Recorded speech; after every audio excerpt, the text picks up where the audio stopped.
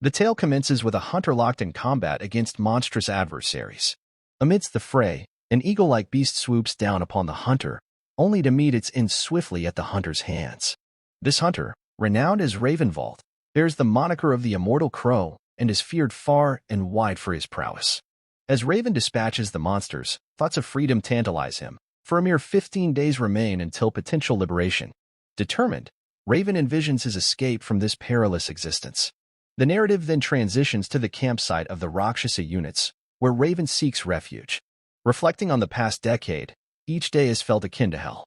The Rakshasa units, stationed in a realm embroiled in perpetual conflict with monsters, is regarded as a lowly unit, its ranks filled with societal outcasts, slaves, and criminals.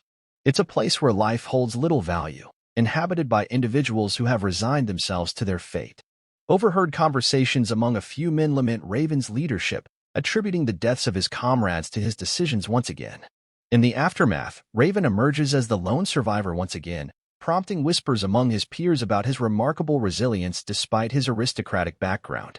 A confrontation ensues when a man confronts Raven about his unresponsiveness to calls, to which Raven responds with a smirk, questioning the man's eagerness for a swift demise. With a swift kick to the stomach, Raven asserts his dominance before drawing his sword, poised at the man's throat. Yet, in a surprising turn, Raven relents, retracting his blade and shoving the man to the ground before departing. Within the confines of the Rakshasa unit's camp, tales circulate about Raven's unlikely journey, a former nobleman who has defied the odds, surviving a decade in a unit notorious for its high mortality rate. These whispers hold truth, for Raven was indeed once a scion of the esteemed Valt family, albeit not among the most illustrious. However, the fickle hand of fate stripped Raven of his status and possessions, leaving him to navigate the harsh realities of his new existence. The narrative then delves into events a decade prior, when the Valt family faced damning accusations of plotting against the Empire. As the Empire's forces dismantled the family, Raven, too, found himself ensnared by the guards. In a fervent plea, he vehemently denies his family's alleged treachery, insisting they were innocent victims of a larger conspiracy. However, an Empire knight rebuffs Raven's defense, chiding him for his family's purported transgressions. Despite Raven's protestations, the knight reveals that the Valt lineage, save for Raven himself, has been extinguished. In a surprising turn, the knight offers Raven a proposition: endure 10 years of service within the Rakshasa units, and his life shall be spared. Raven is taken aback by the unexpected reprieve. Meanwhile, among the nobility, laughter erupts at the notion of a nobleman like Raven being consigned to the Rakshasa units, a unit regarded as the Empire's lowest, filled with criminals and societal outcasts. The nobles ponder how such a fate could befall one of their own. The nobles anticipate the demise of the Valt family, yet Raven Valt defies expectations with a resolute decision. Meeting the knight's gaze, Raven solemnly inquires if surviving 10 years of monster slaying is all that's required. The knight confirms, promising Raven freedom thereafter. Determinedly, Raven pledges to not only survive but also resurrect the Valt lineage. Returning to the present, Raven contemplates the imminent end of his indignity. Since joining the unit, he has faced monsters devoid of training or experience, merely striving to endure. Over the span of a decade, Raven, once a mere youth, has ascended to become the Rakshasa unit's premier monster hunter. With the next monster purge slated to be his last, Raven believes freedom and the restoration of his family lie within reach. Meanwhile, the scene shifts to the Ancona forest in the Pendragon Duchy, where a white dragon addresses a yellow-haired noble. The dragon forewarns of the dwindling time before a pact is fulfilled, setting an ominous tone for what lies ahead. Dragons, revered as the mightiest creatures on Earth, hold a unique status among monsters. Only one family possesses the power to subdue these formidable beasts, the Pendragon ducal family. Renowned for their ability to tame dragons, the Pendragons wield immense political influence, ranking among the Empire's most prestigious noble houses. As the narrative shifts to 13 days before Raven Valt's impending pardon, he enters the command tent of Balti, the Rakshasa unit's commanding officer. Balti questions Raven's solitary return once again, seeking a report on the reconnaissance mission. Raven reports a significant concentration of monsters ahead, warning of the dire consequences if they unite with their main forces. Balti acknowledges the peril, conceding that the Rakshasa units alone stands little chance against such odds. However, hope arrives in the form of the Pendragon ducal family. Balti reveals that they will come to their aid tomorrow. bolstering their ranks against the impending threat. The prospect of Pendragon assistance brings a glimmer of optimism amidst the looming danger. Furthermore, the Pendragon family is bringing along one of the most powerful creatures known to mankind, a dragon. Startled by this revelation, Raven questions Balti as to why such a mythical being would deign to fight alongside them. Balti assures Raven of the truth, explaining that the Pendragons have mastered the art of subduing dragons across generations. It appears that the white dragon will be tasked with vanquishing the monsters. Raven reflects on the Pendragon's significance. Not only do they boast royal lineage, but they also hold the highest noble rank in the Empire. While uncertain of the veracity of these claims, Raven ponders the Pendragon's rumored ability to command dragons, creatures bordering on legend. Despite a decade of confronting monsters, Raven has never encountered a dragon, leading him to question Balti's reliance on such tales. Moreover, rumors suggest that the Pendragon family's influence has waned since the demise of their predecessors. Raven remains skeptical, unsure whether to believe in the Pendragon's supposed power. Raven expresses his distrust of the Pendragons to Balti, who dismisses Raven's concerns, citing it as an order. Balti reassures Raven that he won't be required to fight the following day. Perplexed, Raven queries Balti's intentions, to which Balti explains that with a dragon on their side, it's wise to let the dragon handle the monsters while Raven guards the Pendragon child. Raven seeks clarification on whether this task is sufficient. Balti emphasizes the importance of Raven sticking by the Pendragon child's side at all costs. Raven acquiesces, agreeing to follow Balti's instructions. Balti then instructs Raven to personally greet the future Duke Pendragon. Approaching the Pendragon tent, Raven observes the family's flags, confirming their presence. He muses on their desperation in aiding the Rakshasa units. Despite the impending battle, Raven remains indifferent to the outcome, prioritizing his survival for a chance at pardon and freedom. Entering the tent, Raven calls out for the young lord. In response, he hears a voice that startles him, its otherworldly quality leaving Raven momentarily unsettled. Despite this, Raven offers an apology for his unannounced presence and seeks confirmation of the individual's identity as Lord Pendragon. The voice affirms Raven's suspicion, confirming his assumption. Requesting Raven's name and purpose, the voice prompts Raven to introduce himself as the captain of the 12th Division of the Rakshasa units. Raven explains that he's been tasked with guarding Lord Pendragon in the upcoming battle. However, before Raven can proceed further, the voice interrupts, dismissing the need for Raven's report and advising him to rest for the following day. Unperturbed, Raven hesitates to leave, prompting the voice to inquire if he has additional matters to address. Seizing the opportunity, Raven inquires about the absence of the dragon, questioning its crucial role in their combat strategy. The voice reassures Raven that the dragon will indeed assist them and bids him to depart. Accepting the instruction, Raven exits the tent, pondering the curious quietness of Lord Pendragon. He questions the likelihood of a nobleman venturing alone to a place like the Rakshasa units. Nevertheless, Raven resigns himself to the notion that their paths will likely never cross again after tomorrow's battle. The following day, Balti rallies the assembled forces, signaling the time to advance. Suddenly, an explosion rocks the scene, revealing the arrival of a white dragon. Raven is struck with awe at the sight. Alongside the dragon emerges Lord Pendragon, introducing himself as Eren Pendragon. With resolve, Eren declares the commencement of the monster extermination. The narrative shifts to the midst of the monster battle, with Raven diligently protecting Eren Pendragon. As a pack of wolf monsters closes in on them, Raven confides in Eren, admitting his unfamiliarity with combat while safeguarding others. He implores Eren to refrain from unnecessary movements. As the wolf monster launched its attack on Raven, he swiftly retaliated, effortlessly taking down the entire pack with a single, precise strike. Glancing skyward, he marvels at the dragon's effortless prowess, astonished that such a creature truly exists. Raven acknowledges the unmatched power of the white dragon, realizing that no monster can withstand its destructive capabilities. Despite the multitude of monsters, the dragon's intervention ensures a smoother battle than ever before. Raven attributes their success to the dragon's formidable presence, grateful for its assistance in turning the tide of the battle. Their victory seems almost certain, prompting Raven to consider himself fortunate that the last mission wasn't more challenging. As the white dragon touches down near Eren Pendragon, Raven inquires about their well-being, to which Eren reassures him that they are unharmed. Suddenly, eagle monsters descend from the sky, catching Raven's attention. Urging Eren to command the dragon, Raven is dismayed to find both Eren and the dragon with closed eyes. Raven notes the sizable presence of the eagle monsters, who launch a coordinated attack on the white dragon, which remains passive. Shocked by the dragon's lack of response, Raven cries out in disbelief, demanding to know why it isn't defending itself. Turning to Eren for answers, Raven is interrupted as more monsters emerge from the right side. Despite the dwindling numbers of monsters, Raven realizes there are still more than he anticipated. The situation becomes increasingly dire as their foes continue to multiply. Before Raven could react, the monsters launch an attack against both him and Eren. Raven reflects on the unmatched might of dragons, believing their presence ensured victory. However, he chastises himself for relying on such fantasies and being overconfident. As Raven opens his eyes, he's shocked to witness the dragon being overwhelmed by the monsters. Confusion grips him as he struggles to comprehend the sudden turn of events.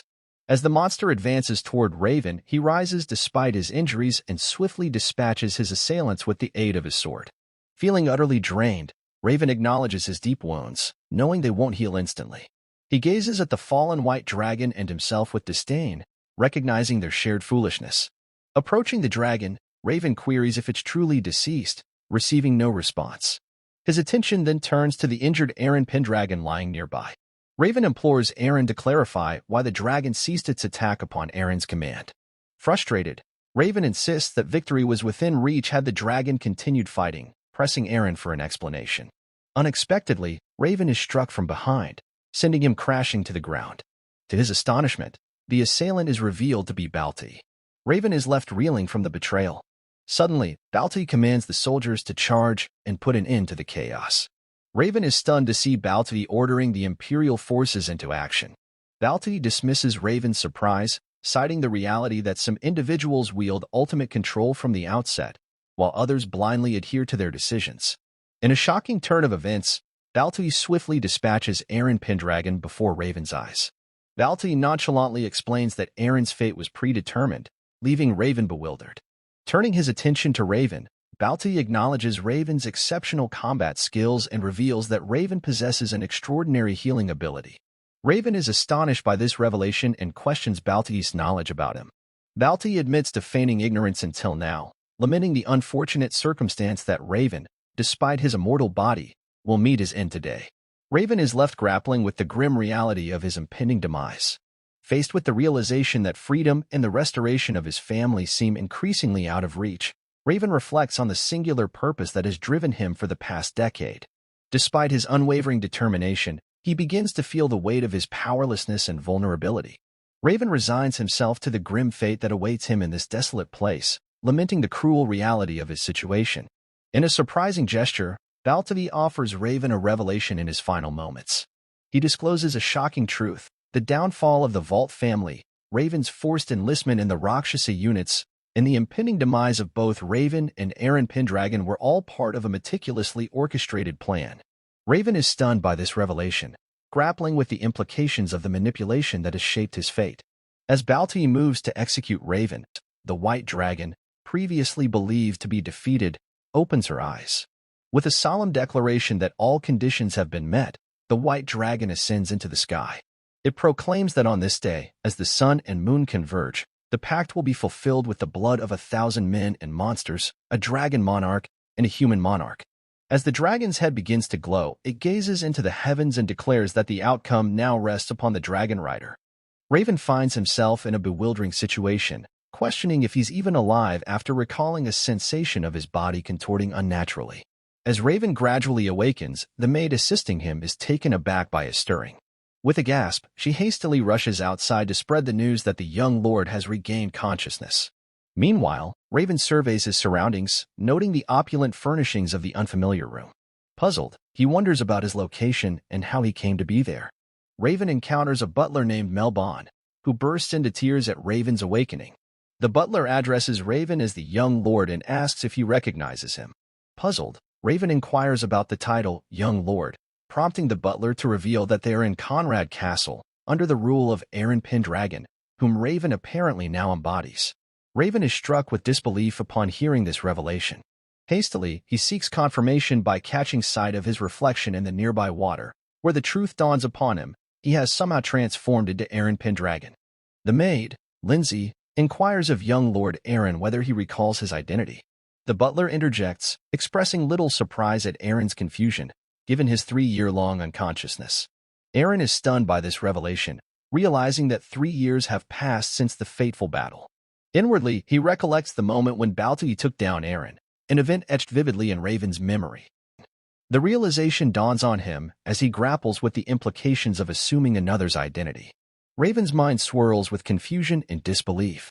He questions his own mortality, pondering the inexplicable return of the supposedly deceased Pendragon. News of Eren's awakening spread, drawing his mother, Lady Elena, to his side. Lindsay and the butler greeted Lady Elena with joy. As Elena walks towards Eren, he's shocked to see her simply walk through the woman blocking her path. The woman signals to Eren with a subtle gesture, indicating for him to keep her presence a secret. Elena embraced her son, prompting a query about his memory of her. Eren was utterly bewildered, unable to grasp the surreal events unfolding around him. Nothing seemed to align with logic or reason. Then, an elderly woman motioned towards the window, drawing Eren's attention to the sight outside. There, amidst a flurry of gasps and startled murmurs, stood the majestic white dragon, Soldrake. Soldrake's thunderous roars reverberated through the room, sending shockwaves of disbelief through everyone present. As the dragon attempted to breach Eren's chamber, Eren couldn't fathom how he knew the creature's name. Soldrake was supposed to have perished alongside Eren during that fateful incident. Pondering the possibility of the dragon's survival, Eren's mind struggled to reconcile the inexplicable. His confusion deepened as his mother positioned herself protectively before him, confronting the dragon with an unwavering resolve. In a surprising turn, the elderly woman stepped forward, effortlessly taming Soldrake with gentle gestures. Witnessing this astonishing display, Eren moved to intervene, but the old woman silenced him with a playful wink, leaving him to grapple with the enigma unfolding before his eyes. Eren's astonishment deepened as Elena urged him to stay clear, cautioning of danger. Hearing his mother's words, Eren realized he alone could perceive the presence of the mysterious old woman. With a few uttered words, the old woman commanded Soldrake, prompting the dragon to soar away from the castle as she vanished into thin air. Witnessing her disappearance, Eren felt a surge of surprise. Melbon, the butler, hurried to Elena's side, expressing concern for her well-being. Assured by Elena that she was unharmed, Elena turned to Eren, her gaze fixing upon him, as she inquired about his well-being. Eren, amidst the opulent castle, surrounded by worried attendants and a departing white dragon, couldn't shake the feeling of inhabiting Eren Pendragon's role. Elena's repeated inquiries about his welfare prompted Eren to reassure her, calming both Elena and Melbon. Resolving to untangle the mysteries surrounding him, Eren acknowledged the need to gather information discreetly. As Eren endeavors to conceal his true identity as Raven from the servants, he resolves to gather pertinent information from them discreetly. Within the Empire, the Rakshasa unit stood as a marginalized and subpar unit, existing in a realm devoid of human rights. Yet, within this harsh environment, Raven managed to endure for a decade. His survival was a testament to his refined combat skills and extraordinary healing prowess. Raven emerged as a warrior without adversaries, feared by both humans and monsters alike. However, fate took a cruel turn during the monster eradication campaign in the Lobteen Plain. In the throes of battle, Raven, on the brink of liberation from the Rakshasa units, met his demise alongside Lord Pendragon, whom he had faithfully guarded. Supposedly fallen, Raven defied death, inhabiting Lord Pendragon's body. Moreover, he found himself transported back in time, 7 years prior to the fatal confrontation. This extraordinary turn of events heralded a profound transformation for Raven. Shedding his former life of relentless monster hunting, he emerged as Eren Pendragon. As Lindsay tended to him, feeding him with a tenderness reminiscent of infancy, Eren couldn't help but feel a pang of discomfort. The transition from formidable warrior to being cared for like a child struck him as excessive. Eren informed Lindsay that it had been several days since he woke up, emphasizing that he could manage to eat by himself. He requested the food from her. However, Lindsay explained that the doctor's instructions mandated absolute stillness for Eren, requiring assistance from the maids during meals. She gently urged Eren to comply by opening his mouth for her to feed him. Reflecting on Lindsay's devoted care during his slumber as Raven, Eren acknowledged her overprotectiveness. Despite feeling embarrassed, Eren yielded to her insistence, allowing her to feed him. After finishing his meal, Lindsay expressed her hope that Eren enjoyed it and announced her intention to help him dress until his medication was ready. Eren declined her offer, asserting his ability to dress himself. He instructed Lindsay to bring his clothes and a hair clip while he washed his face. "Lindsay, I can manage," Eren insisted, attempting to walk despite the protests about his frail body. However, Lindsay gently intervened, guiding him to a chair. She assured him she would handle changing his clothes and fixing his hair. Reluctantly, Eren relented, allowing Lindsay to tend to him. As Lindsay tied his hair and helped him change, Eren couldn't shake off the feeling of frustration at his current state, relying on others for even the simplest tasks. Suddenly, a voice called out, addressing him as brother. Startled, Eren turned to see his sister, Lady Irene, accompanied by her daughter, Lady Mia. Mia rushed over to him, enveloping him in a hug, prompting an awkward smile from Eren. Irene apologized for their unexpected visit and inquired about Eren's ability to walk. Eren reassured her, prompting Lindsay to offer Irene a seat. Despite Irene's concern about intruding, Eren insisted they were not a bother. Irene's joy at his reassurance was evident as she mentioned the blooming summer flowers in the courtyard, steering the conversation towards lighter topics. As Eren anticipated the chance to venture outside with Irene to admire the flowers, she eagerly launched into a detailed discourse about them. Eren couldn't help but inwardly sigh, knowing he was in for another lengthy discussion. Despite his initial intention to feign amnesia upon waking up, Irene's loquacious nature made it nearly impossible to maintain the pretense. Yet, he found solace in the wealth of information she unwittingly provided. Listening to Irene's descriptions of the previous Eren Pendragon, Eren couldn't help but feel a pang of sympathy. The image she painted was of a melancholy figure, more inclined towards reading and drawing than wielding a sword. Furthermore, he learned of Eren's timid and shy demeanor, often retreating to his room. These traits had led to ridicule among the nobles, despite Eren's noble lineage. It was no wonder the Pendragon family had fallen from grace. But now, having been reincarnated as Eren, Raven saw an opportunity to alter the course of history. In his current form, Eren inhabited the 17-year-old body he possessed before crossing paths with Raven on the battlefield. Within the castle walls, whispers circulated that Eren had been comatose for nearly 3 years, from the age of 14. Raven pondered the curious twist of fate that had him awaken as Eren in this particular circumstance. However, he dismissed the question of why as insignificant compared to the opportunity it presented. For Raven, the paramount concern was his continued existence and the chance to start anew, 7 years prior. Freed from the shackles of the Rakshasa units, he aimed to redeem the tarnished honor of his family name, Valt. This rebirth offered him a second shot at fulfilling his unmet ambitions and unraveling the enigmatic words uttered by Balti before his demise, words hinting at a deeper connection between events. As Eren Pendragon and Raven Valt intertwined, Raven resolved to embark once more into battle. Elena turns to Eren, her voice drawing his attention as she asks if he's listening. Eren offers a quick apology to his sister, urging her to continue. Irene then informs Eren that it appears Luna will be visiting him soon. Perplexed, Eren inquired about Luna's identity. Irene revealed Luna as the adopted daughter of Count Sirod, a knight of the Pendragon house. Irene reveals to Eren that Luna is not only his visitor but also his fiancée. The revelation left Eren momentarily speechless, grappling with the unexpected news. Meanwhile, outside, a carriage traversed through the forest, escorted by knights. Within, one of the knights informed Lady Luna of their imminent arrival at Conrad Castle, the seat of the Pendragon Duchy.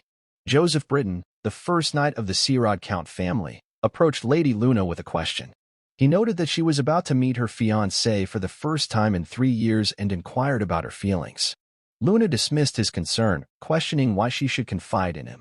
She redirected his focus to his duties, indicating she didn't want him to worry about her. In her mind, Luna harbored doubts about Eren Pendragon's strength. She believed Eren to be weak and timid, doubting their ability to hold a proper conversation. Despite their engagement being initially beneficial for her family, Luna resolved to end it that day. Her father, the Count of Sirod, had decided to cancel the engagement due to the declining power of the Pendragon house.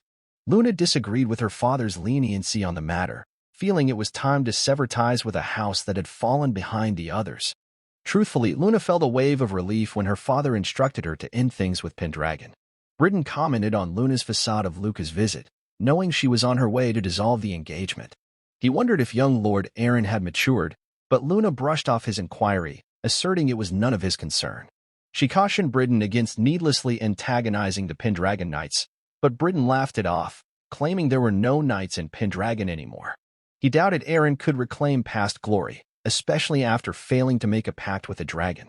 Britain boasted that he could bring more honor to the Searod house than Pendragon ever could. Luna, annoyed by Britain's arrogance, asked him to step back, as Joseph's behavior had been unpleasant. Joseph, realizing his mistake, apologized to Lady Luna. Luna pondered the lack of decent men in both the Pendragon and Searod families, finding fault in both weakness and arrogance. As they gathered in the entrance hall of Conrad Castle, Luna exchanged greetings with Eren, his mother, and sister. Irene complimented Luna's appearance, while Elena expressed gratitude for her visit. Elena then entrusted Eren with the task of escorting Luna to her room. Observing Eren, Luna couldn't help but feel a sense of disappointment. Despite his age, he seemed incapable of even basic social interactions without being prodded. However, with a sudden display of charm, Eren greeted Luna and offered to show her to her room. Luna was taken aback by this unexpected shift in demeanor. Eren, noticing Luna's surprise, suggested she stay in a separate room from the knights. Luna found herself speechless, grappling with her conflicting emotions upon witnessing Eren's uncharacteristic behavior. Gathering her composure, Luna apologized to Eren for her earlier behavior and requested that he assign the knight to a separate room. Witnessing Luna's composed demeanor, Eren reflected on Irene's description of Luna as calm and reserved, contrasting it with her current attitude towards him after 3 years of separation. He realized the political nature of their marriage. Led by Lindsay, Eren and Luna were shown to their room. As they entered, Lindsay offered to prepare tea, receiving Eren's approval. Eren then urged Luna to sit down, surprising her with his assertiveness. Luna struggled to comprehend Eren's sudden transformation from someone who couldn't even make eye contact to one confidently interacting with her and the servants. Commenting on Eren's change, Luna mentioned hearing about his memory loss and questioned if he had forgotten about her. Eren confirmed this, explaining that upon awakening, he couldn't recall anything from his past. He expressed regret for this, apologizing to Luna. Luna observed that Eren had transformed into a completely different person after losing his memory, yet she couldn't help but notice how strikingly handsome he had become. She believed that with Eren's newfound confidence, even the declining Pendragon family could potentially revive. Meanwhile, Eren contemplated the precarious situation between the Pendragon and neighboring families, lacking crucial information about potential consequences. He sensed that Luna was concealing something from their initial encounter and resolved to uncover it. Eren acknowledged the remarks from his servants and sister about his changed demeanor, implying that if Luna disapproved, she should discuss it with Count Searod.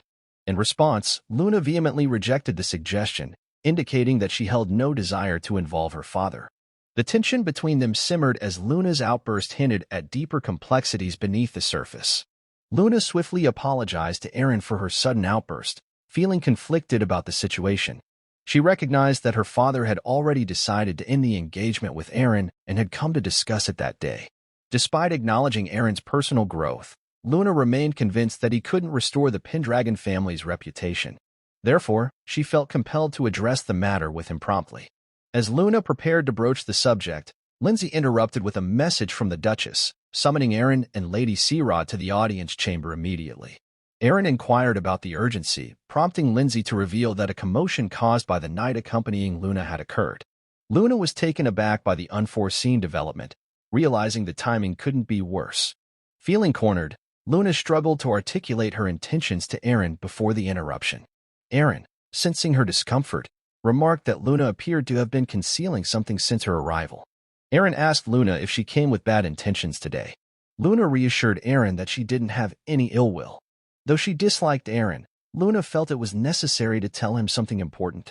Eren then left, promising to hear her out later, suggesting they first deal with Luna's knight. Luna was puzzled by Eren's sudden change but decided to focus on stopping Britain for now. Eventually, Luna agreed to accompany Eren. The scene transitions to the grandeur of the audience hall, where the butler, with a hint of curiosity, inquires of Britain whether Count Searod has indeed agreed to dissolve the engagement. Britain affirms this, elaborating that both Luna and himself have arrived to deliver this news to young Lord Eren. Selena's frustration becomes palpable as she absorbs this revelation, and she confronts Britain, her voice tinged with a mix of incredulity and indignation. She points out the implication of Count Searod's actions, suggesting that his willingness to end the engagement signifies his readiness to accept accountability for the fallout. Britain acknowledges her astute observation and reveals that Count Sirod seeks to make amends by offering the Pendragon family ownership of lucrative gold and crystal mines near the border, as well as 2 prized lumber mills in the Brynjard forest. The enormity of this proposal visibly startles both Selena and Melbon, their expressions betraying a mixture of astonishment and disbelief. With a calculated tone, Britain then subtly suggests to Selena that given her current shortage of household staff and knights, it might be prudent to consider Count Sirod's generous offer. Selena, her pride wounded by Britain's insinuations, silently wonders just how much further he intends to slight the honor of the Pendragon lineage. Selena acknowledges the challenging economic situation facing the Pendragon family but resolves not to accept the offer, driven by pride in her family name. Firmly, she informs Britain of her decision to decline the proposal. Britain, however, questions Selena's certainty, highlighting the potential opportunity it presents to restore their family's fortunes. Selena's frustration mounts at his persistence. Suddenly, the atmosphere shifts as the knights enter, paying their respects, followed by Eren Pendragon. Selena and Melbon's spirits lift at Eren's arrival. Britain sees Eren's presence as a significant moment. He believes Luna should take note, as he intends to demonstrate his superiority to Eren. As Eren assumes his seat, Britain approaches him, only to be met with Eren's confusion. Eren reveals he has lost his memories and doesn't recognize Britain. Shocked, Britain reassesses the situation, realizing Eren's altered state doesn't necessarily diminish his capabilities. Britain is determined to demonstrate to Eren the disparity between them and intends to adjust Eren's attitude. Stepping forward, Britain begins to assert his status as the top knight of the Sirod Count house, but Eren abruptly interrupts, ordering him to step back. Britain is taken aback by this command. Eren dismisses Britain, expressing no interest in him and deeming him just a mere knight. Britain, feeling slighted, questions Eren's rudeness. However, Eren counters with a stern assertion that it's Britain's party who has come to his castle with disrespect. With an intense gaze, Eren reiterates his demand for Britain to step back, leaving Britain shocked into compliance. Turning to Luna, Eren remarks on the commotion and his discovery of the argument over a mere breakup upon his arrival. Eren gestures for Luna Sirod to step forward, suggesting they continue their conversation themselves. Luna is caught off guard by the turn of events and ponders her next move. Eren addresses Luna, affirming that Sirod intends to end the engagement and compensate the Pendragon family with a gold mine, a crystal mine, and 2 lumber mills. He suggests this should settle the matter. Luna, Selena, and Melbon are taken aback by Eren's blunt approach. Selena questions where Eren learned such assertiveness, while Melbon advises caution before making any decisions. Eren acknowledges Sirod's actions but emphasizes the need for the Pendragons to focus on reclaiming their strength. He dismisses the significance of the marriage dispute, expressing doubt that the Pendragons can sway Sirod's decision. Eren questions Luna if he's mistaken. Luna internally grapples with the realization that she must inform Eren of her inability to marry him. Reluctantly, she admits to herself that she's beginning to fall in love with Eren Pendragon. Eren notices Luna's hesitation and suggests that if it's a decision from the Sirod household, Luna's personal thoughts need not factor in. He accepts the end of the engagement with Sirod without giving Luna a chance to speak.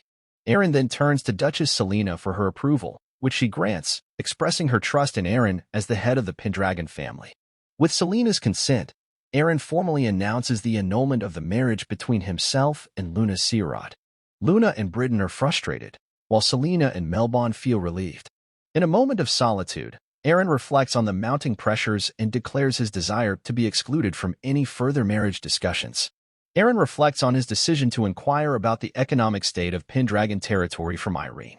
He reasons that if breaking the engagement can yield such significant resources, particularly the valuable crystal mine essential for magical materials, there's little reason to decline. Securing the crystal mine could enable Pendragon to attract skilled mages to their domain, enhancing their capabilities. As Eren strolls through the corridor, he notices a portrait of the elderly woman he encountered earlier in his room. Curious, he approaches Lindsay and inquires about the woman's identity. Lindsay informs Eren that she is Lady Atia Pendragon, the older sister of Eren's grandfather, Sir Klein Pendragon. Eren repeats her name, only for Atia Pendragon herself to speak from behind him, commending Eren for addressing her by her name. Startled by her sudden appearance, Eren listens as Atia expresses her desire to speak with him privately, inviting him to engage in a conversation. Eren approached Lady Atia with a puzzled expression, wondering why she sought his audience. She met his gaze with a solemn air before revealing the truth. She was a ghost, and to communicate with the living, her name had to be invoked. Eren found himself at a loss, contemplating the surreal encounter. Despite facing monsters for a decade, conversing with a spirit was an entirely new experience for him. He couldn't help but reflect on the strange occurrences since he awoke in this unfamiliar body. With a grave demeanor, Lady Atia wasted no time delving into the matter at hand. Her piercing gaze bore into Eren as she questioned his identity, knowing full well he wasn't Eren Pendragon. Shock washed over Eren upon hearing her assertion. Sensing his disbelief, Lady Atia quickly softened her tone, offering apologies for the blunt delivery that may have seemed threatening. She explained that her knowledge came from Soldrake, who had informed her of Eren's true nature. Understanding dawned upon Eren as he pieced together the puzzle before him. With newfound clarity, he inquired if Lady Atia could communicate with dragons as well, and whether she knew his original identity. Lady Atia admitted to Eren that she didn't possess that knowledge and expressed a desire to understand what transpired. Eren pondered the situation, realizing Atia's spectral nature and contemplating the exclusivity of their interaction. If he was the sole witness to Atia's presence, perhaps she could become an ally in his journey. Assured of his decision, Eren vowed to disclose everything despite his doubts about Atia's willingness to believe him. He embarked on a narrative, revealing not only the events leading to his current state, but also his true identity as Valt. Eren recounted the fateful day on the Lobtine Plain, where both Eren and Raven perished, or so it was believed. Eren grappled with the mystery of why Raven awoke in the guise of Eren Pendragon after supposedly dying. As Eren shared his tale, Atia began to grasp the essence of his being. Eren was taken aback by her acceptance of his extraordinary story. Atia reassured him, explaining that belief was irrelevant in the face of his tangible presence. Soldrake, too, had recognized the anomaly of Eren's existence, further validating his truth. Atia found herself inclined to believe Eren's account, but she dropped a bombshell that left him reeling. She suggested that the Eren Raven had protected on the Lobtine Plain might have been an impostor. Shock washed over Eren at the implications of such a revelation. With a solemn tone, Atia delved into the intricate history of the Pendragon lineage. She spoke of generations of heirs forming pacts with Soldrake, weaving a tapestry of power and obligation. Then she posed a question to Raven. Had he ever heard of the necessity to unlock a mausoleum? Atia elaborated, revealing the true significance of the Pendragon mausoleum. It wasn't merely a resting place for ancestral souls, but a repository of the family's fortune, ancestral blessings, and the familiars of Soldrake. Within its depths lay a magic tower housing the closely guarded secrets of the Pendragon lineage, the wellspring of their greatness. The opening of the mausoleum symbolized stability and prosperity for the Pendragon family, while its closure heralded decline. Atia emphasized the gravity of the situation, explaining that only the heirs of Pendragon possessed the key to unlock the mausoleum gate. Atia elucidated the daunting challenge of forming a pact with Soldrake, whose authority was nearly insurmountable.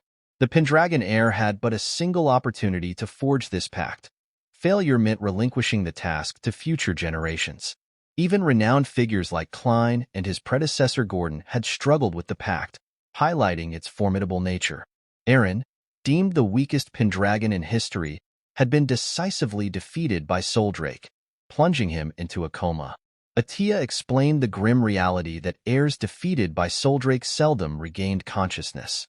The noble white dragon only submitted to those who conquered her authority, making Eren's chances of departing with Soldrake to encounter Valt seem improbable. Eren absorbed this revelation with shock. However, Atia swiftly redirected the focus, assuring Eren that his identity was currently inconsequential. Instead, she emphasized the paramount importance of Eren Pendragon awakening with another soul within him. Eren queried Atia about the cryptic message she was conveying. In response, Atia revealed that while the body belonged to Eren, the soul within did not. This revelation meant there was still a chance to forge a pact with Soldrake if the soul was different. Atia then outlined a daring plan for Raven. She explained that the Pendragon forces were currently insufficient. Raven was to journey to the treacherous Ancona forest, a haven for ferocious monsters.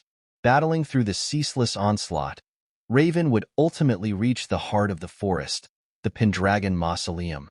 There, he would showcase his strength and forge a pact with Soldrake, the guardian of the mausoleum.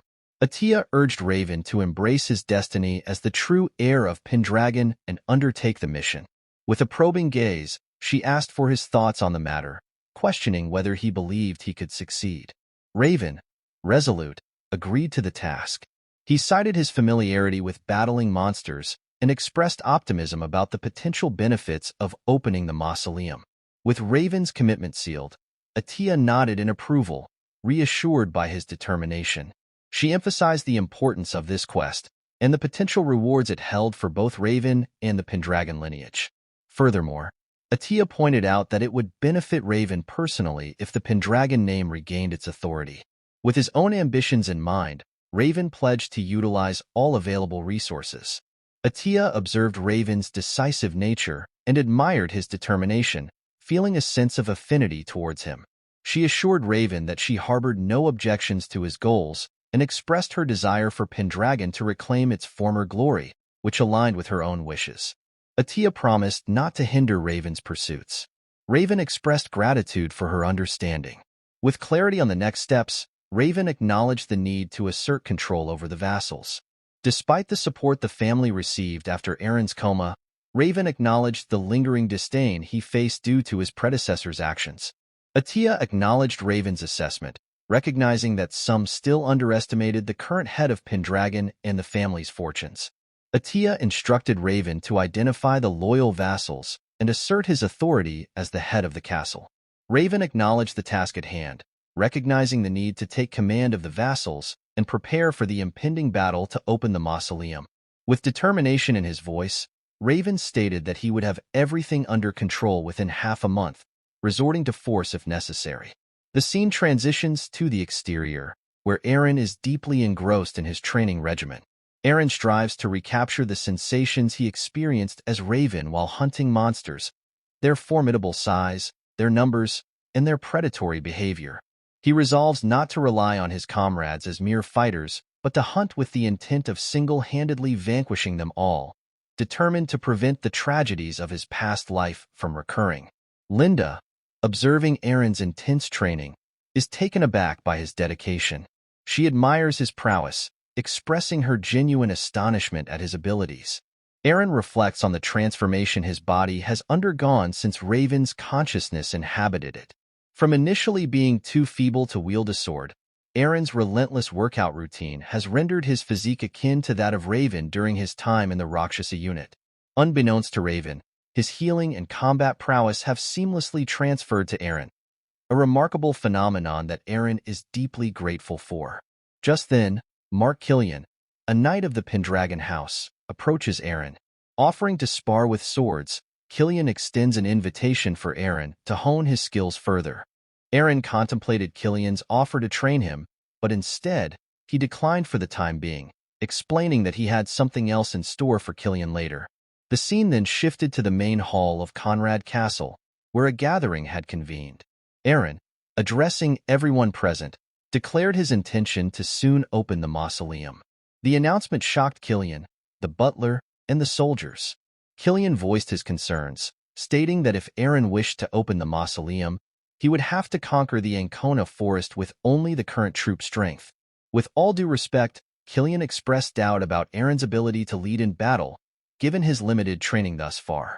Eren, however, urged Killian to set aside his reservations momentarily and provide insight into the situation at the gate. Killian described a scene of absolute chaos, where monsters and bandits roamed freely. He explained that vigilante groups had formed in each town to combat the escalating threat. As tension thickened in the room, Eren acknowledged Killian's grim assessment of the situation. Monsters and bandits loomed ever closer to the gate, threatening to breach the castle's defenses. Despite the peril, Eren remained resolute, declaring that Pendragon would not relinquish their hold on the gate. The butler, however, urged caution, proposing a strategy that involved bolstering the family's power through the crystal mines bestowed by the Seerods. He suggested that Eren undergo tactical training with Sir Killian before proceeding further. But Eren countered, pointing out the harsh reality. Pendragon lacked the manpower to protect the crystal mines, let alone operate them effectively. He emphasized that time was of the essence, and delaying action was not an option. In a decisive move, Eren announced that they would depart in 15 days, with him personally leading the operation. He made it clear that objections would not be tolerated. Killian's laughter at Eren's proclamation drew Eren's scrutiny. With a hint of defiance, Eren challenged Killian, questioning the humor in entrusting him with command. Descending the stairs with determination etched on his face, Eren voiced his frustration at the incessant opposition he faced. Addressing Killian, he challenged him to a duel, citing Killian's repeated assertions of wanting to restrain him. Eren declared that he had prepared a grand stage for Killian. Killian, taken aback, questioned Eren's resolve, expressing doubt about his ability to survive on the front line without training. Eren brushed aside Killian's concerns, accusing him of verbosity and urging him to let his sword do the talking.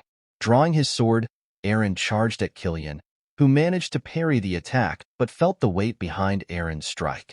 In retaliation, Killian launched a counterattack, only for Eren to deftly evade it. Seizing an opportunity, Eren leaped into the air, unleashing a powerful strike.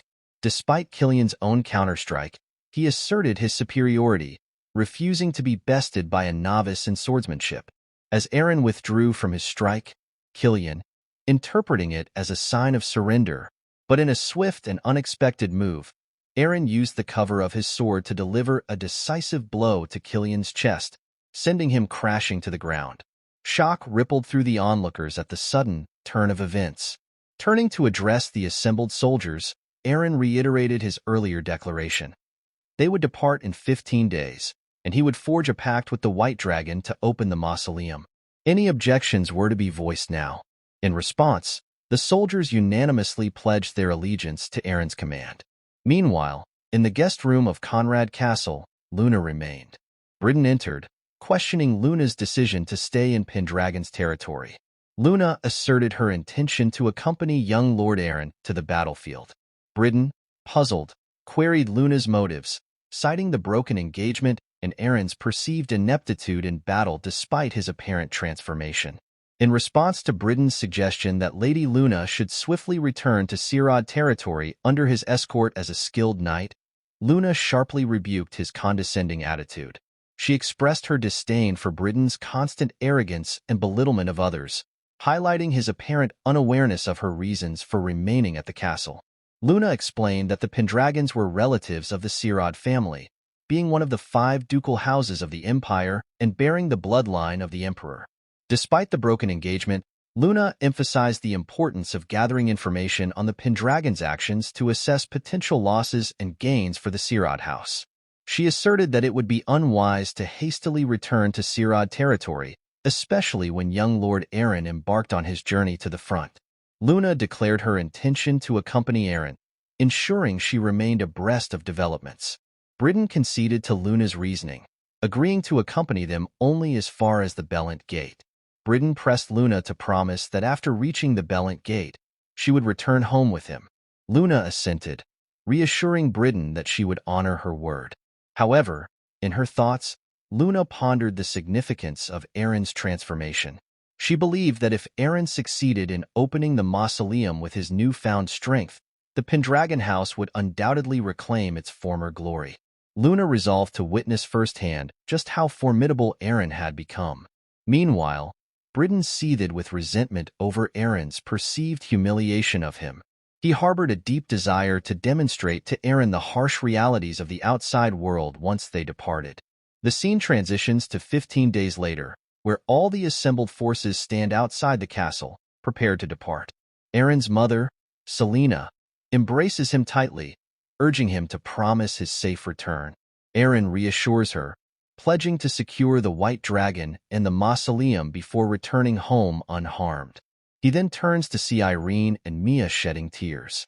With comforting words, Eren assures them of his safe return. Lindsay approaches Eren, signaling that it's time to leave. Eren mounts his horse, ready to embark on the journey. Just as he prepares to depart, The butler arrives, presenting Eren with Pendragon's revered sword, the Window Scream. As Eren accepts the sword, he reflects on the significance of the upcoming battle. He is determined to reclaim Pendragon's power and fulfill the long-awaited wish of the Valt house that he couldn't fulfill in the past.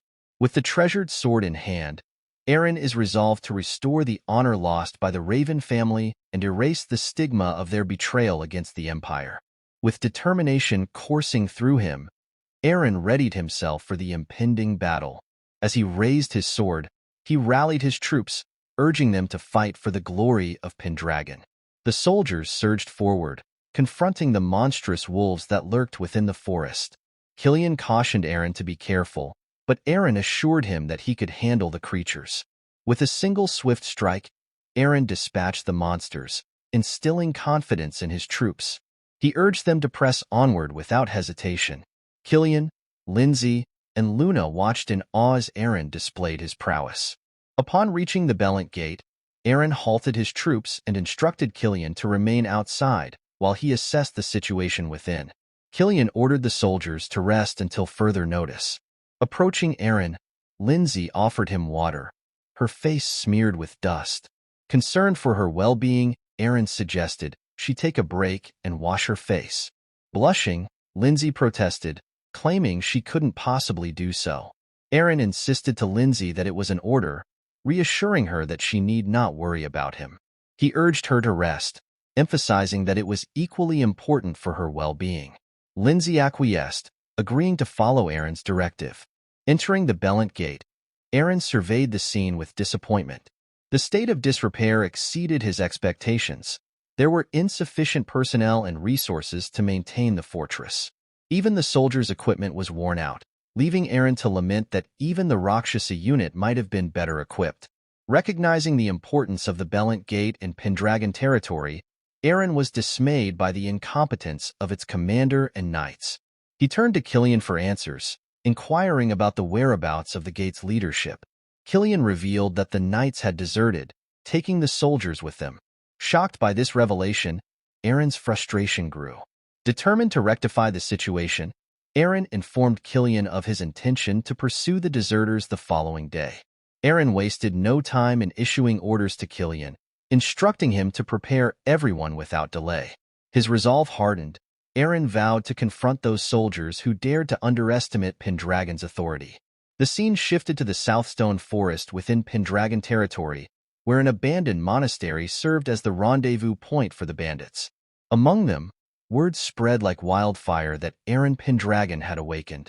With determination gleaming in their eyes, the bandits resolved to deal with Eren Pendragon themselves. The scene transitions to Eren Pendragon's private quarters within the Belent Gate. Eren addresses Killian and the others, expressing his intention to depart ahead of the Pendragon forces the next day, with Killian and the troops following behind. Killian raises a concern about leaving the gate short of commanders and soldiers for defense. Britain interjects, assuring Killian that the Sirad house will provide soldiers to compensate for their absence. This, he explains, is how Sirad will reciprocate Pendragon's hospitality during their stay at Conrad Castle. Britain also pledges his personal assistance to young Lord Eren as a token of gratitude. Eren, however, remains wary of Britain's motives, uncertain of his true intentions. Despite his reservations, Eren decides to temporarily allow Britain's involvement, recognizing the potential benefits of utilizing Sirad's resources. Acknowledging Killian's potential discontent with leaving the gate under another family's supervision, Eren assures him that their priority is to ensure the success of their mission.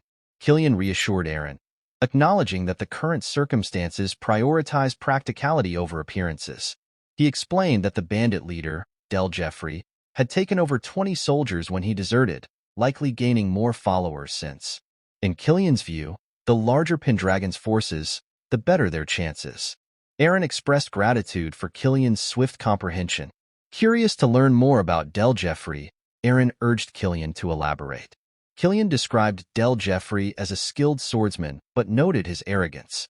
He recounted how, upon Eren's incapacitation, Del Jeffrey had brazenly demanded the title of Baron and control over 3 villages near the gate. When the Duchess promptly refused, their relationship soured. leading to Del Jeffrey's desertion, now a bandit controlling the area around the village of Southstone. Hearing this, Eren concluded that Del Jeffrey was not unintelligent. He surmised that it was more efficient and strategic for Del Jeffrey to expand his power by attacking villages outside rather than directly occupying the gate. Eren contemplated that he might have made similar choices in Del Jeffrey's position. Killian further informed Eren that the village of Southstone lay in ruins, warning that without immediate action from Pendragon, the bandits might attempt to seize the gate. Upon hearing this, Eren decided to orchestrate the entire operation, but to entrust Killian with its command.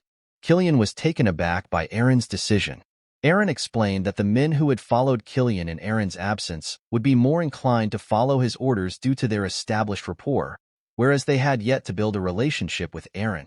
Eren assured Killian of his trust and reliance on him. Grateful for the vote of confidence, Killian promised to handle the responsibility. Eren then designated Killian to command the troops, with Britain serving as liaison officer and cavalryman. With plans set, Eren instructed both of them to rest, as they would depart the following day. As Killian turned to leave, Eren halted him. Eren offered a sincere apology to Killian for their previous encounter. Killian reassured Eren, expressing gratitude for his concern and assuring him that he had not been injured. He thanked Eren for his thoughtfulness. Eren then conveyed his anticipation of continuing to have Killian serve as a Knight of Pendragon. With their exchange concluded, Killian departed, leaving Eren to reflect. The scene transitioned to the Southstone village, where a soldier informed Jeffrey that they had exhausted the available resources in the area. Contemplating their next move, Jeffrey considered the possibility of taking down the gate soon, envisioning a future where Pendragon would inevitably fall under his control. Meanwhile, Eren and the Pendragon forces arrived at the Southstone village. Surveying the dilapidated state of the village, Eren noted its dire condition, worse than he had expected. Turning to Killian, Eren inquired whether the rest of Pendragon's territory faced similar challenges. Killian confirmed Eren's suspicions, revealing that 70% of Pendragon's total territory shared the same plight. Killian explained that while there were a few villages managing to hold their own, attempting to seek help from the gate often resulted in encounters with bandits and monsters, placing them in perilous situations. Eren realized that while he had been focused on reclaiming the mausoleum, he also needed to address the challenges faced by the Pendragon territory as a whole. Suddenly, a rustling from above caught their attention. Eren immediately alerted everyone to stay vigilant. A monstrous creature descended from the trees. Recognizing it as a harpy, Eren noted that its appearance couldn't have come at a more opportune moment. Eren swung his sword at the bird monster, but it deftly evaded his attack. He swiftly instructed his 5 arbalests to step forward, commanding them to capture the harpy without causing harm. With precision, the arbalests managed to pin down the harpy as instructed. Killian remarked on the monster's increasing boldness in encroaching upon human villages. Suddenly, goblins emerged from the bushes, launching an attack on Eren. However, Eren effortlessly dispatched the goblins, leaving both the harpy and the defeated goblins at his feet. Killian suggested dealing with the monsters, but Eren had a different plan. He declared that both the harpy and the goblins would be joining their ranks. Shocked by this decision, Killian and the soldiers questioned Eren's rationale. Eren explained that goblins possessed keen eyesight, while harpies were known for their speed, making them valuable allies. He saw them as useful familiars to aid in their mission. Killian expressed disbelief, having never heard of someone using monsters as familiars before. Eren reminisced about how Killian had witnessed something similar on a battlefield long ago, though Killian seemed perplexed by Eren's remark. Eren clarified that he had come across this concept in a book. If he could utilize monsters or any other resource, he would. With a confident smile, Eren urged Killian to observe. Approaching the goblins, Eren inquired about their presence in human territory beyond the forest. The goblin, identifying himself as Khazal, explained that besides Eren's group, many menacing creatures such as wolves, ghouls, harpies, orcs, and even a white dragon had encroached upon their hunting grounds, forcing them to seek refuge in human territory. Understanding Khazal's predicament, Eren turned to the harpy named Tada. With a firm gaze, Eren questioned Tada if he had ever harmed a human. Startled, Tada admitted to never having done so. Drawing his sword, Eren declared to both Tada and Khazal that they would now be under his command. As the Lord of the Land, Duke Pendragon, Eren made it clear to Tada and Khazal that disobedience or attempted escape would result in facing the wrath of the White Dragon. Both Tada and Khazal trembled at the thought and quickly pledged their obedience to Eren's commands.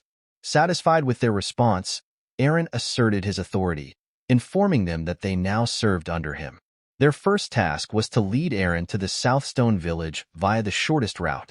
Behind them, Killian and the soldiers watched in astonishment at Eren's ability to command the monsters. Killian acknowledged Eren's unconventional approach and resourcefulness, recognizing that there was much to learn from his methods. Eren couldn't help but smile at the compliment. The scene shifted to the village where Khazal had successfully guided Eren and the troops. Eren instructed Killian to remain behind while he and Britain, accompanied by a few soldiers, would launch an attack on the abandoned monastery. Eren decided to dispatch a messenger later to inform Killian and the soldiers that they could join him afterward. Killian nodded in understanding. Meanwhile, Luna pondered her lack of battlefield experience despite being under young Lord Eren's protection, wondering if she would be able to handle it. Britain reassured Luna, promising to protect her. Eren ordered the first group to depart, instructing Khazal and Tada to conduct a reconnaissance mission from the sky. As Eren pressed forward, they encountered Jeffrey and his soldiers escorting villagers to the abandoned monastery. Just as Jeffrey was about to strike a young villager, Eren intervened, swiftly incapacitating Jeffrey. Astonished to see Eren Pendragon in Southstone village, Jeffrey questioned how the once timid kid had ended up there. Before Jeffrey could say more, Eren silenced him with a firm command. As Jeffrey attempted to speak, Eren sternly indicated that he would allow him to talk when he deemed it appropriate. However, instead of engaging in dialogue, Jeffrey swiftly dashed to the other side, commanding his soldiers to attack. Responding with precision and swiftness, Eren effortlessly incapacitated the assailants, leaving Jeffrey astonished by his prowess. Before Eren could confront Jeffrey directly, Britain intervened, intercepting Eren's strike aimed at Jeffrey. Luna and the other soldiers watched in disbelief as Britain stepped in. Britain offered assistance to Jeffrey, who inquired about Britain's identity. Britain revealed himself as the first knight of the Order of the Red Moon from the Sirad Count House. He expressed his willingness to aid Jeffrey in his attempt to take down Eren Pendragon. Observing this exchange, Luna questioned Britain's motives.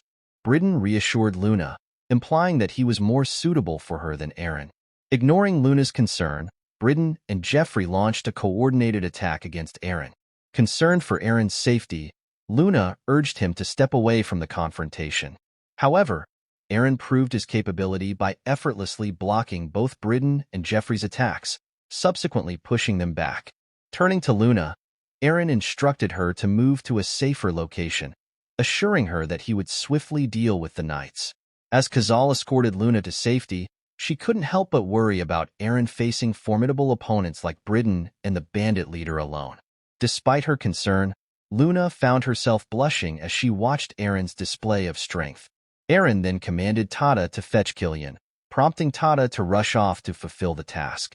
Britain and Jeffrey warned Eren that even with reinforcements, they would defeat him before help arrived. Unfazed, Eren chuckled and invited them to attack him together.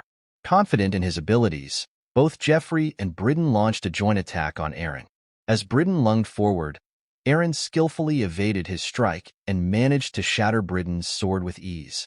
Swiftly maneuvering behind Britain, Eren swiftly incapacitated both Britain and Jeffrey with a single decisive blow, leaving them astonished. Addressing them calmly, Eren remarked that their conventional swordsmanship was no match for him. Turning his attention to Britain, Eren swiftly disarmed him, leaving Britain stunned. Eren instructed Britain to cease lying on the ground and fulfill his duty of escorting Luna back to her territory. He warned Britain to leave Pendragon territory immediately and never return. Terrified, Britain scrambled away, fleeing towards safety. Eren then turned to Jeffrey, who questioned if Eren had made a pact with a demon. Jeffrey warned Eren about the numerous bandits still inside the mansion, expressing doubt in Eren's ability to face them alone. Eren addressed Jeffrey firmly, questioning if he had forgotten about Pendragon's exceptional soldiers. He declared that his task was complete, and from that point forward, it would be his outstanding soldiers who would deal with the remnants. As if on cue, Killian arrived with the Pendragon forces, standing behind Eren. Eren warned that those who had betrayed Pendragon could expect no leniency in their punishment. After neutralizing the bandits, the scene shifted outside where the villagers expressed their gratitude to Eren for saving them. Eren assured them they could freely reach out if they needed assistance with reconstruction efforts. Delighted, the villagers thanked Eren for his aid, their cheers filling the air as he departed from the village. As Eren left, Kazal and Tada approached him, requesting a reward for their assistance. Eren promised them a fitting reward once they returned to the campsite, prompting smiles from both creatures. Meanwhile, Killian informed Eren that the Southstone village seemed to be managing well for the time being. However, Eren disagreed, stating that there was still one more task to complete before they could conquer the Ancona forest. The scene unfolded several days prior within the walls of Conrad Castle. Lady Atia approached Eren with a proposition that caught him off guard. She spoke of forging an alliance with the Ancona orcs, a notion that stirred surprise within Eren's heart. Lady Atia elucidated the unique circumstance surrounding these orcs, dwelling within the confines of Pendragon territory under a solemn vow never to stray from the Ancona forest. She painted a vivid picture of their prowess in battle, their fighting abilities purportedly surpassing that of their brethren by twofold. Eren listened intently as Lady Atia outlined how these formidable warriors could become invaluable assets in his forthcoming assault on the forest. Voicing his concern, Eren remarked on the notorious thirst for battle that consumed the Orcish nature. Yet, Lady Atia remained steadfast in her conviction that they could be swayed to Eren's cause. She made it clear that the outcome rested squarely upon Eren's skills as a leader. In a somber moment of reflection, Lady Atia acknowledged the hierarchy that governed the orcs' allegiance. A being of superior strength, such as the dragon Soldrake, held sway over them.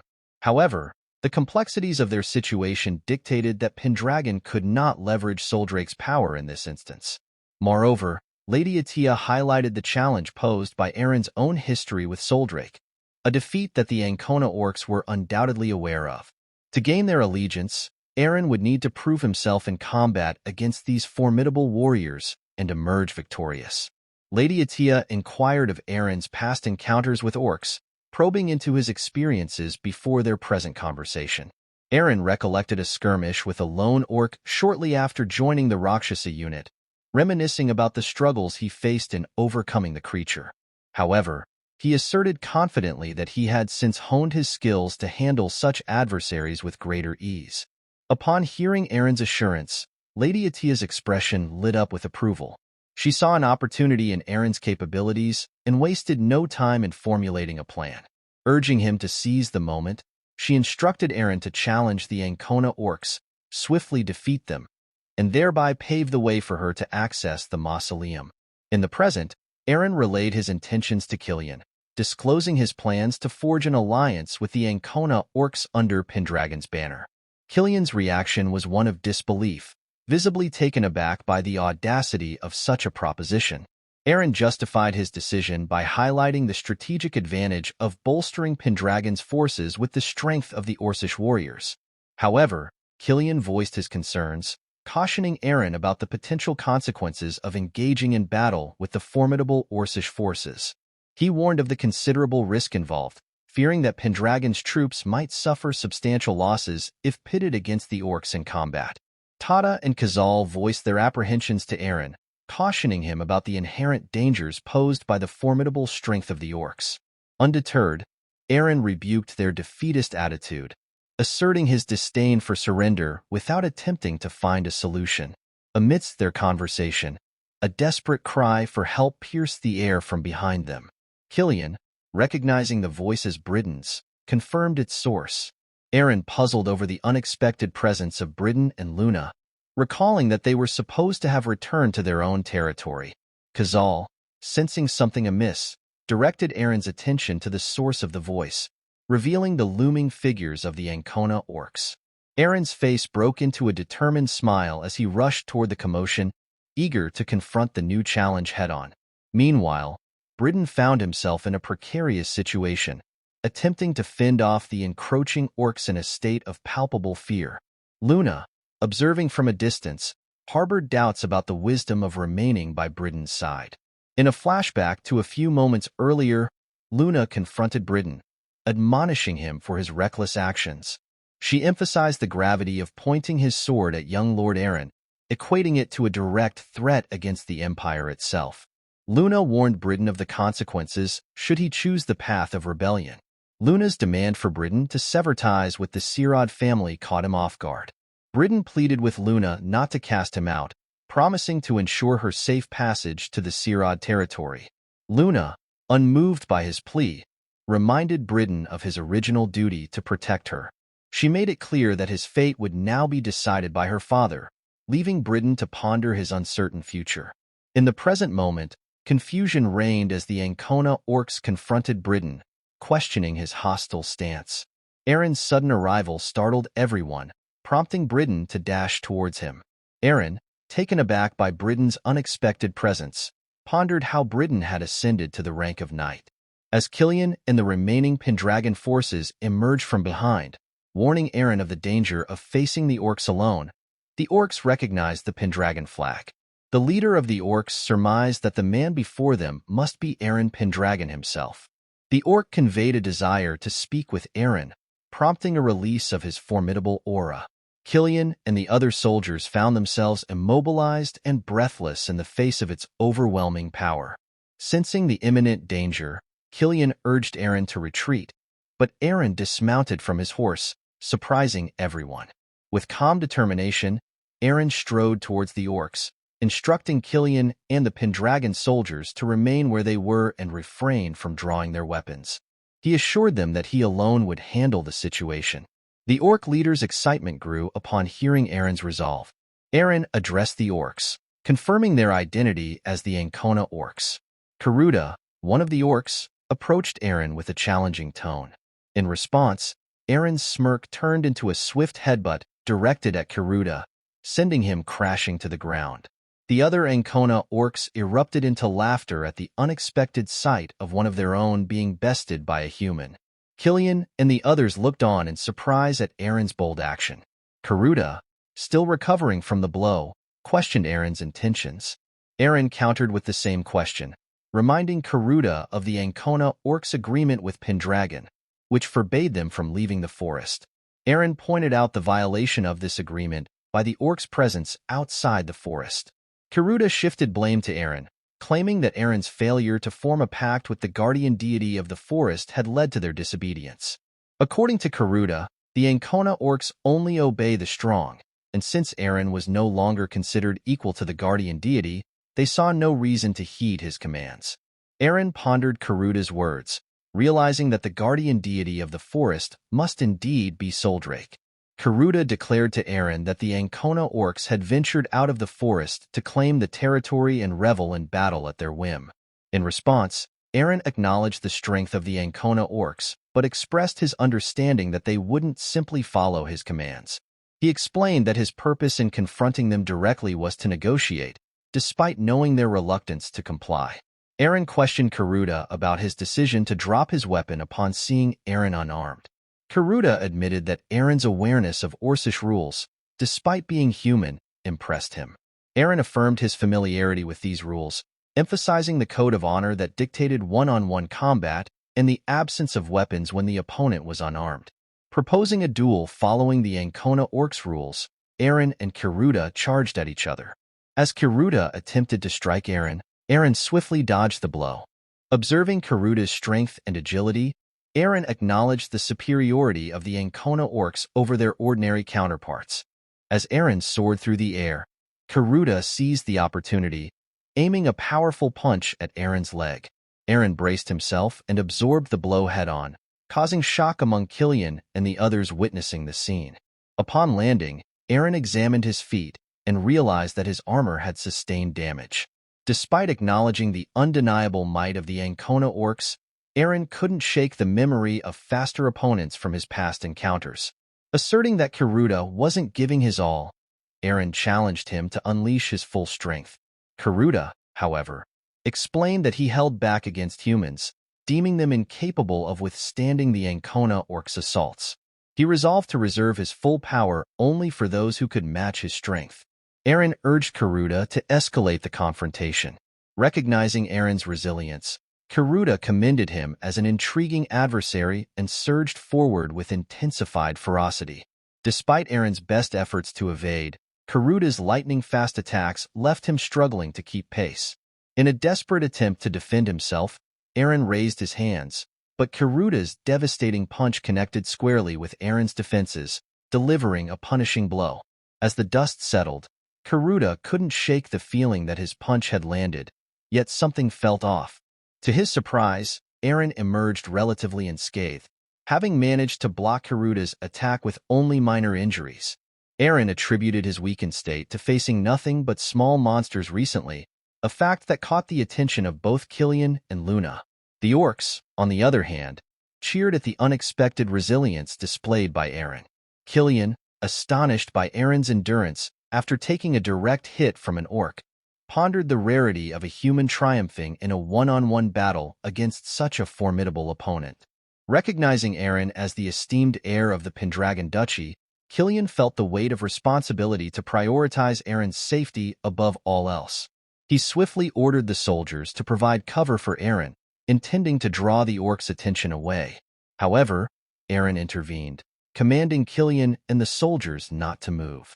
He declared that the fight was solely between himself and the orc, forbidding any form of cover. In an unexpected turn, the orc mage began to applaud Eren's display of courage and resilience. Acknowledging Eren's resilience in facing Karuta, the strongest of the Ancona orcs, the mage commended Eren for his steadfastness amidst the battle's intensity. Eren, facing Karuta head-on, remarked that the encounter served as good rehabilitation, allowing him to rekindle the familiar sensation of combat. He declared his intention to get serious, fully engaging in the duel. Karuta, surprised by Eren's endurance after receiving his punch, noted the severity of Eren's wound and predicted the duel's imminent conclusion.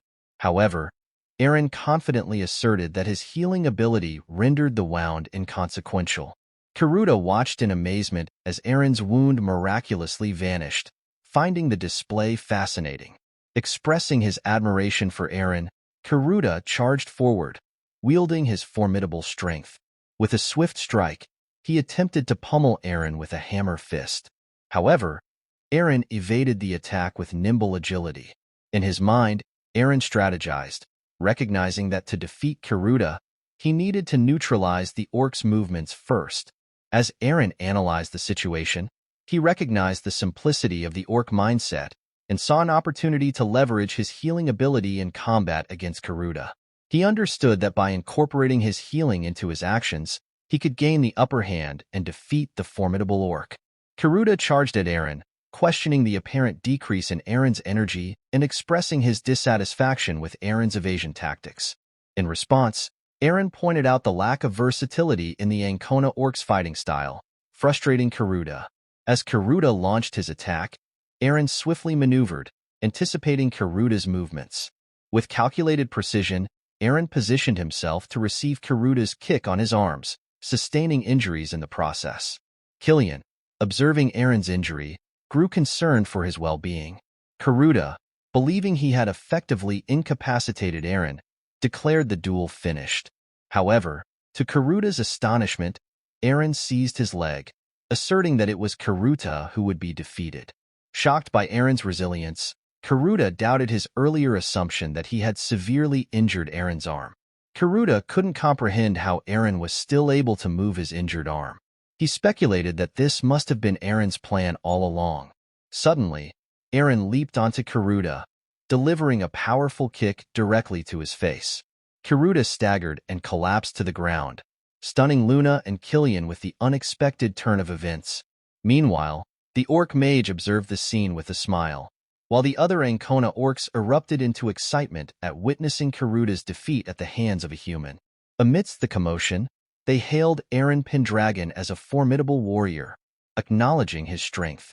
As Killian hurried towards Eren, Urging him to tend to his injured arm immediately, Eren reassured him that it wasn't a serious injury.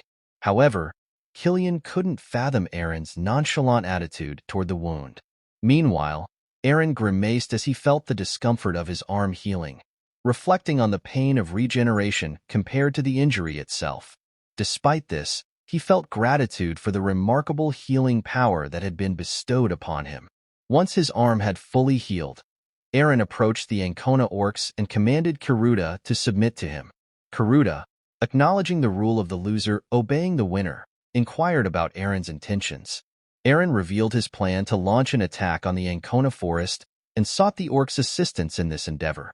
Kiruda, surprised by Eren's audacity, questioned why he would venture into the forest after being defeated by the guardian deity. Eren disclosed his intention to open the mausoleum, leaving the Ancona orcs astonished. Kiruda then questioned whether Eren planned to form a pact with the guardian deity. Eren affirmed Kiruda's speculation, emphasizing the perilous journey that lay ahead through the treacherous territory leading to Soldrake's domain. He pointed out that the Ancona orcs would now have the opportunity to engage in battle every day, a prospect that excited the orcs.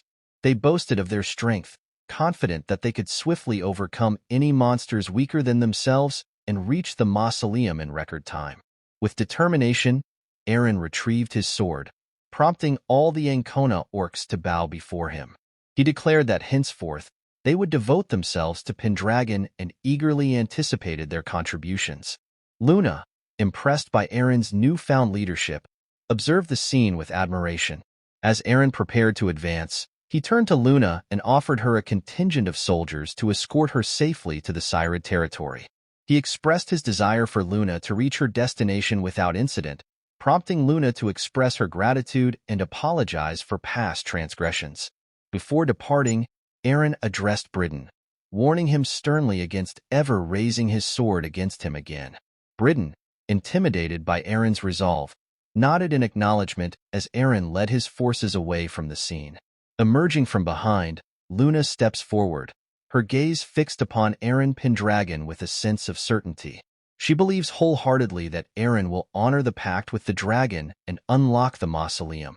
Luna is deeply impressed by Eren's determination and resolve, feeling assured in his capabilities. As night falls, the group finds themselves at the edge of the Ancona forest. Eren, filled with anticipation, sees this moment as the beginning of the battle he was destined to fight. With resolve in his heart, Eren prepares to embark on the journey that will define his legacy. As Soldrake senses Eren's presence, she reflects on his arrival and the task ahead. Soldrake believes that Eren has come to prove himself worthy of finding the gates to her domain, despite not carrying a Pendragon soul. The scene shifts to the Ancona Forest Valley, where the Ancona orcs and Pendragon soldiers are locked in battle with small monsters. Amidst the chaos, a yellow-haired soldier is overwhelmed by snake-like creatures. Unable to defend himself, he faces imminent danger until Eren steps in, swiftly dispatching the monsters and saving the soldier's life. Grateful for Eren's intervention, the soldier expresses his thanks. Eren then instructs Kratul, the orc mage, to tend to the injured. Kratul reassures the soldiers, promising effective medicine to treat their wounds and ensure their recovery. Approaching Eren, Killian inquires about any injuries. Eren assures Killian that he is unharmed and asks after the soldiers' well-being. Killian reports that there weren't many casualties due to the fewer monsters encountered across the river. As the forces continue their march, Killian worries about the soldiers' stamina if they have to engage in combat with monsters again. Eren, seeking information about their proximity to Soldrake's domain, turns to Kiruda for guidance. Kiruda explains that they are not far from the quarry ruins, beyond which lies a cave leading to the guardian deity's domain. He assures Eren that the journey to the quarry ruins should be safe as it falls within the Ancona orcs' territory, and any threats are minimal, mainly from creatures seeking water. Encouraged by this information, Eren decides to press on to the quarry ruins before nightfall. He plans for the soldiers to set up camp there and search for the cave entrance at dawn. Eren emphasizes that if they encounter any enemies along the way, he and the orcs will handle the situation.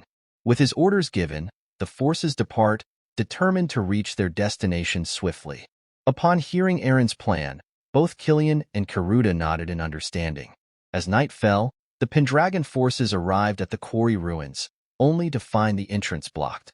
Eren turned to Karuda for an explanation, who informed him that according to the elder orcs, goblins had once mined in the area. However, they had mysteriously vanished, leaving the ruins deserted. Seeking further information, Eren questioned Khazal about the fate of the goblins. Khazal, having not resided in the forest, admitted ignorance on the matter, remarking on goblins' propensity for theft rather than labor. Eren acknowledged the truth in Khazal's observation. With uncertainty looming, Killian sought Eren's guidance on their next course of action. Eren decided that, with nightfall upon them, it was best for the soldiers to remain at the ruins. He instructed 2 orcs to stand guard while Killian arranged for the soldiers to rest in tents. Killian agreed to Eren's plan, preparing to ensure the soldiers' comfort and safety for the night. Eren instructed Killian that both soldiers and orcs should take turns keeping watch. Killian agreed to relay the message to the others. As night fell, the camp settled into a restless slumber. An orc stood guard from a vantage point above, while a soldier kept watch near the tents. Suddenly, a yellow-haired soldier heard a noise and ventured into the forest to investigate. In an instant, he was ambushed and incapacitated by an unseen assailant lurking in the darkness. Meanwhile, inside his tent, Eren couldn't shake a sense of unease. He pondered the mysterious disappearance of the goblins in the area, wondering if they had been erased rather than simply vanishing. Outside, a dark figure cloaked in shadow stood atop a cliff, summoning dark forces. Sensing danger, Eren emerged from his tent just as a monstrous creature lunged at him. With lightning reflexes, Eren dodged the attack, ready to confront the threat head-on. As Eren processed the situation, he realized the unsettling truth behind the goblin's disappearance. Reacting swiftly, he unsheathed his sword and swiftly dispatched one of the wolf monsters. The noise of battle roused the soldiers, orcs, and Killian from their sleep, prompting them to emerge from their tents. Killian was astonished to find Eren single-handedly engaging the wolf monster. With a decisive strike, Eren defeated the creature, but Killian and Karudo approached him, seeking an explanation for the chaos. Their shock deepened as they beheld the skeletal remains of the goblins who had once mined in the area.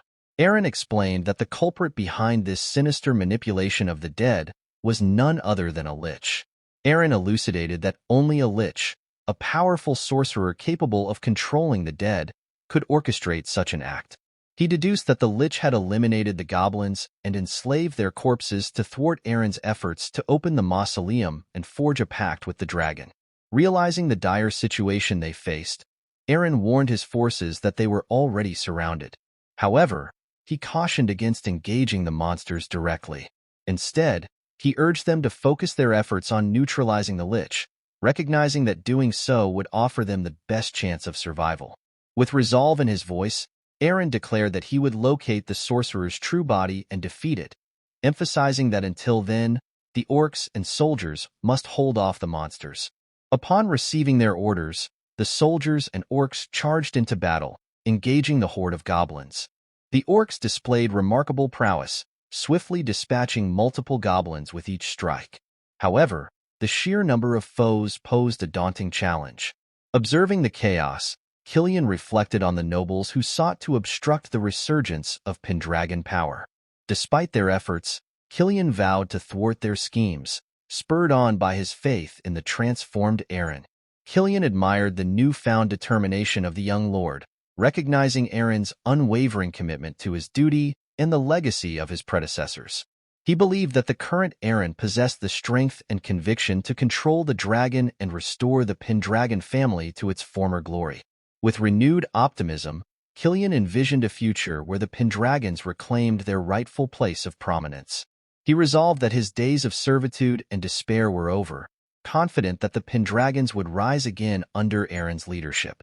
As the proud knight of the White Dragon Duke, Killian stood resolute amidst the chaos.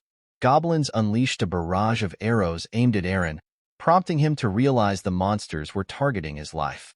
Determined to protect himself and continue his pursuit of the lich, Eren swiftly dispatched a snake monster with his sword and deflected the incoming arrows. Amidst the fray, Eren pondered the interconnectedness of the Pendragon house's downfall and the Valt house's exoneration.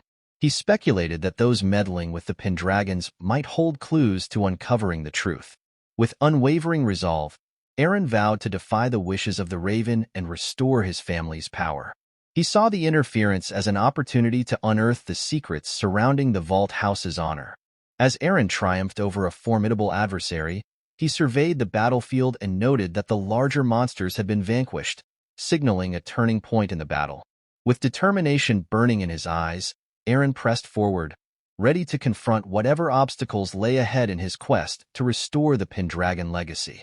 As Eren surveyed the battlefield, he grimly acknowledged that even with only the goblins remaining, the Pendragon forces stood little chance against their overwhelming numbers. The presence of a lich added another layer of peril to the situation. In an abrupt twist that left Eren reeling, a shadowy figure materialized behind him, a dark mage. Liches, those accursed sorcerers who had bartered away their souls for immortality, stood as defiance against the very laws of nature. Their malevolence rendered them prime targets, even in realms as tolerant of magic as this empire. Liches, driven by insatiable ambition, spared no extremity to fulfill their sinister desires. Thus, it came as an anomaly when the Empire tasked the Rakshasa unit with their eradication, a mission often fraught with heavy casualties. The scene then transitions to a haunting memory, where Raven and fellow soldiers were deployed to vanquish a lich. Without warning, comrades fell like leaves in a tempest, leaving Raven bewildered by the sudden carnage. As Raven's gaze fixated upon the motionless lich, a chilling realization dawned. The hand of sorcery was at play.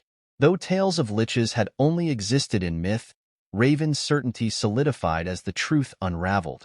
The lich's most potent ally, invisible to mortal eyes, yet undeniably present, a wraith.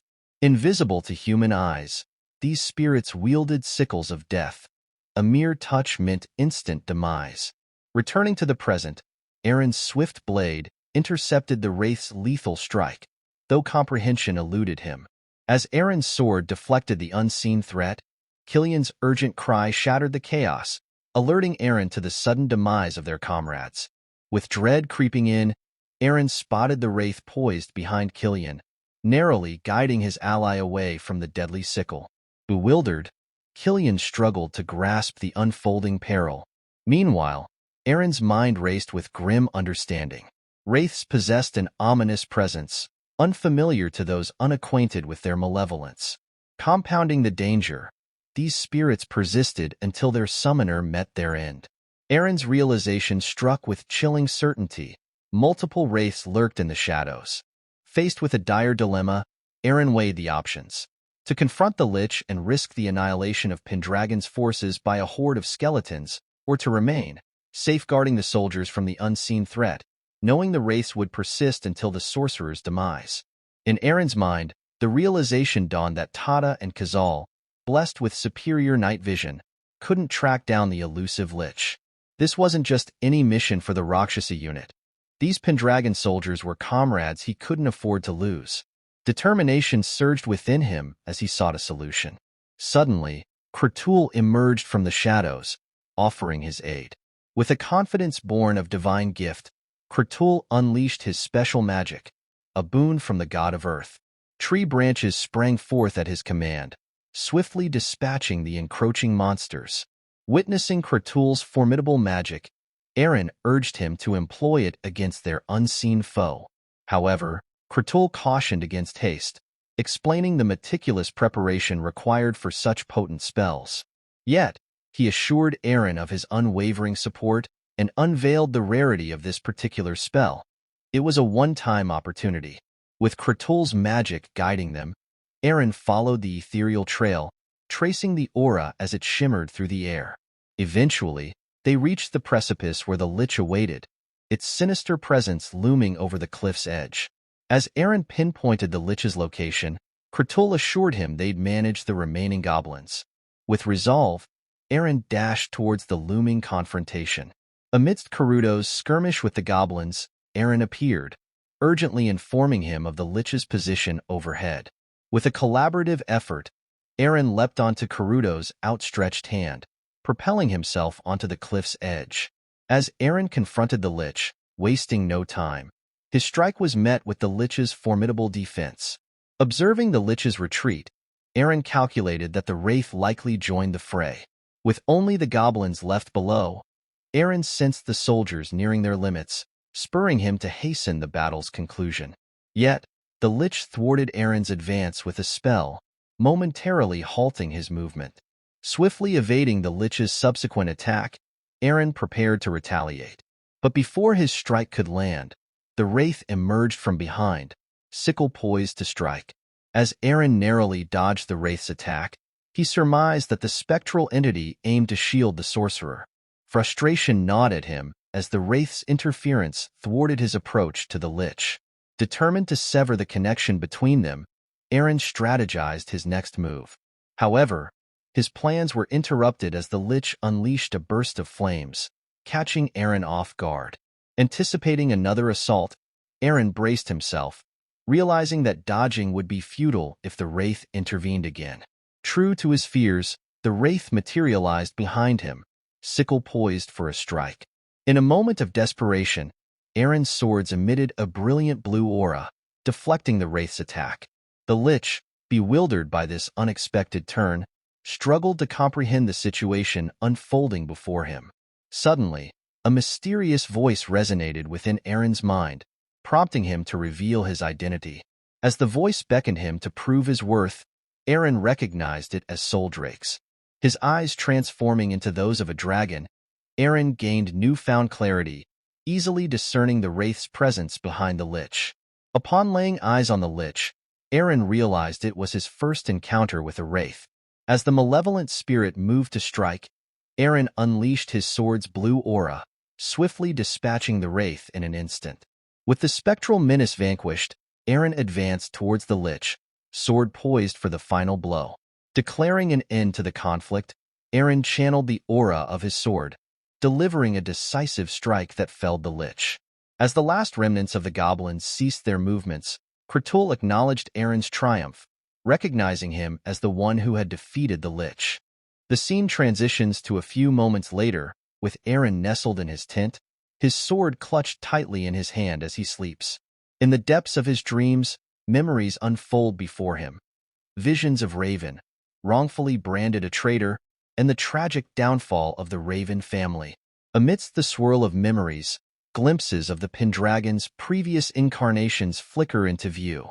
Suddenly, Eren jolts awake, disoriented by the rush of recollections. Emerging from his tent, he encounters Kratul, who questions Eren's late-night vigil.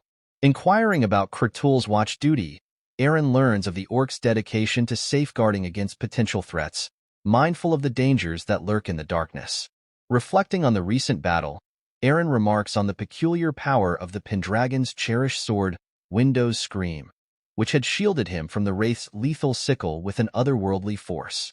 Speculating that the aura flames may be linked to Soldrake, the guardian deity of the forests, Eren muses on the mystical properties imbued within the sword. As Kratul listens intently, Eren elaborates on Soldrake's extraordinary abilities, including the legendary dragon's keen insight that transcends the ordinary. Yet, amidst this exchange, Eren grapples with the enigmatic connection between his true identity as Raven and the inexplicable convergence of his dreams with Eren's reality. Sensing Eren's troubled expression, Kratul queries if everything is all right. However, Eren's gaze towards Kratul is laced with anger, causing Kratul to recoil in fear and ask why Eren is looking at him that way. Swiftly composing himself, Eren offers a quick apology, attributing his demeanor to fatigue. Relieved but still concerned, Kratul advises Eren to get some rest. The following day dawns, and as Eren and his forces approach the cave, Karuto, Kratul, and Killian share a sense of foreboding emanating from its depths. Killian remarks on the unusual reaction of creatures with senses keener than humans, indicating that there's something significant within the cave. Eren, too, feels a sense of frustration as he reflects on the past and the looming presence of the mausoleum above the cave. Despite his uncertainties, Eren can't shake the feeling that Soldrake may be awaiting his arrival. Raven understands that he requires the power of the dragon to exact revenge for the Valt family's injustices. Additionally, Eren feels compelled to seek answers from the White Dragon regarding the events of the battleground and the peculiar reincarnation of Raven as Eren Pendragon. Eren is convinced that the White Dragon possesses crucial knowledge. With resolve in his heart, Eren commands his forces to venture into the cave, determined to uncover the truth. As Eren and his forces progress through the cave, Karuto leads the way with his keen senses, guiding them towards the mausoleum. Witnessing Karuto's impressive abilities, Killian is struck by amazement.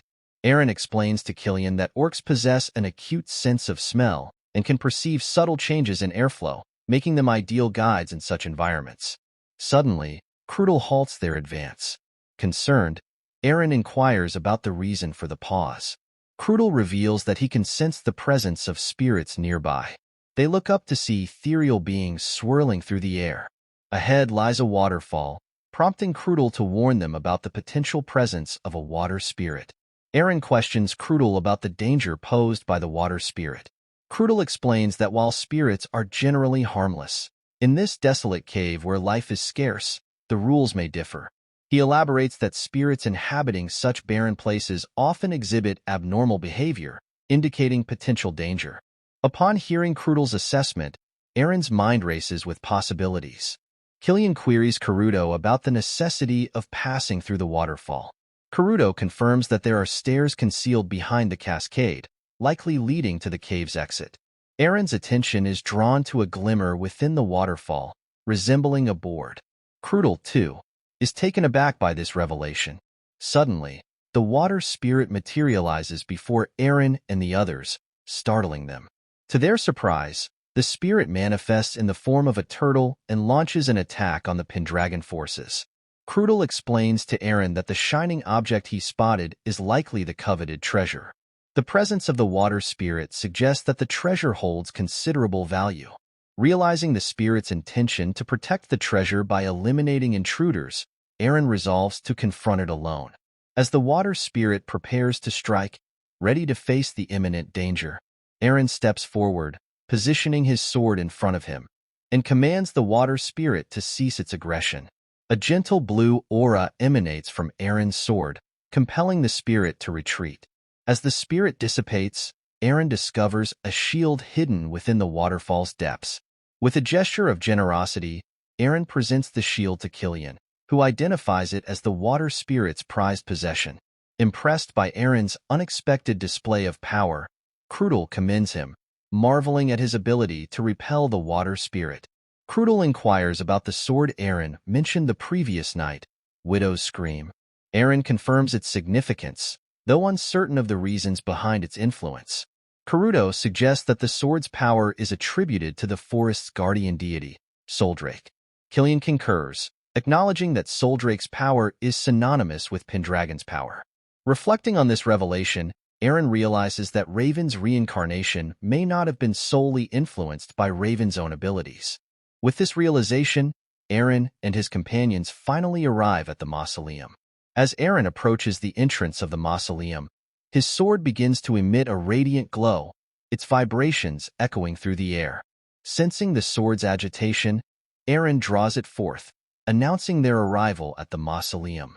Suddenly, a dense fog billows from the door, concealing the figure of someone approaching. With apprehension gripping his heart, Eren alerts his comrades to the looming presence. Yet, to their astonishment, the figure materializes into Gordon Pendragon, the former lord of the Pendragon house. Killian stands frozen in disbelief at the unexpected apparition. Observing Gordon's translucent form, Eren ponders the surreal encounter, wondering how he knows the spectral figure's identity. It dawns on Eren that these recollections stem from the memories of his past self. Amidst the surreal moment, Soldrake descends from the sky, casting a spell of awe upon all who witness the majestic sight. Eren's heart races as the white dragon alights behind Gordon Pendragon. Soldrake's voice reverberates through the air, posing a probing question to Eren, leaving him stunned and speechless. As Killian and the orcs stand in stunned silence at the sight of Gordon Pendragon speaking, Eren's mind races with revelations. He recognizes the voice he just heard as the same one from his previous life as Raven, echoing a meeting in Pendragon's tent. Eren realizes that this voice belongs not to him nor to Gordon, but to Soldrake. The White Dragon is addressing him, not as Eren, but as someone else entirely. Soldrake's inquiry pierces the air once more, demanding to know Eren's true identity. With resolve, Eren declares his full name as Eren Pendragon.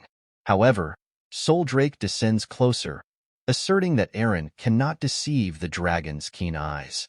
The question lingers in the air, pressing Eren for a response.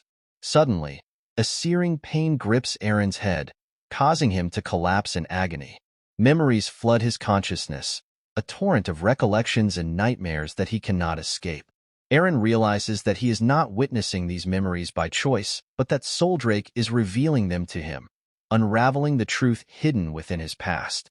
As the White Dragon draws nearer, its imposing presence looming over Eren, the floodgates of memories burst open within Eren's mind.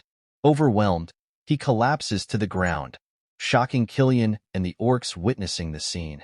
Just as Eren is on the brink of revealing his true identity to the dragon, a deluge of memories from his past life floods his consciousness.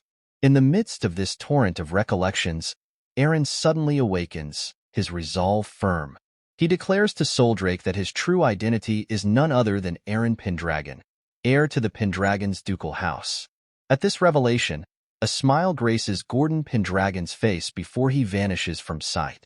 The roar of the White Dragon reverberates through the air, sending tremors through the soldiers and orcs struggling to maintain their composure.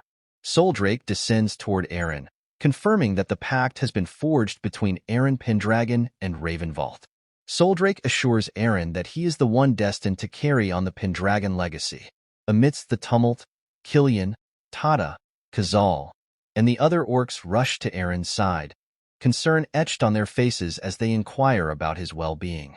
Eren's voice resonates with triumph as he declares his success in forging a pact with the White Dragon.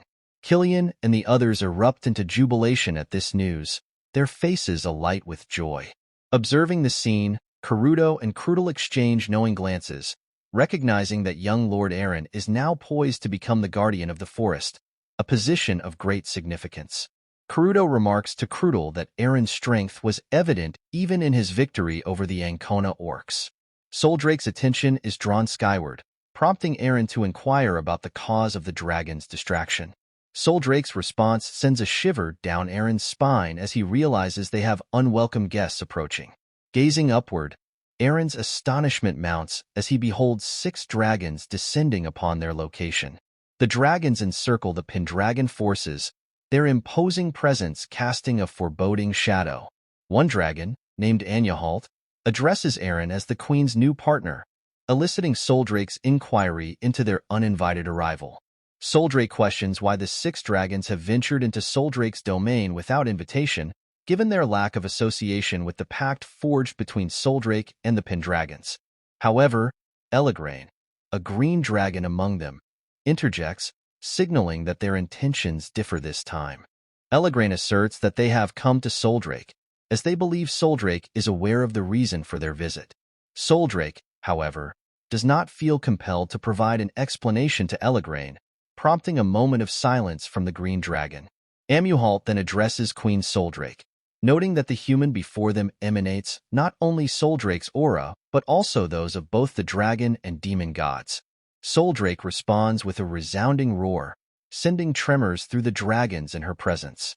Firmly, Soldrake commands the uninvited guests to depart her territory immediately, asserting her authority as the Dragon Queen. Eren is taken aback by this revelation of Soldrake's royal status. As the dragons prepare to depart, Amuhalt assures Soldrake that they will leave for now. However, Amuhalt cryptically hints that when that man eventually visits the rest of the dragons, clarity will dawn. With that, the dragons take flight, leaving Karuto and Krudel bewildered by the exchange. Khazal remarks on the dragons speaking, prompting Krudel to explain that only those on equal footing with dragons can hear their voices. Before the pact, Krudel could also hear the dragons through Gordon Pendragon. However, now that the pact has been formed, only young Master Eren can communicate with them. Eren realizes that he was the only one privy to that conversation. Soldrake's voice did indeed change after forming the pact with him. More importantly, Eren ponders the significance of the 6 dragons, the dragon god and the demon god. There are too many mysteries that Eren doesn't comprehend. Eren wonders if Soldrake knows everything, including why Raven was reincarnated as Eren. Eren then asks Soldrake if he could lower her head, as his neck hurts from craning upwards. Soldrake responds to Eren's request by suggesting a better alternative. With a graceful transformation, Soldrake takes on the form of a stunning woman with wings adorning her back. Eren, Killian, and the orcs are taken aback by Soldrake's striking new appearance. The scene unfolds amidst the dense embrace of the forest, where the Pendragon forces retreat toward their territory, led by Soldrake and Eren at the forefront. Amidst the march, Karuta turns to Killian, questioning why he doesn't approach Eren and Soldrake to inquire about their discussion. In response, Killian directs Karuta to pursue the answers himself. Karuta expresses hesitation, noting the challenge of approaching the guardian deity of the forest, the Ancona orcs unable to casually engage with such entities. Killian counters, acknowledging even his own inability to comprehend the discourse between Eren and Soldrake, hindered by an inexplicable inability to hear Soldrake's voice and, peculiarly, the voice of young Lord Eren at that moment. Moreover, Killian expresses disbelief at the notion of a dragon assuming human form, an unfamiliar concept to him. Meanwhile, Eren turns to Soldrake, seeking clarification regarding the identity of the 6 dragons who displayed apparent discontent with Eren's pact with Soldrake. Eren presses Soldrake for insight into the nature of the dragon's dispute. Soldrake's response to Eren's inquiries was cryptic, stating that time would reveal the answers Eren sought. Perplexed by Soldrake's enigmatic words, Eren pressed further, reminding the dragon of the glimpses of Eren's past life as Raven, including the mysterious circumstances surrounding Raven's demise and Balti's cryptic messages. Eren questioned whether Soldrake had insight into the reason behind Raven's reincarnation as Eren. Yet, once again, Soldrake deferred to the passage of time for understanding. Growing frustrated by Soldrake's evasive responses, Eren demanded clarity, questioning why the dragon repeated the same refrain. Soldrake, unfazed by Eren's agitation, remarked on Eren's verbosity, noting the rarity of a Pendragon seeking dialogue with him. Eren, puzzled by Soldrake's inscrutability, had anticipated gaining enlightenment through their pact, but found himself met with further ambiguity. Suddenly, chaos erupted as a monstrous serpent lunged at Eren. Before Eren could react, Soldrake sprang into action, swiftly dispatching the creature with a single decisive strike. Eren and the soldiers stood in stunned silence, marveling at the dragon's astounding speed and prowess. After swiftly dispatching the monstrous serpent, Soldrake stoically approached the fallen creature's carcass, much to the astonishment of the soldiers. Witnessing the dragon eating the monster, Killian couldn't help but reflect that a dragon, regardless of its guise, remained inherently draconic. The scene transitions to a few moments later, with the camp established and Soldrake perched on a sturdy tree branch. Eren approached, kindling a fire before commencing to prepare a meal for Soldrake. As Eren offered her culinary creation, Eren encouraged Soldrake to partake in the human experience of consuming cooked food. Soldrake, indulging in the meal, remarked on Eren's uniqueness as a Pendragon. Eren, revealing his true name as Raven, momentarily stunned Soldrake. Despite Eren's contemplation of disclosing his true identity to others, she acknowledged the futility of such an endeavor. Sharing a glimpse into Eren's past life as Raven, Eren recounted her penchant for such gestures. Soldrake, touched by Eren's revelation, suggested Eren address her by the shortened name, Sol, henceforth. Surprised by Sol's smile, Eren marveled at the notion of dragons expressing such emotion. Eren's curiosity then turned to the enigmatic figures of the dragon god and the demon god, yet Sol deflected her inquiries, citing the wisdom of time. Frustrated by the dragon's continual deferral, Eren's patience wore thin. News spreads like wildfire through the Pendragon Palace that Eren has returned after forging a pact with the White Dragon. Selena and Irene beam with joy at the news, Selena's maternal pride evident as she revels in her son's accomplishment. Lindsay, her thoughts filled with concern since bidding Eren farewell at the Bellant Gate, now finds solace in his safe return. Eren and his forces arrive at the Pendragon territory, greeted by jubilant crowds. Among the throng, Irene, Selena, and the ever-stoic butler Lindsay observe with surprise as Eren's contingent includes orcs, goblins, harpies, and a winged girl. Eren's proclamation rings out, declaring the White Dragon once more allied with the Pendragon, leaving everyone in stunned disbelief. As the White Dragon, Soul, transforms before their eyes, the palace erupts into astonished murmurs. The scene shifts to the grandeur of the palace halls, where festivities ensue in honor of Eren's return with the White Dragon. Lindsay confides in Irene, expressing awe at her first experience of such lavish celebration within the castle walls. Irene leaned in to share with Lindsay the reason behind the extravagant festivities, a celebration to honor the newly formed pact between Eren and the White Dragon. She explained that lords from neighboring lands and affluent merchants had gathered to partake in the revelry. Curiosity piqued, Lindsay scanned the room for young Lord Eren, puzzled by his absence. Meanwhile, the scene shifted to Eren, engaged in conversation with Soul. Eren inquired why Soul had chosen not to attend the feast. Soul replied that she had conversed enough with her pact partner, whether it be Eren or Raven. Eren countered, reminding Soul of her reticence in sharing information. Soul explained that, as the heir to the Pendragon, Eren would be occupied with hosting duties. Eren conceded, acknowledging the myriad responsibilities that awaited him. Eren marveled at Soul's understanding of human society, prompting Soul to reveal her lengthy tenure with the Pendragon household. She added that the notion of a dragon attending a feast had never been entertained. Eren, intrigued, questioned why not, considering Soul's ability to assume human form. Soul's gaze bore into Eren, her words carrying an unexpected weight as she remarked on his uniqueness among the Pendragons of yore. With that, she soared into the sky, leaving Eren bewildered by her cryptic words. In the wake of Soul's departure, a flurry of noblewomen descended upon Eren, eager to hear the tale of his pact with the dragon. Eren found himself overwhelmed by their sudden attention, his astonishment growing as the women began to quarrel amongst themselves. From the sidelines, Lindsay observed Eren's predicament, noting with a mixture of amusement and concern the chaos unfolding around him. As Eren extricated himself from the fracas, he couldn't help but feel disdain for the bickering nobles, deeming them all foolish. Turning away from the commotion, Eren's gaze fell upon Mia, engrossed in play with the orcs, Khazal, and Tata. A smile tugged at his lips as he approached them, eager to join in their merriment. Lindsay, witnessing Eren's genuine joy, felt a warmth spread within her as she watched him revel in the simple pleasures of camaraderie. Later that night, Lindsay guided Eren to Lady Selena's chambers, where she awaited him. Expressing her delight at seeing Eren's happiness, Lindsay confessed that it had been too long since she had witnessed such genuine joy. Eren turned to Lindsay with a furrowed brow, questioning why his mother wished to see him at such a late hour. Lindsay, equally puzzled, admitted her own lack of insight as they approached the chamber door. To their surprise, a line of noblewomen awaited them inside, their presence perplexing Eren and Lindsay alike.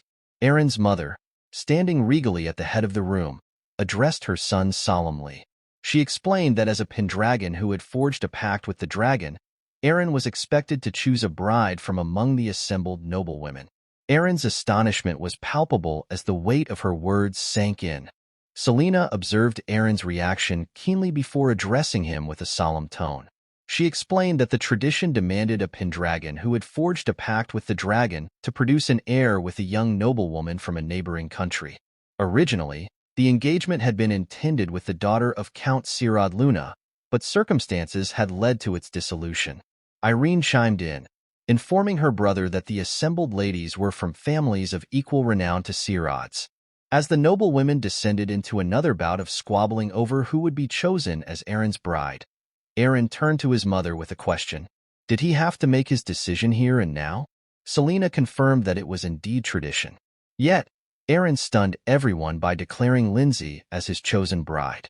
The room fell into a shocked silence at his unexpected proclamation. Selena, taken aback, clarified the true purpose of the tradition, to ensure the prosperity of the Pendragon family.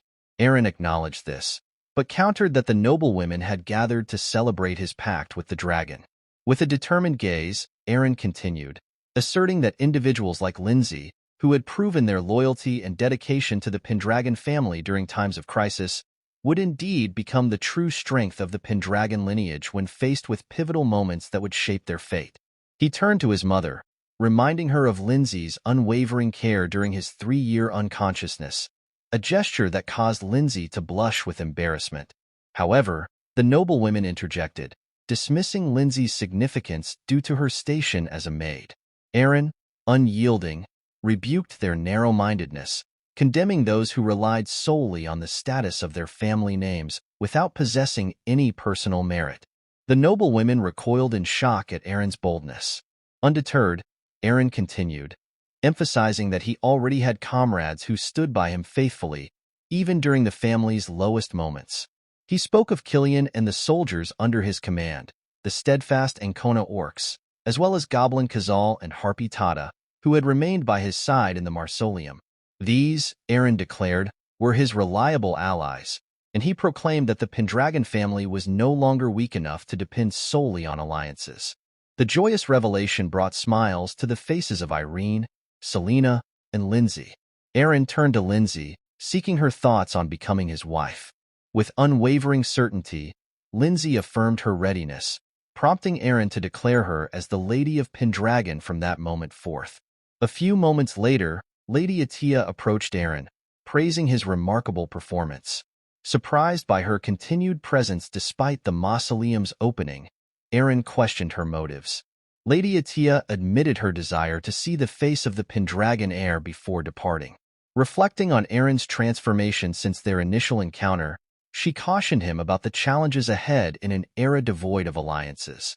Eren, undeterred, shared his optimism with Lady Atia. He spoke of the Pendragon's regained strength through their pact with the dragon and anticipated the influx of individuals eager to serve the family. Drawing upon his knowledge as Raven, Eren expressed confidence in recognizing future heroes who would carve their names in history. Lady Atia was taken aback by Eren's ambitious plan. As Eren elaborated on his strategy to establish relationships with potential heroes, transforming them into loyal allies, Lady Atia's shock gave way to admiration. She expressed her belief that Eren possessed all the qualities necessary to lead with excellence, leaving her with no regrets. Eren then revealed another startling revelation. 6 dragons had appeared during his pact with Sol. Lady Atia's astonishment grew as Eren recounted the presence of a black dragon and the cryptic references to a dragon god and demon god. Eren speculated that these entities might be connected to Raven's reincarnation as himself, a theory supported by Balti's enigmatic words. Lady Atia confessed that this was the first she had heard of the dragon god and demon god, signaling the depth of mystery surrounding these mythical figures. Lady Atia turned to Eren with a probing gaze, inquiring if Soldrake had shed any light on the matter they discussed. Eren shook his head, recounting Soldrake's repetitive response that time will teach him, a phrase that seemed to be the dragon's refrain. Reflecting on their conversation, Lady Atia remarked on Eren's apparent rapport with Soldrake. Perplexed, Eren questioned her meaning. With a knowing smile, Lady Atia pointed out that Eren had been referring to Soldrake as Sol for some time. Eren explained that Soldrake had encouraged him to use the nickname, a detail he had only shared with Lady Atia and Soldrake. As they spoke, Eren suddenly gasped in shock as Eren saw Lady Atia starts to vanish before his eyes. Lady Atia gently informed Eren that she had to depart, leaving him momentarily bewildered by her sudden announcement. Sensing his confusion, she reassured him, expressing her belief that Eren possessed the capability to achieve both Raven's and Eren's goals. Eren, moved by her faith in him, embraced his grandmother gratefully, thanking her for her unwavering support over the years. Encouraged by Lady Atia's words, Eren pledged to continue moving forward, both as himself and as Raven Valt. Determined to prove his grandmother's faith justified, Eren vowed to demonstrate his ability to achieve their shared aspirations. The scene then transitioned to the castle, where Eren Pendragon and Lindsay Conrad prepared for their marriage ceremony. Alone in his room afterward, Eren was visited by Sol. Sol remarked on Eren's choice of bride, prompting Eren to explain his decision. He cited the complexities of political marriages and the inevitability of discussions about heirs, emphasizing that his choice had been made with strategic considerations in mind. Sol inquired of Eren whether he harbored no interest in Lindsay, to which Eren responded by affirming his trust in her, stemming from her care during his 3-year immobility. Curious about Sol's sudden disappearance, Eren questioned her whereabouts during that time. Sol explained that she resided in her lair, a stone dragon statue atop the cliff behind Pendragon Castle, ever since forming a pact with a Pendragon. Eren, puzzled, asked if Sol didn't grow bored in solitude. Sol revealed that even if she ventured out, no one could hear her voice.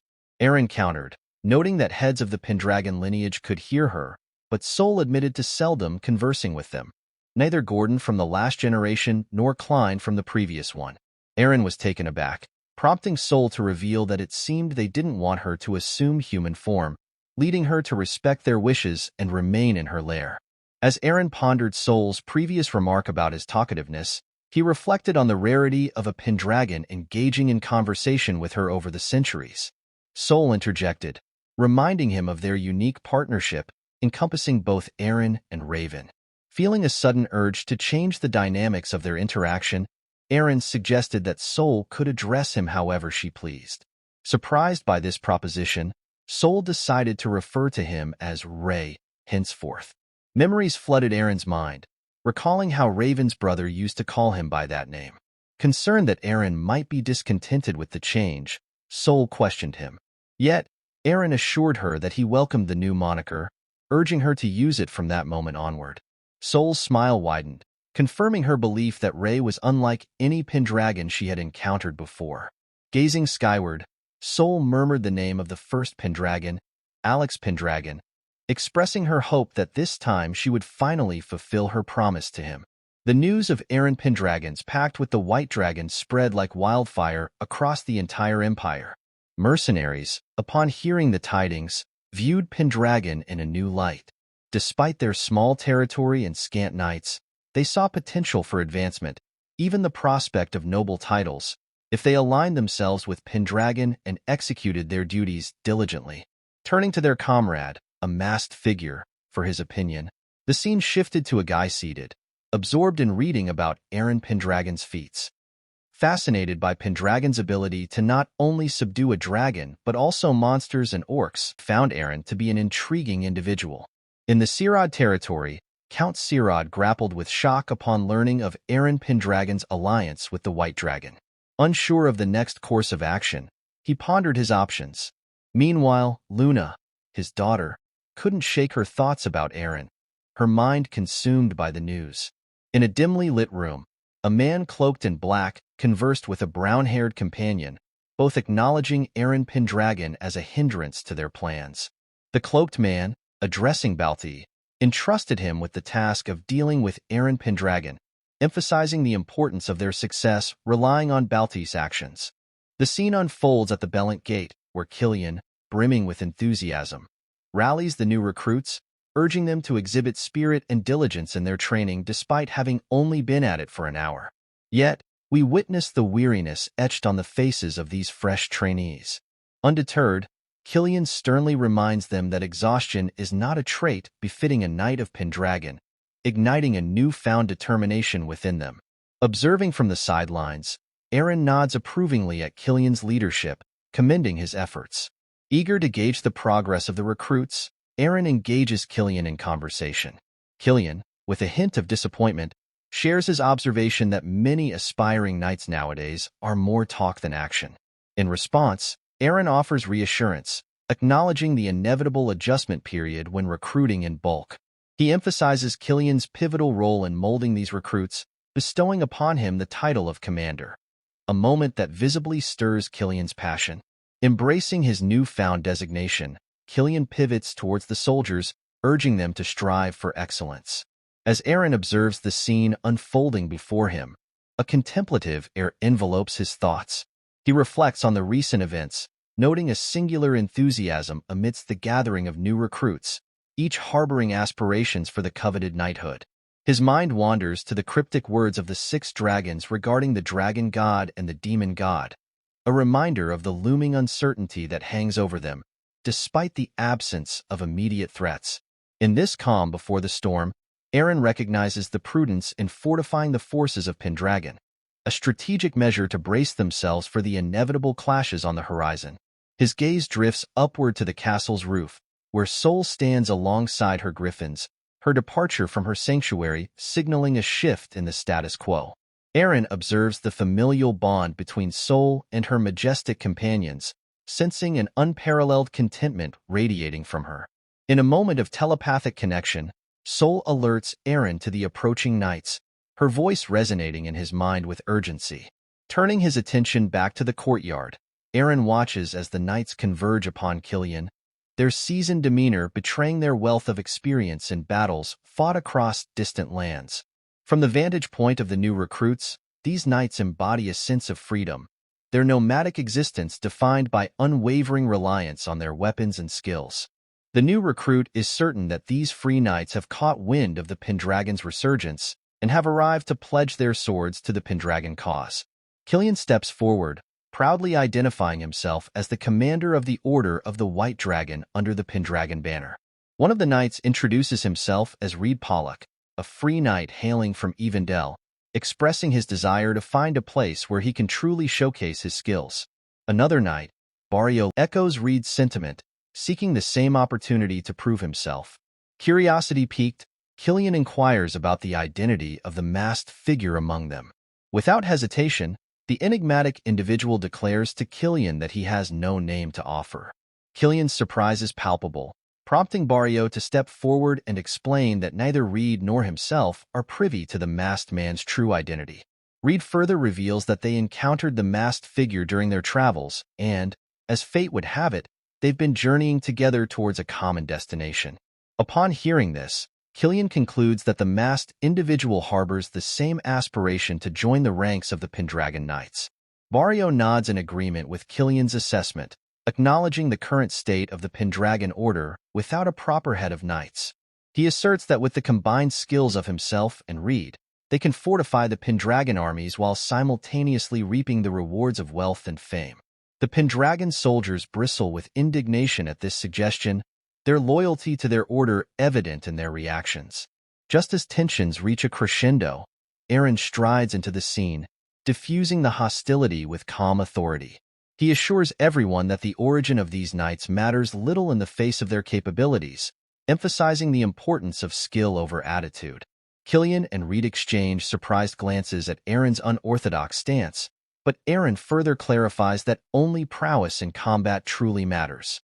With a nod from Eren, Killian eagerly steps up to the challenge, a gleam of excitement in his eyes. Barrio steps forward to meet Killian, but the seasoned Pendragon Knight proves his mettle, standing firm against Barrio's advance. The new recruits watch in awe as Killian's skill becomes evident, culminating in a decisive strike that brings Barrio to the ground, showcasing the prowess of the Pendragon Knights. As Killian turns to Reed, shock etches across his features at Barrio's swift defeat. Frustration seething within him, Reed launches into a relentless assault against Killian, but the seasoned knight effortlessly parries each blow, swiftly turning the tide in his favor. With a deft maneuver, Killian dispatches Reed as well, eliciting cheers from the watching recruits who marvel at his skill. Curious about the potential of these free knights, Killian turns to Eren for insight. Eren reassures him that despite their unorthodox origins, these knights possess considerable strength, making them valuable assets for Pendragon. Turning his attention to the masked figure, Eren prompts him to face Killian in combat, but the enigmatic individual declines, expressing disinterest. Killian bristles at the masked figure's informal demeanor towards Eren and demands to know his name. Unfazed, the masked figure maintains his anonymity, further fueling Killian's ire. In a fit of anger, Killian charges at the masked figure, only to be met with astonishment as the masked figure effortlessly subdues him. The new recruits stare in disbelief at this unexpected turn of events, while Eren can't help but smile, recognizing the masked figure's formidable strength. Determined to enlist him in Pendragon's ranks by any means necessary, Eren watches on with anticipation. Upon witnessing the masked figure's prowess, Eren boldly declares himself as the next challenger for the Cavaliers of Valvas. Valvas, taken aback by Eren's audacity, questions his intentions. Unfazed, Eren reminds Valvas that he faces not just any opponent, but a young lord of Pendragon. With a pointed gesture of his sword towards Valvas, Eren issues a challenge, adhering to the sacred customs of dueling among the Cavaliers of Valvas. The mention of Valvas sparks astonishment among Killian and the other soldiers. Hailing from the distant and tumultuous southern regions, Valvas Cavaliers are renowned for their combat prowess, forged in the crucible of perpetual warfare that defines their homeland. In these lands of constant conflict, where territories clash and alliances shift like the sands, the Cavaliers of Valvas stand as formidable warriors, embodying the skills of countless seasoned fighters. Killian finds himself taken aback by the presence of a Valvas cavalier in their midst. Rumors of their exploits may have circulated, but encountering one in person is a rarity beyond imagination. Yet, what astounds him even more is Eren's familiarity with the Cavaliers of Valvas, a testament to the depth of Eren's knowledge and the mysteries surrounding his past. Meanwhile, Eren's mind races with recognition as he observes the mysterious figure. With a single glance, Eren discerns telltale signs of the Valvas Knights. The distinctive attire, the unmistakable accent of the southern lands, and the hallmark dual swords, one long, one short, strapped to the figure's back. Memories of battles fought in a past life flood Eren's thoughts, memories of facing Valvas Knights in the southern reaches. But it's not just the swords that catch Eren's eye. It's the readiness for combat evident in every aspect of the figure's appearance, from the mace and shield secured to the saddle to the presence of a crossbow. Eren recognizes a seasoned warrior prepared for any eventuality. Addressing the figure, Eren remarks on the unwavering pride of the Cavaliers of Valvas, who bow to none but those they deem worthy. Even the Emperor himself cannot compel a Valvas Knight to lower their head, such is their confidence in their own prowess. Eren surmises that the figure seeks a master capable of wielding his sword, but the figure refutes this, claiming to have abandoned such notions in favor of following the guidance of the stars. Amidst the unfolding scene, it comes to light that the Valvas warrior had joined the ranks of the Free Knights in exchange for water. Eren reflects on the significance of astrology to the people of Valvas, recognizing the role of celestial guidance in their lives. With a knowing nod, Eren acknowledges the alignment of fate that led the Valvas warrior to the Pendragon stronghold. Drawing his sword, the Valvas warrior asserts the principles by which Cavaliers of Valvas abide. They do not serve for wealth, status, or trivialities. Instead, their loyalty demands a far greater price, the willingness to risk life itself. Should Eren desire the allegiance of a Valvas warrior, he must be prepared to stake his life on the outcome of their duel. With resolve in his eyes, Eren accepts the terms, understanding the gravity of facing a Valvas Knight in combat. As the duel commences, Reed remarks to Barrio on Eren's impressive stance and the mercenary-like quality of his sword. Eren wastes no time, charging at the Valvas warrior with ferocious speed, catching Killian and the others off guard. Yet, despite Eren's swift assault, the Valvas warrior effortlessly parries his attack, swiftly disarming him and pinning his sword to the ground. In a swift and fluid exchange of blows, the Valvas warrior unleashes his second sword, aiming a strike at Eren. With remarkable agility, Eren evades the attack, countering with a swift thrust of his own.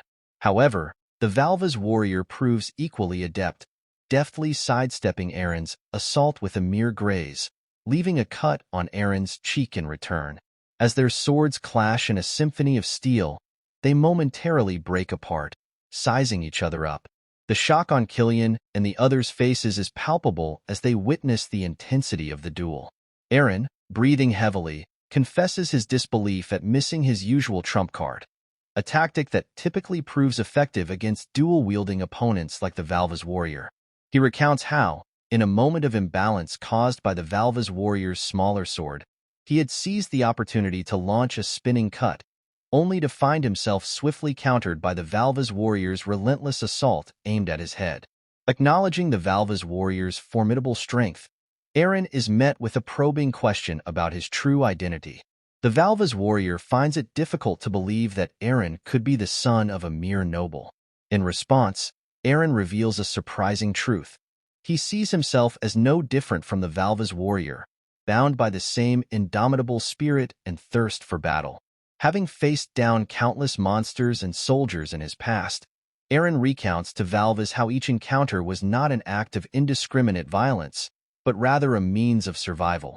He explains how the very essence of the Valva's warrior, fierce and unyielding, resonates within him, fueling his own determination.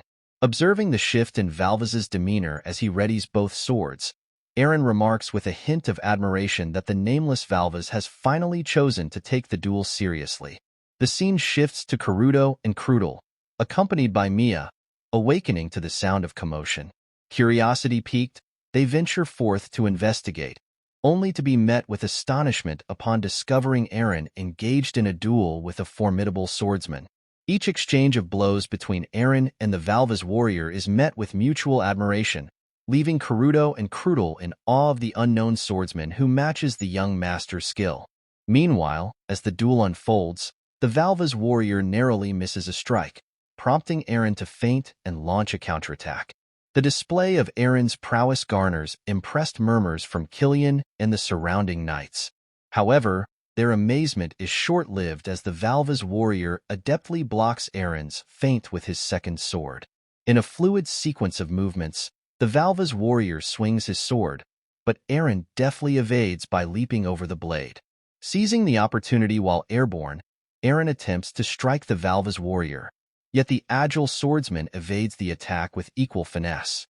As Eren lands gracefully on the ground, the Valva's warrior charges forward. Despite Eren's quick reflexes allowing him to dodge the initial assault, the Valva's warrior surprises everyone with a cunning feint, swiftly striking Eren from the left with his second sword. As the duel reaches a critical moment, Eren swiftly blocks the Valva's warrior's strike from the right, seizing the warrior's hand before he can deliver another blow. Acknowledging each other's skill, they exchange words of respect. However, in a sudden turn of events, the Valva's warrior executes a swift feet sweep, catching Eren off guard. Reacting with lightning reflexes, Eren plants his hand on the ground, propelling himself out of harm's way. Capitalizing on the opening, Eren launches a retaliatory kick at the Valva's warrior. Their clash resumes with renewed intensity, leaving onlookers like Reed and Barrio in shock at the sheer skill displayed in the duel. Even Karuto finds himself astounded by Eren's prowess against the formidable Valva's warrior. In a bold move, Eren reveals his strategy to exploit the weakness of dual wielders. The Valva's warrior, intrigued, queries Eren about this vulnerability. Without hesitation, Eren hurls a handful of sand into the warrior's eyes, forcing him to retreat momentarily to regain his composure. With determination blazing in his eyes, Eren charges at the Valva's warrior, only to find himself abruptly halting as the warrior drops his sword. Karuto and Killian share a moment of shock at this unexpected turn of events. Without missing a beat, the Valva's warrior moves to strike at Eren with his right arm, but before the blow can connect, Eren deftly positions his sword near the warrior's neck, effectively ending the duel. The sight leaves Killian and the surrounding onlookers stunned. Acknowledging the Valva's warrior's formidable skill, Eren expresses his admiration for the Cavaliers of Valvas and credits his victory to the aid of his cherished sword. He admits that without it, the outcome may have been different. In a display of humility, the Valva's warrior bows before Eren, conceding defeat. With a sense of reverence, he reveals his name to be Elkanisla, pledging to serve as Eren's sword and vanquish his adversaries. The gathered crowd erupts into cheers for Eren's triumph. Meanwhile, Eren is taken aback by the revelation of Elkin's name. The new recruit soldiers turn to Killian with curiosity, inquiring if Elkanisla is a renowned knight. To their surprise, Killian and the other free knights admit that they've never heard of him before. Killian wonders if young Lord Eren is familiar with this mysterious knight. Meanwhile, Eren is shocked by the revelation. Elkanisla, known as the Stormbringer, was a legendary figure in Eren's previous life, a formidable cavalier of Valvas whose exploits earned him widespread recognition. Serving under the Duchy of Erangis, Isla fought in numerous battles, carving out a name for himself as one of the Empire's most distinguished warriors. However, in the current timeline, Isla's fame has yet to reach its zenith, leaving him poised to become a hero of renown in the future. Seizing the moment, Eren takes a seat before Isla, surprising Killian and the others with his boldness. He instructs Isla to lift his head, declaring that Isla will serve as the sword while Eren assumes the role of master. However, Eren emphasizes that their positions do not signify differing levels of importance. Rather, they simply fulfill different roles in their partnership.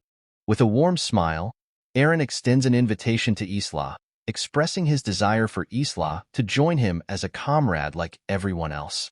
Surprised by the unexpected offer, Isla remarks that Eren is indeed an intriguing individual. Interrupting the moment, Sol calls out to Eren, prompting her descent from the palace roof accompanied by her majestic griffins. Isla's astonishment is palpable at the sight of the mythical creatures. As Sol approaches Eren, Reed and Barrio exchange bewildered glances, unaware of her identity.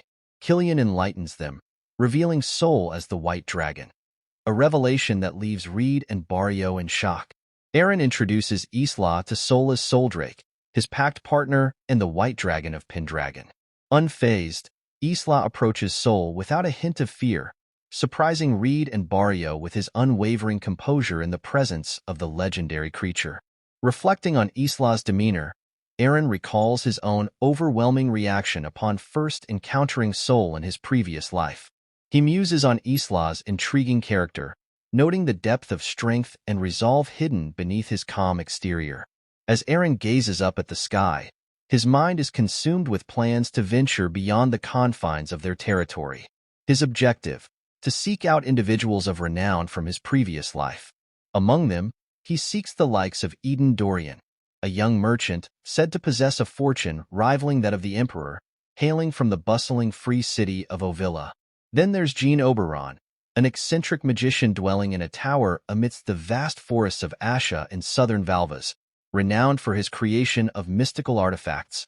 And not to be forgotten is Ivan Zitter, a remarkable general who, at the tender age of 20, conquered the entire northern region with a mere few hundred mercenaries. Eren reflects on the invaluable resource his memories from his previous life provide him. They serve as a guide to securing the most exceptional talents before anyone else. However, before he can delve further into his plans, Crudel receives a message from his elders through a magical communication ore. Intrigued by the crystal, Killian queries Crudel about its significance. Crudel enlightens Killian about the magical communication ore, a treasured possession passed down through generations in the Orc village. With its aid, Crudel can easily communicate with the elders using sorcery. As he reads the message, Crudel relays alarming news. Humans have infiltrated the Ancona forest, accompanied by armed mercenaries numbering in the dozens. Eren's surprise is palpable upon hearing this revelation. Further details emerge as Crudel reveals that the leader of the group wears an ogre's helmet, an unsettling revelation that leaves Eren stunned. Karuto poses the question of whether this man defeated the orcs, speculating on the formidable power he must possess if he did. Meanwhile, Eren's thoughts race, recognizing the ominous significance of a man wearing an ogre's helmet, none other than Balti. Fueled by anger, Eren emits a crackling blue aura, alarming everyone present. In frustration, he demands further information from Crudel, only to be met with the revelation that communication with the Orc elders has been severed. Determined to take action, Eren declares their intention to journey to the Orc village. The scene shifts to the Ancona forest, where Balti stands victorious amidst defeated orcs. The scene transitions to a dimly lit room where Balti confers with the leader of the centaurs. He relays crucial information regarding Pendragon's resurgence, detailing their acquisition of the power of the White Dragon and their efforts in recruiting fresh troops and bolstering their arsenal. With a solemn gesture, Balti unveils a mirror, revealing a cloaked figure who, through the use of magic, has subjugated the centaurs under his control. Meanwhile, in the tranquil depths of the Orc forest, the young Orclings gather around Crudel, playfully engaging with him. Nearby, Killian and Karuto find themselves similarly enveloped in the playful antics of the Orc children. However, When one of the orc youngsters approaches Eren, they recoil in fear at the intensity of his angered expression and the palpable pressure of his aura. The child scurries away in fright, leaving Killian to ponder the cause of Eren's ire. Karuto explains to Killian that ever since Eren received the news from the elder, his countenance has remained clouded with anger. Killian observes a flicker of something akin to a dragon's aura briefly manifesting behind Eren, prompting both him and Karuto to urge Eren to temper his emotions. On the flip side, even Isla's presence instills fear in the children. However, the atmosphere shifts when the elder of the orcs steps forward, expressing gratitude to Eren Pendragon for gracing the orc forest with his presence. Having caught sight of Soldrake, the revered guardian deity of the forest, the elder commands all the orcs to pay homage to the majestic creature. With solemn reverence, the orcs bow before Soldrake. Sensing the tension in the air, Sol intervenes, advising Eren that progress cannot be made if he remains consumed by anger. She urges him to find balance, cautioning that allowing anger to consume him could lead to his own downfall. With those words, Sol gracefully ascends to rest atop a nearby tree, leaving Eren to contemplate her wisdom. After exchanging pleasantries with the orc elder, Eren, accompanied by Karuto and Krudel, is invited to converse in private within the confines of the orc dwelling. Seated before the elder, Eren listens attentively as the elder reveals troubling news. A group of humans had infiltrated the forest undetected by the orcs' magical surveillance, only revealing themselves as they departed from the forest. A ripple of surprise courses through Krudel as he questions the elder orc about the breach in their magical barrier. With furrowed brows, Krudel probes further, speculating whether the humans were aided by a magician. However, the elder orc dispels this notion, revealing that the invaders consisted solely of soldiers and colossal wolves. Despite the absence of a mage, the elder orc remains convinced that some form of magic was involved, an unsettling revelation that weighs heavily on Krudel's mind. Recognizing the gravity of the situation, the elder orc recounts how their orc warriors were swiftly defeated by the human intruders, leaving Karuto visibly shaken. Eren's thoughts race as he pieces together the puzzle. He surmises that the mastermind behind the incursion must be none other than Balti, leading the feared Rakshasa unit into the heart of the forest. The elder orc's revelations take an unexpected turn as he discloses that the humans proceeded to seek an audience with the Centaur clan, an announcement that catches Eren off guard. Contemplating the intricate dynamics between the Pendragon house, the orcs, and the centaurs, Eren reflects on the complex history of their coexistence.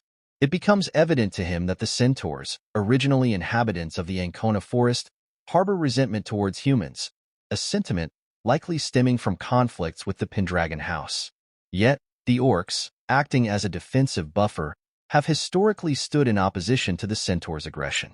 The strained relationship between the centaurs and orcs becomes increasingly apparent to Eren, who recognizes both species as inherently belligerent and combative. Content to remain an outsider to their conflict, Eren opts to refrain from intervening, hoping for a peaceful resolution. However, his hopes are swiftly shattered when Killian bursts into the room, breathless with urgency. He delivers alarming news. The centaurs have launched an unexpected attack on humans. Rushing outside, Eren is met with a scene of chaos and confusion as centaur arrows rain down upon them. In a swift display of reflexes, Eren catches an arrow mid-air, only to find the unmistakable crest of the Empire emblazoned upon it. Shock courses through him, mingled with a rising tide of anger as he realizes the centaurs have allied themselves with the Empire. His dragon's aura ignites once more, a manifestation of his fury and determination. With a resolute expression, Eren issues orders to the Pendragon forces, commanding them to retaliate against the centaur aggressors. Faced with the unprovoked assault, he urges his soldiers to stand firm and prevent the centaurs from escaping. Eren dashes toward the centaurs with astonishing speed. Isla's eyes widen in surprise at the sight of him. The centaurs react by unleashing a volley of arrows, but Eren effortlessly deflects them. Isla and the mercenaries watch in disbelief as Eren's skill becomes apparent. Closing the distance, Eren strikes at one of the centaurs, only to find that his blow is met with unexpected resistance. The centaur retaliates, catching Eren off guard. Despite Eren's attempt to defend himself, the centaur remains unfazed. To Eren's bewilderment, the centaur accuses him of invading their forest with the intention of attacking and destroying them. The centaur reveals that Eren has been amassing military forces for this purpose, leaving Eren confused and surprised by the allegations. As the centaurs launch a coordinated strike, the orcs fighting alongside them struggle to comprehend the centaur's newfound strength. Crudel speculates that dark magic may be at play. The centaurs, ensnared by a sorcerer's dark magic, are being controlled against their will. The sorcerer manipulates their anger and fear, brainwashing them into relentless fighters who push past their physical limits. In the midst of battle, Killian moves to strike a centaur, but before he can, the centaur retaliates with a powerful kick to his stomach, sending him sprawling to the ground. The Pendragon forces find themselves overwhelmed by the ferocity of the centaur's strikes, with Eren still locked in combat against them. Desperate for aid, Eren implores Sol to join the fray, but Sol refuses, likening both orcs and centaurs to children and choosing not to intervene. Frustrated by Sol's stance, Eren's thoughts drift to Baltui. Suddenly, Eren spots a centaur poised to attack an orc child. Without hesitation, he rushes to the child's defense, saving them from harm. Surveying the chaos around him, Eren realizes that half of the Pendragon troops have been incapacitated, and the orc village is under relentless siege. Eren mounts his horse and addresses the centaurs, questioning their reputation as proud warriors. He disparages them, claiming they are no better than brute animals. Eren boldly declares that he alone can handle the centaurs, provoking their anger. In response, the centaurs launch a collective strike on Eren. Seizing the opportunity, Eren gallops toward the opposite side of the orc village, drawing the centaurs away from their target. Crudel observes Eren's strategy and explains to Karuto that Eren's intention is to lead the centaurs away from the vulnerable village. Karuto is incredulous at the idea of Eren facing so many centaurs alone, while Isla watches in astonishment. Meanwhile, Sol summons her griffin, which appears before Isla. Startled by the majestic creature, Isla looks to Sol for explanation. As the griffin approaches, Isla's demeanor shifts as he comprehends Sol's decision. At the mountain's edge, Eren finds himself confronted by a mass of centaurs blocking his path. Their leader acknowledges Eren's tactic of acting as a decoy to safeguard his forces, but warns that both Eren and his allies, including the orc village, will ultimately fall to the centaurs. Eren's actions are deemed foolish. In response, Eren defiantly asserts that it is the centaurs who are foolish, claiming he alone can handle them all. However, doubt gnaws at him as he ponders whether he can truly overcome the magically strengthened centaurs. As the centaurs charge towards him, arrows suddenly rain down from behind, felling several of them. Surprised, Eren turns to see Isla atop the griffin, wielding his bow.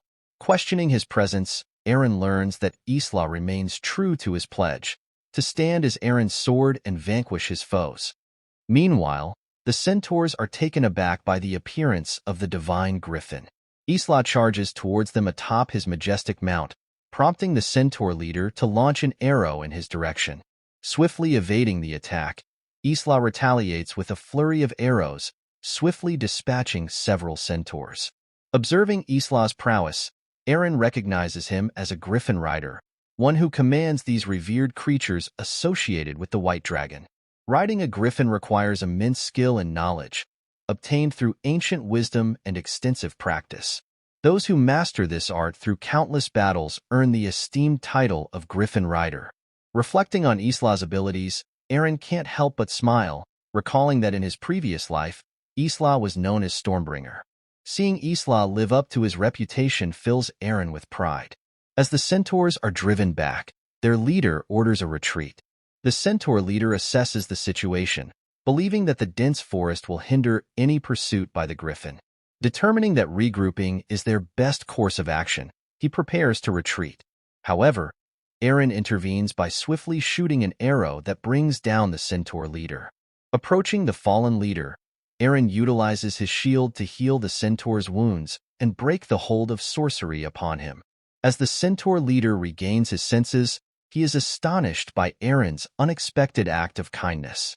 Confused, he questions Eren's motives for aiding him. In response, Eren queries the centaur leader about the whereabouts of the man who provided the centaurs with their weapons, Valt of the Rakshasa unit. The centaur leader is taken aback by Eren's knowledge of Valt and inquiries about him. Eren asserts his authority, insisting that he will be the one asking the questions. Reluctantly, the centaur leader reveals that Valt appeared in the forest and proposed an alliance with the centaurs. He claimed that the Pendragons had regained the power of the White Dragon and were bolstering their forces and weaponry. Valt reveals to the centaurs his belief that the Pendragons will inevitably set their sights on both the centaurs and their forest.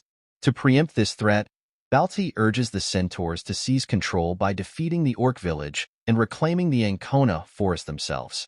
Upon hearing this, Eren disputes the validity of Valt's claims, questioning how the centaurs could be so easily swayed by such obvious manipulation. The centaur leader suggests that they may have fallen under a spell, mentioning that Valt used a mirror to communicate with them, after which they were overcome with anger and lost their rationality. The leader admits to having fuzzy memories since that moment. Moved by the plight of the injured centaurs, Eren uses his shield to heal them.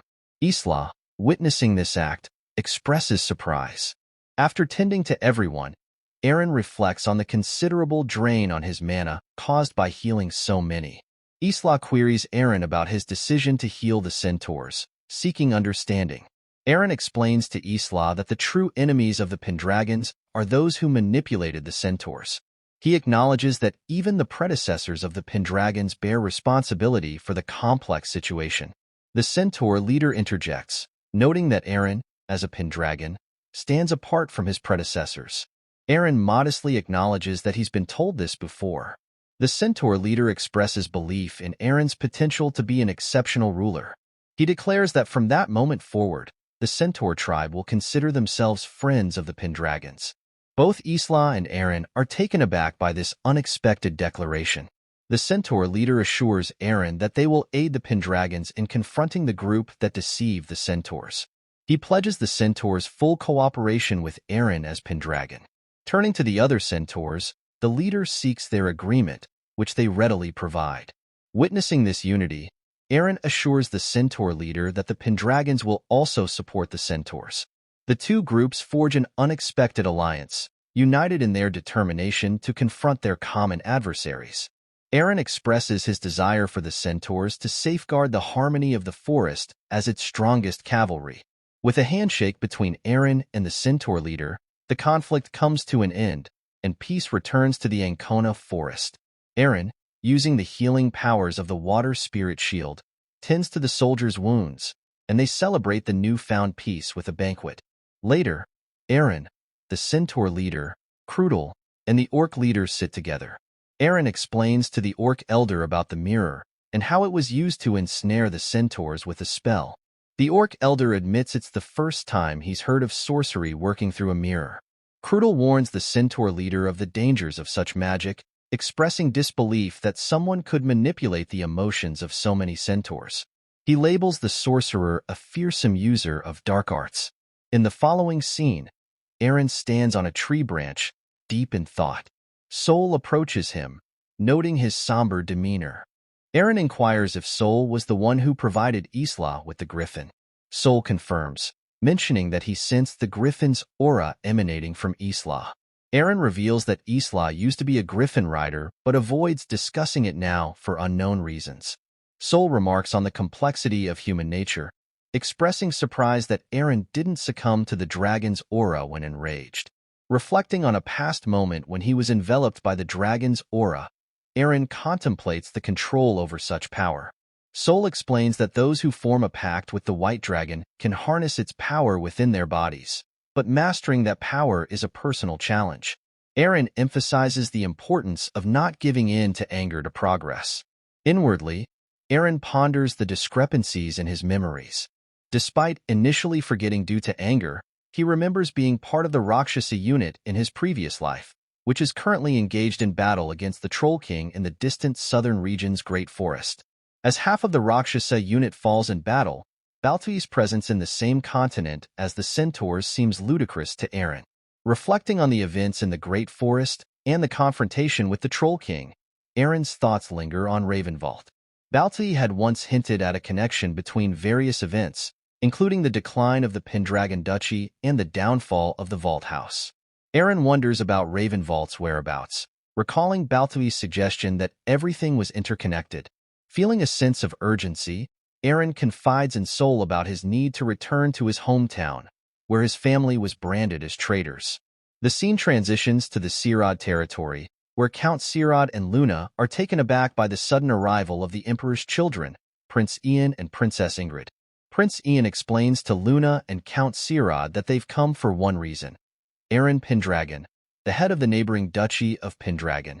Ian describes the Eren he knows as weak, frail, and innocent, making it hard for him to believe that Eren, after awakening from a coma, could make a pact with the White Dragon. The focus then shifts to the Pendragon territory, where Eren receives the news of the impending visit of the Imperial Prince and Princess.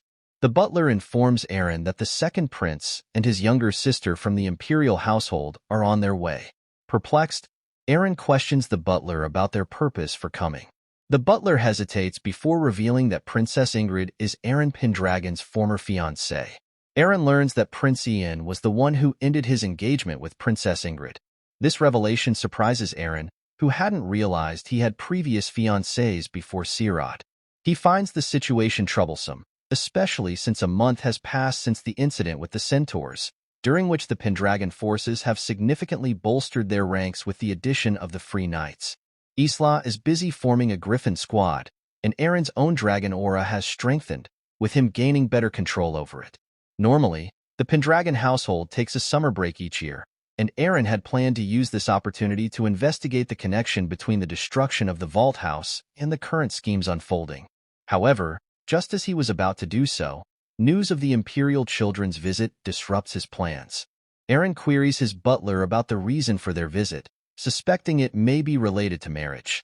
Though uncertain, the butler advises Eren to tread carefully, warning him that the second prince, Ian, is considered a potential future emperor. Ian is renowned as a martial arts master feared throughout the imperial capital, earning him the moniker, the Tyrant.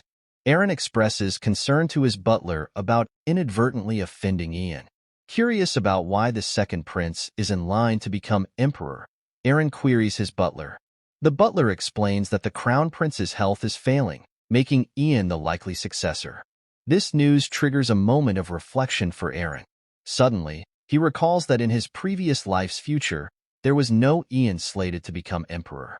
Instead, the future emperor's name was Jeffrey. Eren questions his butler about the crown prince's name, suspecting it might be Jeffrey.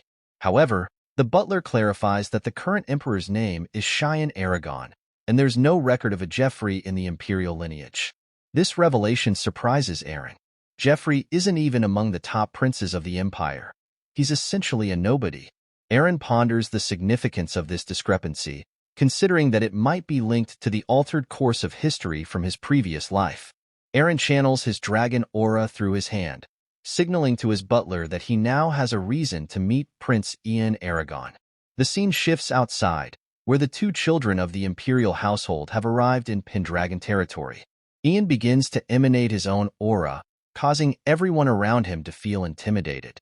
Unfazed by Ian's aura, Eren strides confidently towards him. Ian, noticing Eren's approach, remarks on Eren's seemingly lofty demeanor. Eren retorts that Ian isn't yet the emperor, prompting frustration from Ian, who asserts his future as the emperor. In response, Eren calmly assures Ian that his ascension to the throne won't come to fruition. Ian is taken aback by this statement.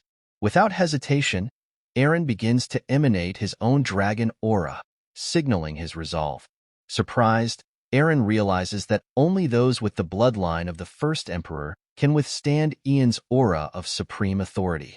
Ian, equally astonished, can't comprehend how Eren is able to resist his overwhelming aura. He deduces that Eren must possess the aura of the White Dragon. As tension mounts, Princess Ingrid intervenes, accompanied by Luna, urging her brother to cease his display of power. She doesn't want Ian to cause unnecessary trouble. Eren notes Ingrid's presence and wonders why Luna Sirad is with them. Princess Ingrid introduces herself to Eren, explaining that they were betrothed since birth and had never met in person before. However, she breaks into laughter suddenly, remarking on Luna's description of Eren as incredibly strong and handsome. Eren is taken aback by her words. Ian warns Ingrid against getting too familiar with Eren, but she ignores his caution, inviting Eren to accompany her on a tour of the castle. As Eren walks alongside Ingrid, he contemplates the unusual turn of events. Eren's mother, Selena, and his sister, Irene, along with Mia, welcome Prince Ian and Princess Ingrid to the Pendragon Palace. Ian engages in conversation with Irene, while Princess Ingrid converses with Selena. However, when Irene catches sight of her brother Eren, she rushes over to him, praising his radiant appearance. Ian is shocked to be ignored, and his frustration manifests in the form of his aura. Mia, frightened by Ian's aura, seeks refuge with Isla. Ian, perturbed by Isla's lack of recognition, questions him about his identity. Isla, unperturbed, refuses to provide a name. This refusal frustrates Ian, who perceives Isla's stubbornness as characteristic of knights from the southern region of Valvas. Ian challenges Isla to a duel, but Princess Ingrid intervenes, chastising Ian for causing trouble once again. She warns him that if he causes trouble a second time, she won't speak to him for a year. Ian couldn't ignore his sister's admonition. Soldiers from Sirad observe the situation, astonished that the tyrant Ian, who is feared in the imperial capital, seems to have lost control since coming to Pendragon territory. They marvel at the prowess of Pendragon. Ian requests a private conversation with Eren, indicating he has something important to discuss. He probes Eren, questioning if Eren is afraid. Eren reassures Ian, asserting that he also has matters to discuss. In a private room, Ian and Eren face each other. Ian remarks on Eren's transformation, recalling him as a frail figure in the past. He admits breaking off the engagement with Eren due to his perceived weakness.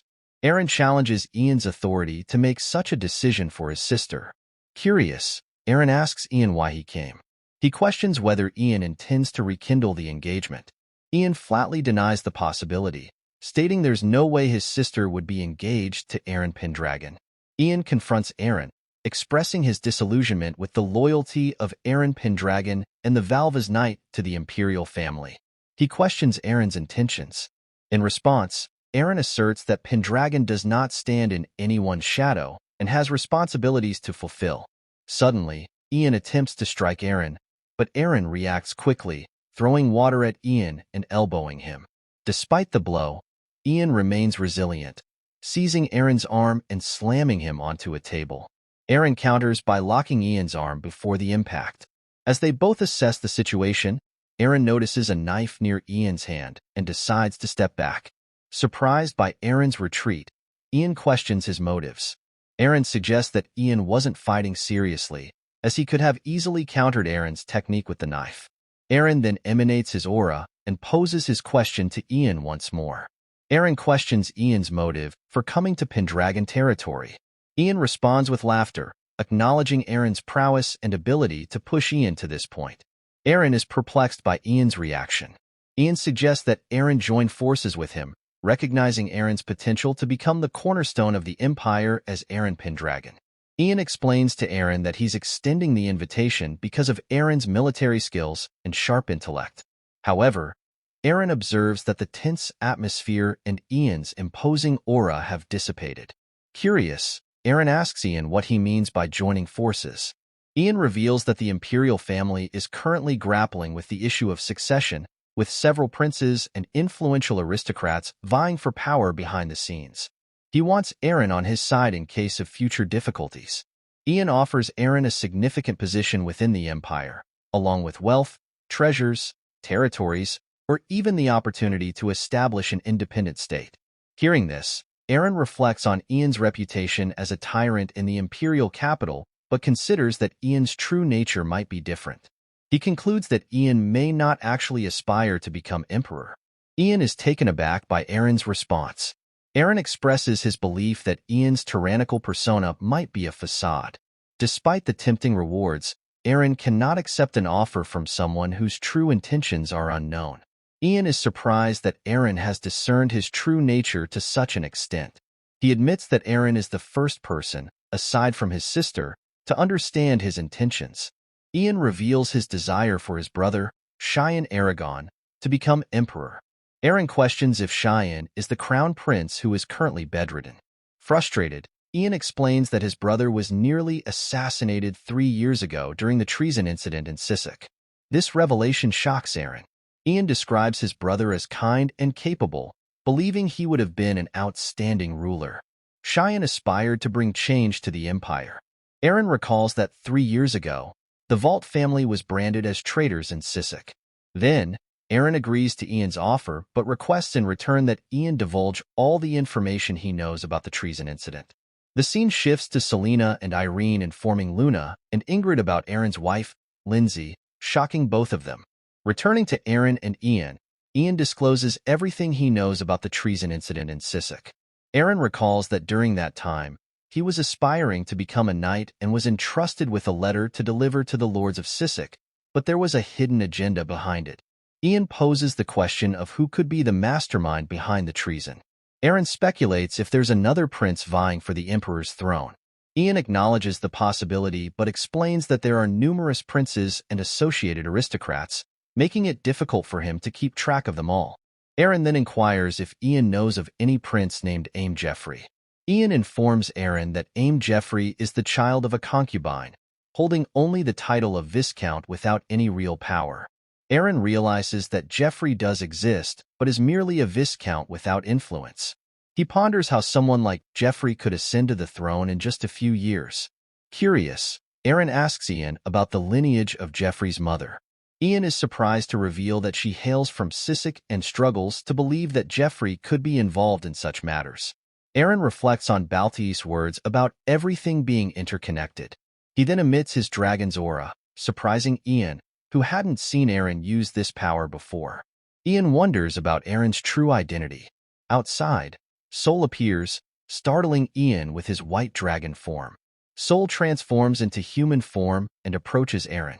Eren queries Sol about the situation, and Sol mentions sensing a powerful dragon aura. Ian, stunned by the sight of the white dragon in human form, smiles and decides to trust his instincts. Ian realizes that Eren is someone he can trust. Sol inquires if something is wrong, and Eren acknowledges that there have been some realizations. Eren proposes that Ian joins him and the others on their summer vacation. This surprises Ian. Eren explains that they will be traveling to the Silbul coast, near the outskirts of Sisek, where Eren plans to draw out their enemies. The scene unfolds in the bustling heart of Luz, the Empire's foremost commercial hub. Amidst the grandeur of the Chamber of Commerce and Industry, whispers permeate the air, weaving tales of intrigue and alliances. As the citizens of Luz gather, murmurs spread of the unexpected convergence of Pendragon House and the infamous Prince Ian, tyrant of the Imperial City, upon the nearby shores of Silbul Coast. Speculation runs rife as to the purpose behind their unusual alliance. In the midst of the fervent discussion, a man leans in to confide to his companion the overwhelming pace of life in Luz. He recounts rumors of the recent arrival of the absolute monarch of the south, the formidable sea dragon King Aranjus, whose majestic vessel docked in port mere days ago. His revelation elicits astonishment from his peers. With a knowing nod, the man elaborates on the potency of the sea dragon king's influence, particularly with the ferocious Viscula as its guardian dragon. It's whispered that Aranjus wields a power that rivals even that of the Emperor, making it a formidable military force. Meanwhile, a figure named Vincent reassures his workers, assuring them that amidst the gathering of nobles, opportunities for their business to thrive will abound. Amidst this backdrop of intrigue and commerce, we catch glimpses of Karuto, Killian, and Isla traversing the labyrinthine streets of the city.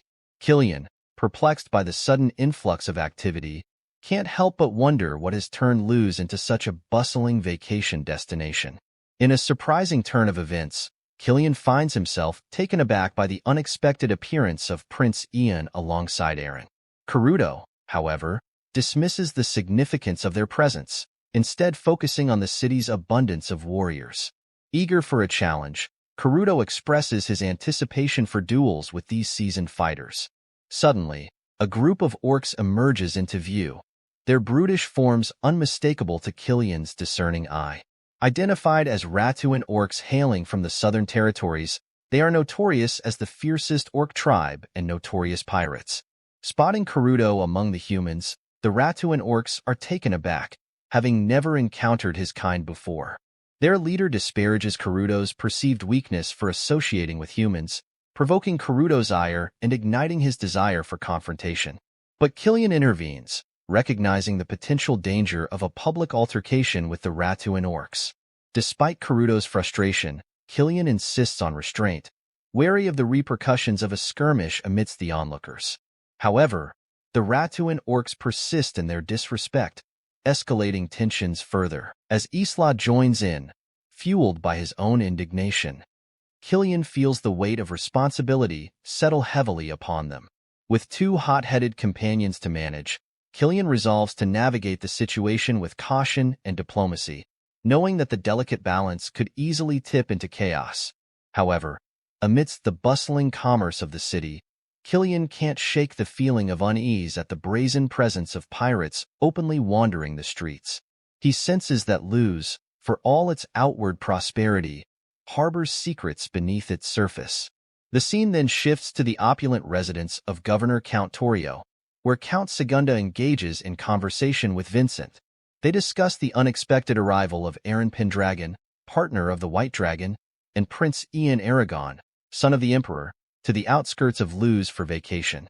Count Torio queries Vincent's thoughts on the matter, prompting Vincent to reveal that their visit extends beyond Luz to the Silbal coast of Sisek. Vincent speculates that Eren and Ian may be investigating the relationship between His Highness, Baron Allen, and Goffrey. If that's the case, Vincent suggests, Eren's involvement is likely tied to Ian's interests rather than any personal stake in Sisek affairs. Upon hearing Vincent's analysis, Count Torio concurs, acknowledging the absence of a direct connection between the Sisek affair and the Pendragon interests. He instructs Vincent to entrust the handling of this matter to a particular individual, the enigmatic figure who wields influence over both the pirates and the clandestine machinations of Luz, the Dark King. The scene transitions to the Pendragon residence, where Eren Pendragon sits in contemplation. Ian enters and joins him, and Eren wastes no time in divulging the true purpose behind their seemingly leisurely vacation, to unravel the mystery behind Cheyenne's assassination. Ian listens intently as Eren lays out his suspicions, mentioning the familial ties between Imperial Prince Jeffrey, Baroness Irlin, and Luz Governor Torio. Eren posits that if Governor Torio were indeed the mastermind, he would have made a move upon hearing of their presence in nearby Sisek, perhaps targeting Ian himself. Eren reassures Ian of his confidence in his resilience, knowing Ian to be a man of action rather than passivity. Ian, in turn, expresses his anticipation for the impending confrontation. As they strategize, Ian marvels at Eren's astuteness, pondering whether it's mere instinct or something deeper that drives him. Unbeknownst to Eren, Ian contemplates the depths of his partner's insight. The scene then shifts to a bustling restaurant in Luz. In a clandestine meeting, Vincent rendezvous with the Dragon King, their conversation shrouded in secrecy. The Dragon King inquires about the governor's directive, prompting Vincent to reveal the chilling order, to eliminate Eren and Ian. Upon hearing this, the Dragon King discerns Governor's deeper intentions, realizing his ambition extends to ensnaring the prince as well. Impressed by Vincent's composure and boldness, the Dragon King praises his demeanor, noting his fearlessness even in the presence of formidable beings like the Ratuan orcs and himself. The Dragon King expresses his admiration for strength, whether it resides in humans or orcs, relishing the prospect of a challenge. Vincent, undaunted, provides the Dragon King with pertinent details, including the upcoming invitation to the governor's residence in 3 days. With this information, the Dragon King exudes confidence, assured of his ability to dismantle Eren and Ian's plans. As their exchange continues, Vincent ventures a personal question, to which the Dragon King, intrigued, grants permission to ask. Vincent musters the courage to pose a question that has long lingered in his mind: whether the Dragon King is human. At the mere inquiry, the Dragon King's presence begins to radiate an overwhelming aura, stunning Vincent into silence. As Vincent reels from the sheer power emanating from the Dragon King, the enigmatic figure challenges him with a question of his own. Before Vincent can respond, he finds himself unexpectedly hoisted into the air, his world turned upside down. With a deft landing back on his feet, Vincent is astounded by his own agility, a feat that earns him praise from the Dragon King. In the wake of this display, the Dragon King turns his attention to the leader of the Ratuan orcs, issuing commands with a sense of anticipation. He reveals to the orc leader the prospect of facing a rare breed of orc in combat, igniting excitement within the ranks. With confidence, the Dragon King assures the orc leader that he will handle Eren Pendragon and Ian. Vincent, witnessing this display of power and authority, is struck by a realization. He is in the presence of a true monster. For the Dragon King is none other than Tolio Arangis, the second son of the head of one of the Empire's 5 great dukedoms. See Dragon King Arangis, a figure known as the King in the Shadows of Luz. A new day dawns upon Luz, heralding the arrival of an invitation from Governor Count Torio to a grand ball. Killian shares the news with the group, sparking excitement among them. Eren recognizes this as their long-awaited opportunity, while Ian silently acquiesces to Eren's plan, though harboring his own reservations. Meanwhile, Selena, Eren's mother, can't shake her unease at the mention of Count Torio's ball. Sensing her apprehension, Eren reassures her and insists she remain at the Pendragon residence for her safety. Selena, grateful for her son's concern, acquiesces and thanks him warmly. Eren then entrusts Duchess Selena to Sol, who promises to look after her.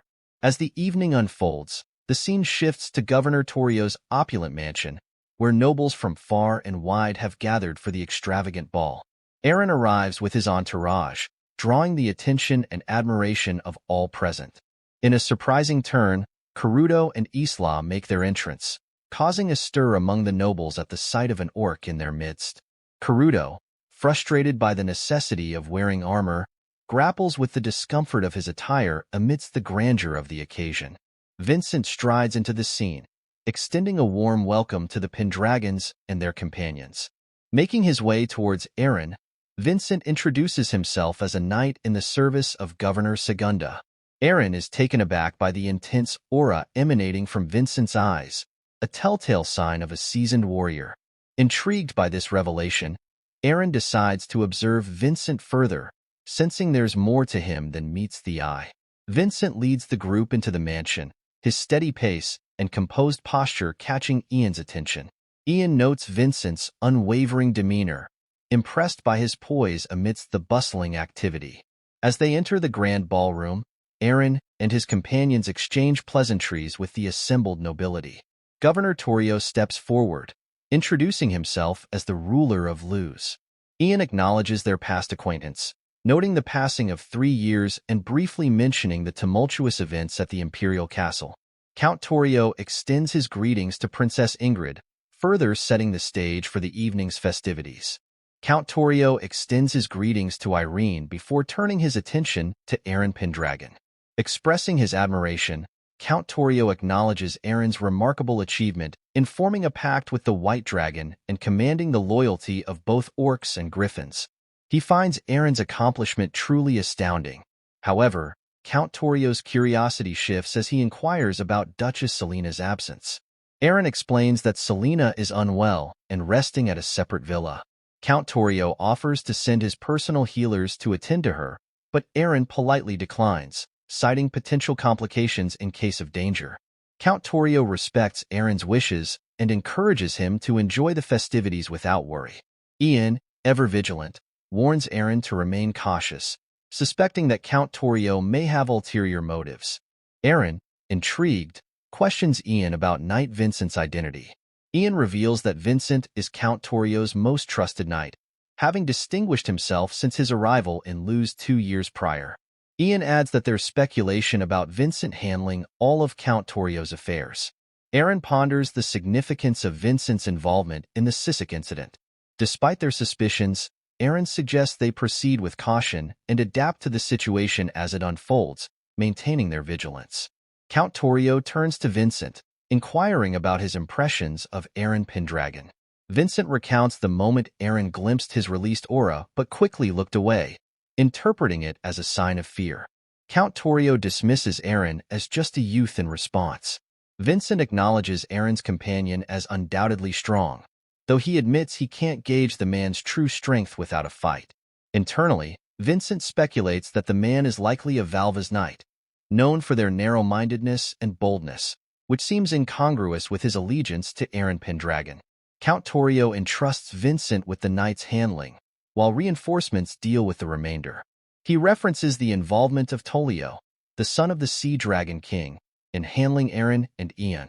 Count Torio reminds Vincent of their previous encounter with Tolio.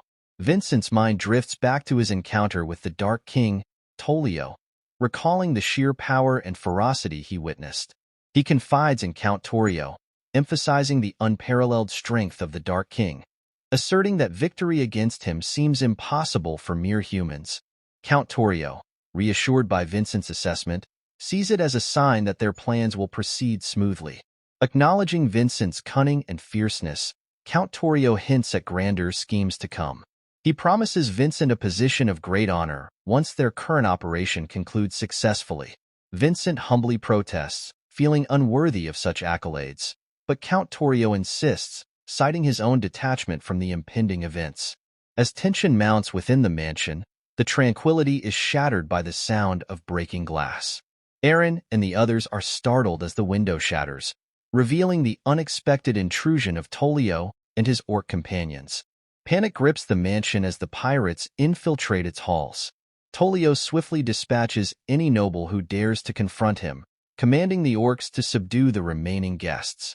Observing Tolio's actions, Vincent assures Count Torio that Tolio's ruthless efficiency will divert suspicion away from them. With a nod of agreement, Vincent prepares to execute his own part of the plan. Meanwhile, Luna, Irene, Lindsay, and Ingrid scramble up the stairs, only to find Tolio blocking their path like an ominous wall. The sight of the imposing figure leaves them stunned. Tolio locks eyes with Luna, declaring his intent to eliminate her first. But before he can strike, Eren steps forward, intercepting Tolio's blow with his sword. Relief washes over Lindsay and Irene as they witness Eren's intervention. Eren inquires after Luna's well-being, to which Luna responds with gratitude for his protection. Tolio, observing Eren's bold move, realizes that Eren Pendragon has taken the bait and exposed himself, playing right into their hands. At the foot of the staircase, Ian stands resolute, confronting Tolio head-on. With unwavering determination, Ian challenges Tolio's assumption that he only faces one opponent. Tolio's shock intensifies as Karuto and Isla step forward, ready to join the fray. Surprised by the unexpected show of solidarity, Tolio realizes that he's fallen into their trap. Despite the odds stacked against him, Tolio breaks into laughter, his confidence unshaken. Asserting his dominance, Tolio scoffs at the notion of facing multiple opponents, confident in his unrivaled strength and skill. Tolio, feeling the weight of 4 adversaries pressing down on him, calmly assesses the situation. He confides in Eren that the group is a tad cumbersome, prompting him to strategize. With a surge of mana coursing through him, he clenches his fists tightly and delivers a decisive blow to the very foundation beneath them. The stairs shatter, sending Eren tumbling into an unexpected separation from Ian. Meanwhile, as Isla and Karuto find themselves abruptly deposited onto the mansion's ground floor, Karuto bitterly notes Tolio's manipulation. Their disquiet is soon eclipsed by the ominous arrival of the Ratuan orcs. Karuto recognizes the menacing figures from a prior encounter at the market. Fueled by indignation, he vows to personally vanquish the orcs. With steely determination, both Isla and Karuto launch into a preemptive strike against their assailants. Returning to the upper level, Tolio stands tall, facing Ian with an air of calculated resolve. He assures Ian of his imminent attention before addressing the broader conflict below. Yet, Ian, undaunted by Tolio's display of power, offers a sobering reminder that strength alone does not guarantee victory in the heat of battle. Observing the intense exchange, Irene's concern for Prince Ian's well-being flickered momentarily across her features. Princess Ingrid, however, sought to assuage her worry with a reassurance born of familiarity. She reminded Irene of Ian's renowned prowess, revered throughout the imperial capital for his unmatched technique. Ingrid's confidence was unwavering. She had never witnessed Ian falter in combat. Ian wasted no time in demonstrating his mettle, launching a relentless strike against Tolio. Each strike carried the weight of his determination, yet Tolio met his onslaught with formidable defense. Irene and Ingrid watched in astonishment as Ian's swordsmanship unfolded before them, a display of skill that surpassed their expectations. Meanwhile, Eren's thoughts diverged from the prevailing optimism. Doubt crept into his mind, convinced that Ian was outmatched against Tolio's prowess. Amidst the clash of steel, Ian found himself in a peculiar state of detachment. He perceived Tolio's actions as mere parries, yet a sudden realization struck when Tolio pinpointed Ian's blade, rendering it immobile. Shock rippled through Irene and Ingrid as they witnessed Ian's predicament.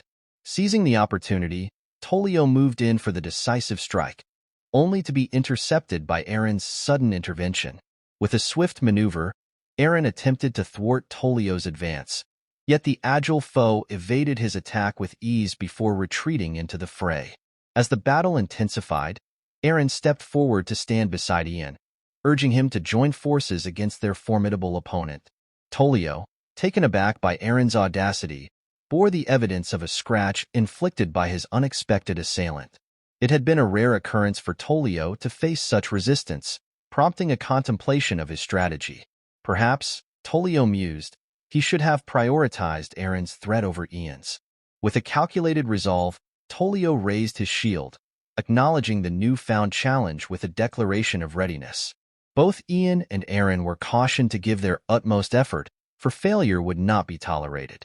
Tolio's ultimatum hung heavy in the air, a stark reminder of the stakes involved, including the safety of Irene and Ingrid. Meanwhile, on the lower level, Isla engaged in his own skirmish, swiftly dispatching a Ratuan orc before rushing to aid Eren on the second floor. However, his progress was impeded by the sudden appearance of a masked assailant. With a skillful grace, Isla evaded the masked man's initial strike, retaliating with a lightning-fast counterattack that disarmed his assailant. The masked knight, astonished by Isla's prowess, found himself at a loss in the face of his formidable strength. In the charged atmosphere, Isla's sharp perception cut through the veil of anonymity surrounding his masked opponent. Vincent, taken aback by Isla's swift recognition, was astonished that Isla could discern his identity with a mere glance. Isla's assertion revealed the keen memory of a Valva's knight, attuned to the unique aura of warriors encountered in the past. Vincent's initial shock transformed into a steely resolve as he accepted Isla's challenge. With a newfound sense of purpose, he invited Isla to engage in a serious bout, eager to settle their unresolved conflict. Without hesitation, Vincent launched himself forward, his blade meeting Isla's in a clash that reverberated with determination and intensity. Returning to the second floor, Ian confides in Eren, sharing his strategy to find a vulnerability in Tolio's defense. With conviction, Ian entrusts Eren with the crucial task of seizing the opportune moment. Eren, taken aback by Ian's unexpected proposal, remarks on the rarity of such humility from the typically confident prince. Nevertheless, Ian stands firm, recognizing Eren's superior strength and skill, evident even in their brief encounter with Tolio. Grateful for Ian's trust, Eren responds with a request for Ian's safety. Ian dismisses the concern, urging Eren to concentrate on the impending battle. Together, they charge towards Tolio, their synchronized movements a testament to their determination and unity. Meanwhile, Karuto finds himself occupied with the Ratuan orcs on the first floor, while Isla engages in a fierce duel with Vincent on the stairs. With their focus elsewhere, they remain unable to provide aid to Eren on the second floor. As Isla launches an attack against Vincent, the masked man showcases impressive agility, evading Isla's strike. In a swift countermove, Vincent retaliates with equal intensity. As tension mounted, Isla swiftly sidestepped Vincent's strike by dropping low to the ground. Capitalizing on the moment, Isla launched a counterattack from the crouched position. Yet, with astonishing agility, Vincent leaped into the air, narrowly avoiding Isla's strike and landing gracefully on the stairs. With a confident gaze, Vincent vowed not to allow Isla to proceed to the second floor. Meanwhile, on the second floor, Eren intercepted Tolio's strike with his swords. Sensing an opening, Ian moved to engage Tolio, but his strike was deflected by Tolio's shield. Now facing both Ian and Eren, Tolio taunted Eren, suggesting that their combined efforts were insufficient. Undeterred, Ian and Eren pressed forward, launching a coordinated attack. However, to their astonishment, Tolio effortlessly evaded their strikes, showcasing remarkable agility despite his imposing stature. Ian noted Tolio's surprising speed, recognizing the formidable challenge they faced. As Tolio moved to strike from behind Ian attempted to block the attack, but his sword shattered upon impact. With a smirk, Tolio declared Ian the first to fall. Turning his attention to Eren, Tolio prepared to face the next challenger. In a swift move, Ian seizes Tolio's arm, halting his impending strike towards Eren. With urgency in his voice, Ian commands Eren to capitalize on the opening. Eren, recognizing the opportunity, moves in to strike at Tolio. However, Tolio releases his sword and, with astonishing strength, hurls Ian into the air, inadvertently colliding with Eren mid-attack. Before Eren can react, Tolio swiftly strikes at his arm with his sword, sending Eren crashing into the wall. Ian, momentarily distracted by Eren's plight, finds himself vulnerable as Tolio swiftly strikes, sending him hurtling into a nearby table. Irene and Ingrid watch in shock as the two warriors are overpowered. From the stairs, Isla, witnessing Eren's downfall, is momentarily stunned. Vincent, seizing the opportunity, strikes at Isla, leaving a scratch on his face. With a stern tone, Vincent admonishes Isla for his distraction, igniting frustration within him. Meanwhile, on the second floor, Tolio relishes in his triumph, having successfully incapacitated both Eren and Ian. As Tolio looms menacingly, the women shrink back in fear, apprehensive of his formidable presence. However, to Tolio's surprise, Eren rises to his feet despite his injuries. Tolio is baffled by the resilience displayed by this mere mortal, doubting anyone's ability to withstand a direct blow from him. With a grave expression, Eren acknowledges Tolio's prowess in both skill and strength, conceding that Tolio appears to have no discernible weaknesses. Yet, with unwavering determination, Eren asserts that he has faced opponents of Tolio's caliber in the past. Tolio, intrigued, queries Eren about his claims, but Eren cryptically dismisses the notion, convinced that Tolio wouldn't comprehend the depths of his experiences. In his thoughts, Eren reflects on Tolio's strength, acknowledging it as formidable but ultimately pale in comparison to the adversary he once vanquished, the merciless Troll King, who had terrorized countless lives. Eren reminisces about his previous life, where his victory over the Troll King bestowed upon him his current immortal form. Tolio, witnessing Eren's resilience despite his supposed injuries, is taken aback. The sight of Eren effortlessly moving his supposedly injured right arm only adds to Tolio's astonishment, leaving him questioning the true extent of Eren's capabilities. Meanwhile, Ingrid turns to Irene, questioning whether there's any truth to Eren's cryptic claims. Irene, shaking her head, assures Ingrid that such events have never transpired with her brother before. Lindsay suggests they may have misunderstood, but Luna senses a shift in Eren's demeanor, pondering over the possibility of something changing within him. Returning to the duel, Tolio jests with Eren, urging him not to try to appear impressive. With relentless determination, Tolio charges at Eren with full force. Yet, Eren evades Tolio's strike with astonishing agility, sidestepping the attack effortlessly. Tolio is taken aback by Eren's nimbleness, baffled by his ability to move so swiftly despite his apparent injuries. As Eren retaliates with a strike of his own, Tolio swiftly blocks the attack with his shield before pushing Eren back. Regaining his balance, Eren is startled to find Tolio steadily advancing towards him. Unable to discern the position of Tolio's sword, hidden behind his shield, Eren prepares for an incoming strike. Anticipating Tolio's move, Eren predicts the attack from the front and swiftly dodges, narrowly avoiding Tolio's blade. Tolio launches a flurry of strikes at Eren, but to his astonishment, Eren effortlessly dodges each one. Tolio, taken aback by Eren's agility, is left bewildered by his opponent's prowess. Undeterred, Eren reminds Tolio of his earlier claim, that he has faced and defeated adversaries of Tolio's caliber in the past. In Eren's mind, he ponders the seamless coordination between Tolio's shield and sword, recognizing it as the hallmark technique of the Ratuan swordsmanship.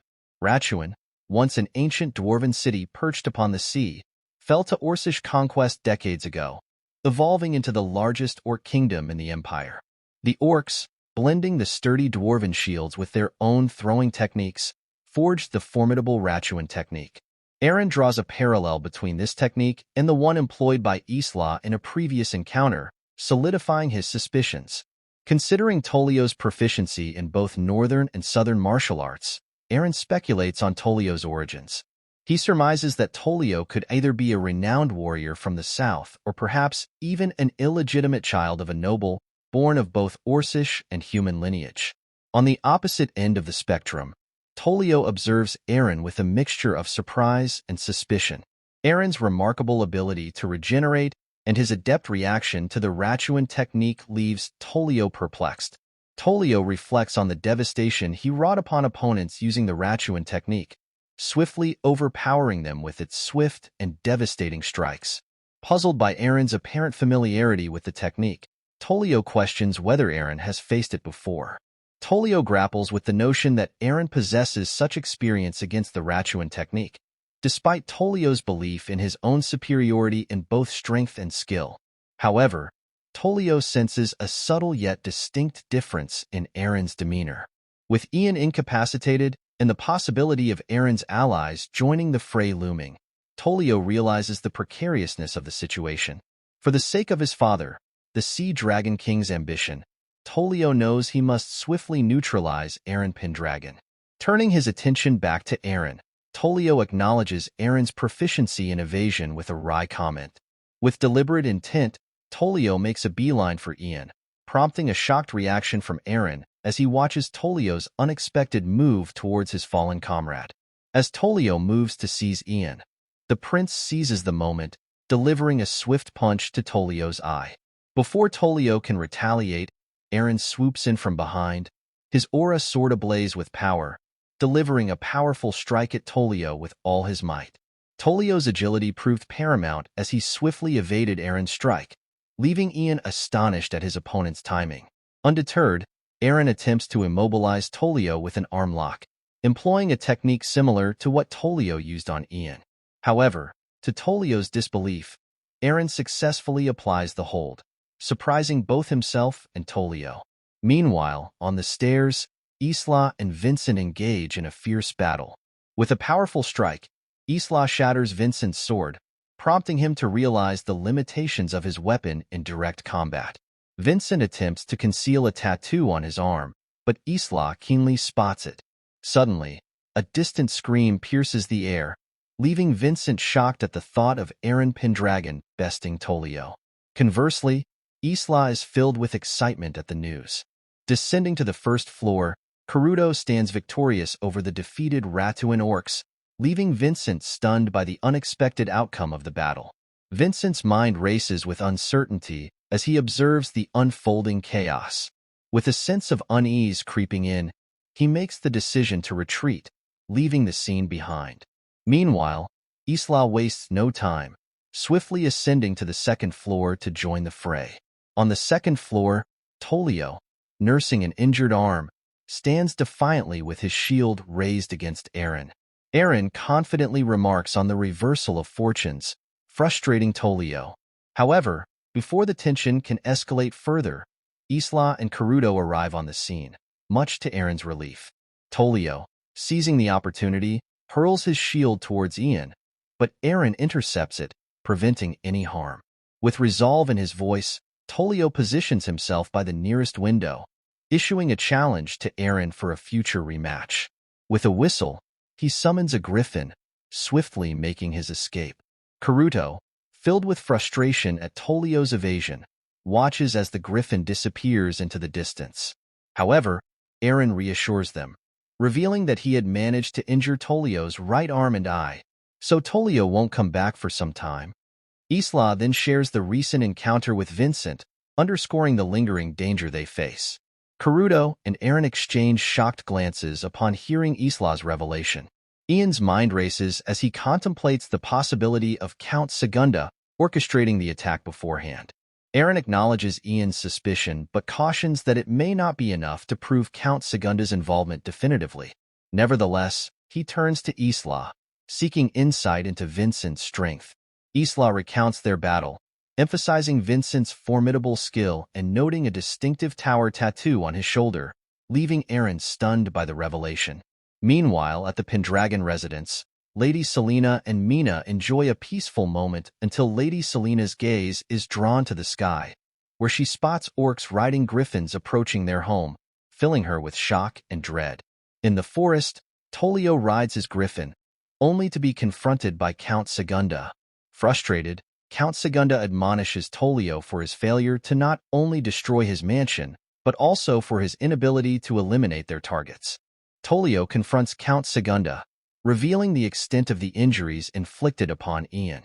With a calculated demeanor, Tolio announces his intention to utilize the witch doctor he brought from the south to complete their sinister plan.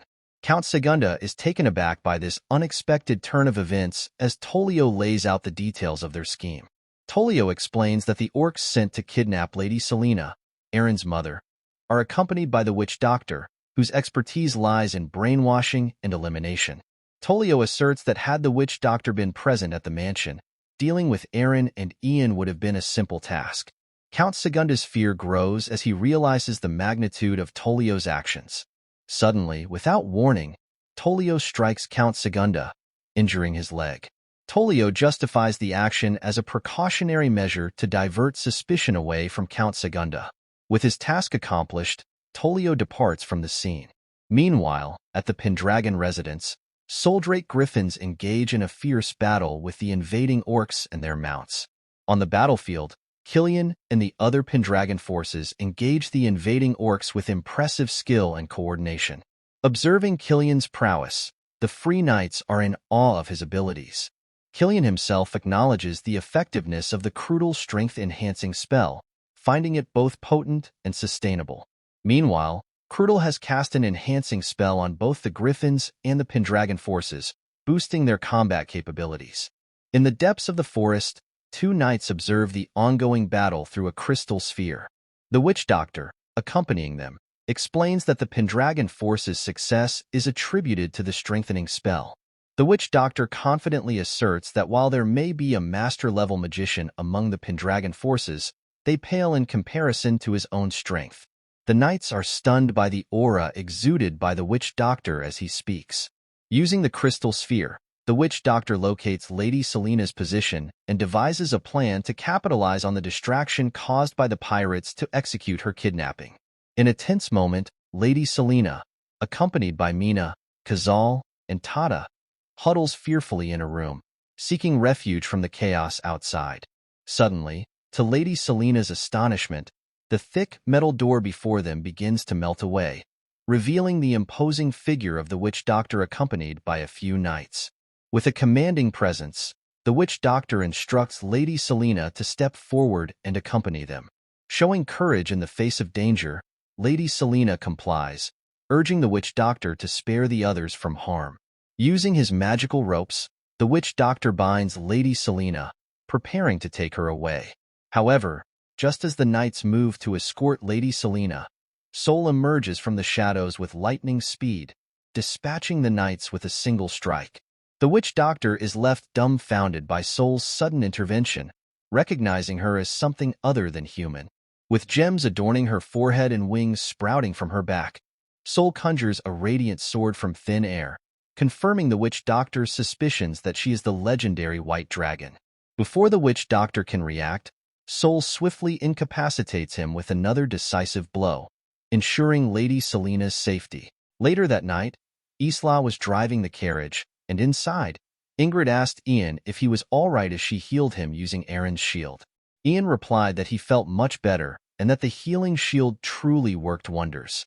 Ian then asked Eren about his condition, noting that despite being beaten to a pulp by the monster Tolio, Eren had still managed to stand up and fight immediately. Eren explained that it was the power of the White Dragon. Hearing this, Ian remarked that he needed to thank the White Dragon. Meanwhile, Luna wondered if that was really the case.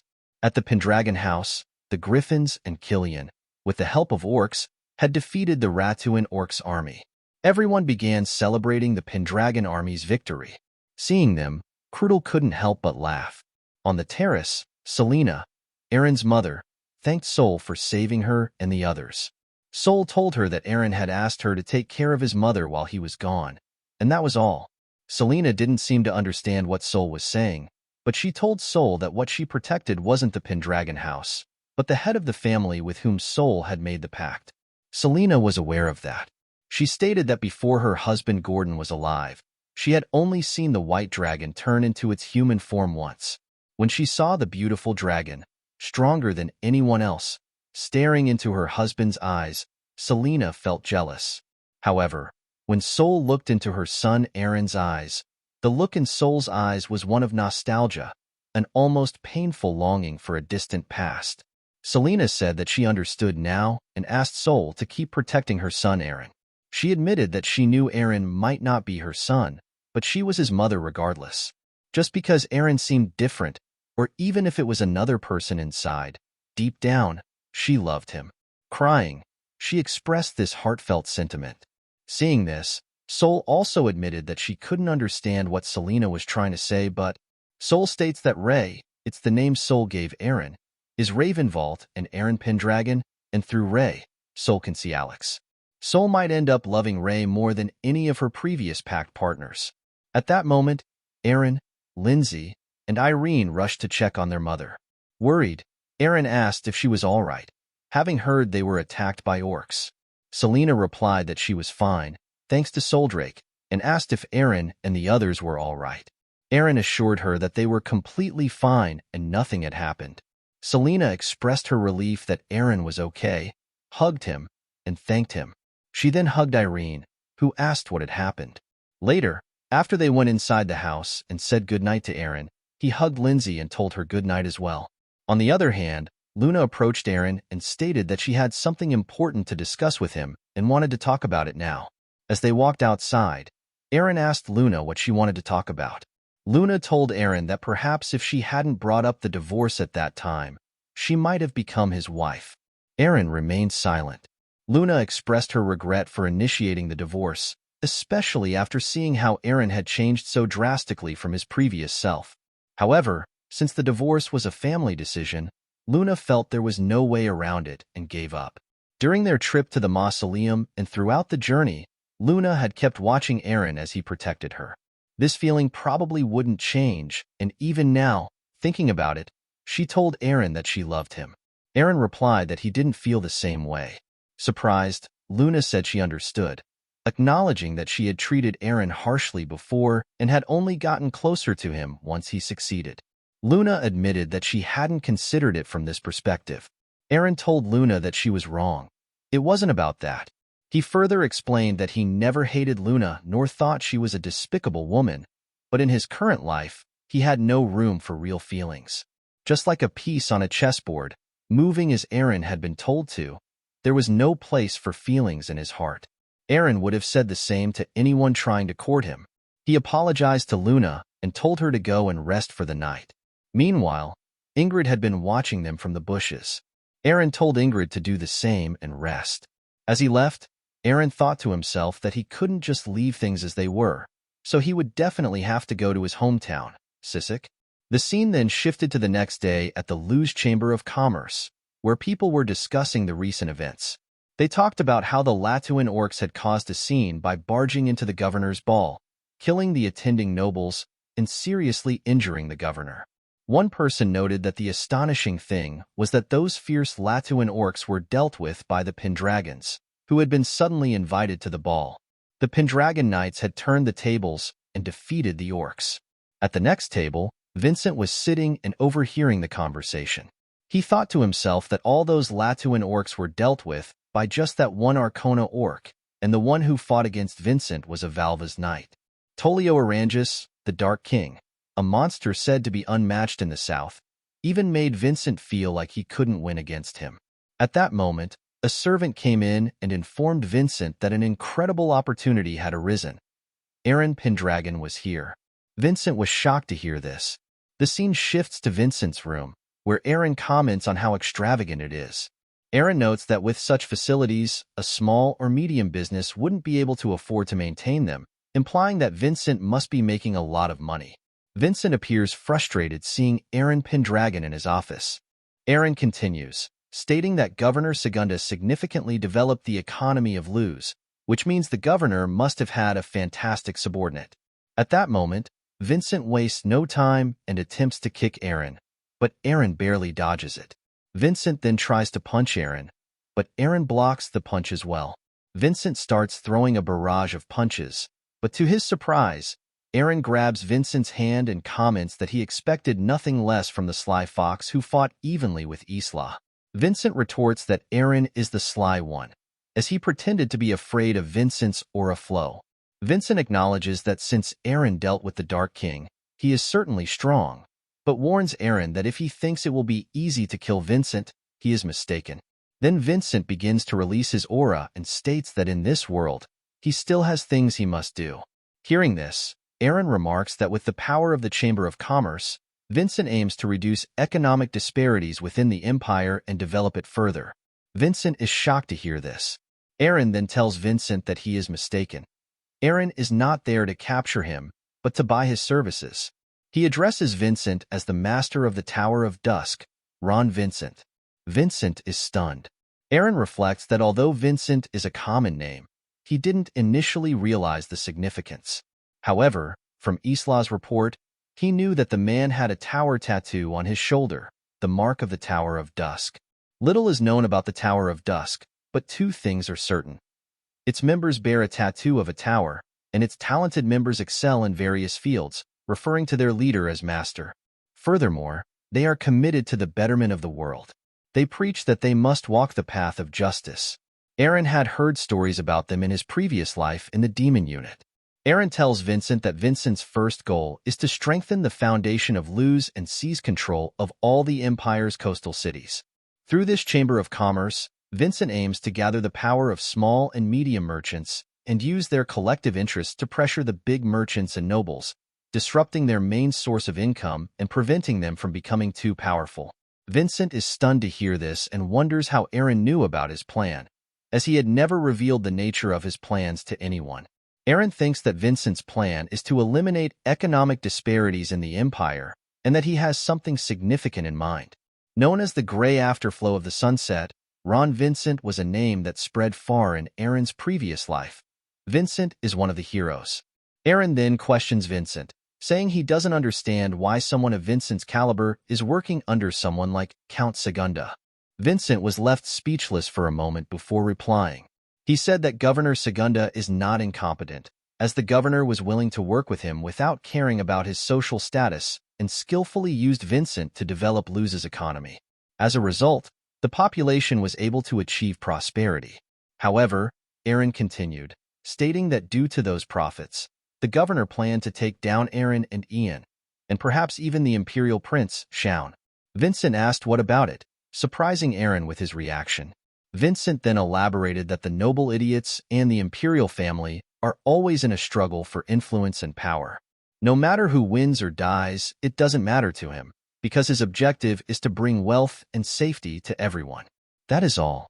Besides, all nobles are more or less like Count Segunda. With a smile, Eren asked if he, Eren Pendragon, was also like Segunda. Vincent replied that he still didn't know. Eren then invited Vincent to come to the Pendragon territory and find out. Eren offered to treat Vincent as a house guest, allowing him to make his own judgment. If Vincent believed it was in the best interest of the people, he could attempt to cut off the Pendragon's income or even try to kill Eren. He was free to do as he pleased. Vincent pondered for a moment before replying. He asked if, should Eren take him as an ally and if Eren intended to expose all of Count Segunda's schemes, that was what Eren was counting on. Eren confirmed that was indeed part of his plan. Vincent agreed to cooperate with Eren and stated that he would try to do so. Eren expressed that he looked forward to it. The scene shifts to later that night at the house, where Eren asks Ian if his injuries are all right now. Ian replies that he is fine, attributing his recovery to the healing shield. He reflects on the harrowing adventure and mentions that Ingrid will be scarred for life. Ian then tells Eren that he will never allow Eren to have his sister. Eren responds that if that is their decision, so be it, and he will leave the matter to Ian. Ian asks if they will go to Sisek now. Eren explains that they need to continue their investigations and will bring Isla and Sol along this time. Ian questions whether 3 people will be sufficient, given that they do not know what their enemies are planning. Eren reassures Ian that he has seen the strength of both Eren and Isla at the governor's mansion, and that the last one is even stronger than both of them. Ian smiles and notes that Sol is, after all, a dragon in human form. He then asks Eren what kind of monster they faced at the governor's mansion, the leader of the pirates. Ian further states that while fighting both opponents simultaneously, Tolio did not fall behind, clearly indicating that Tolio was not an ordinary human. Eren replies that Tolio was probably a half-orc and was also well-versed in southern fighting techniques.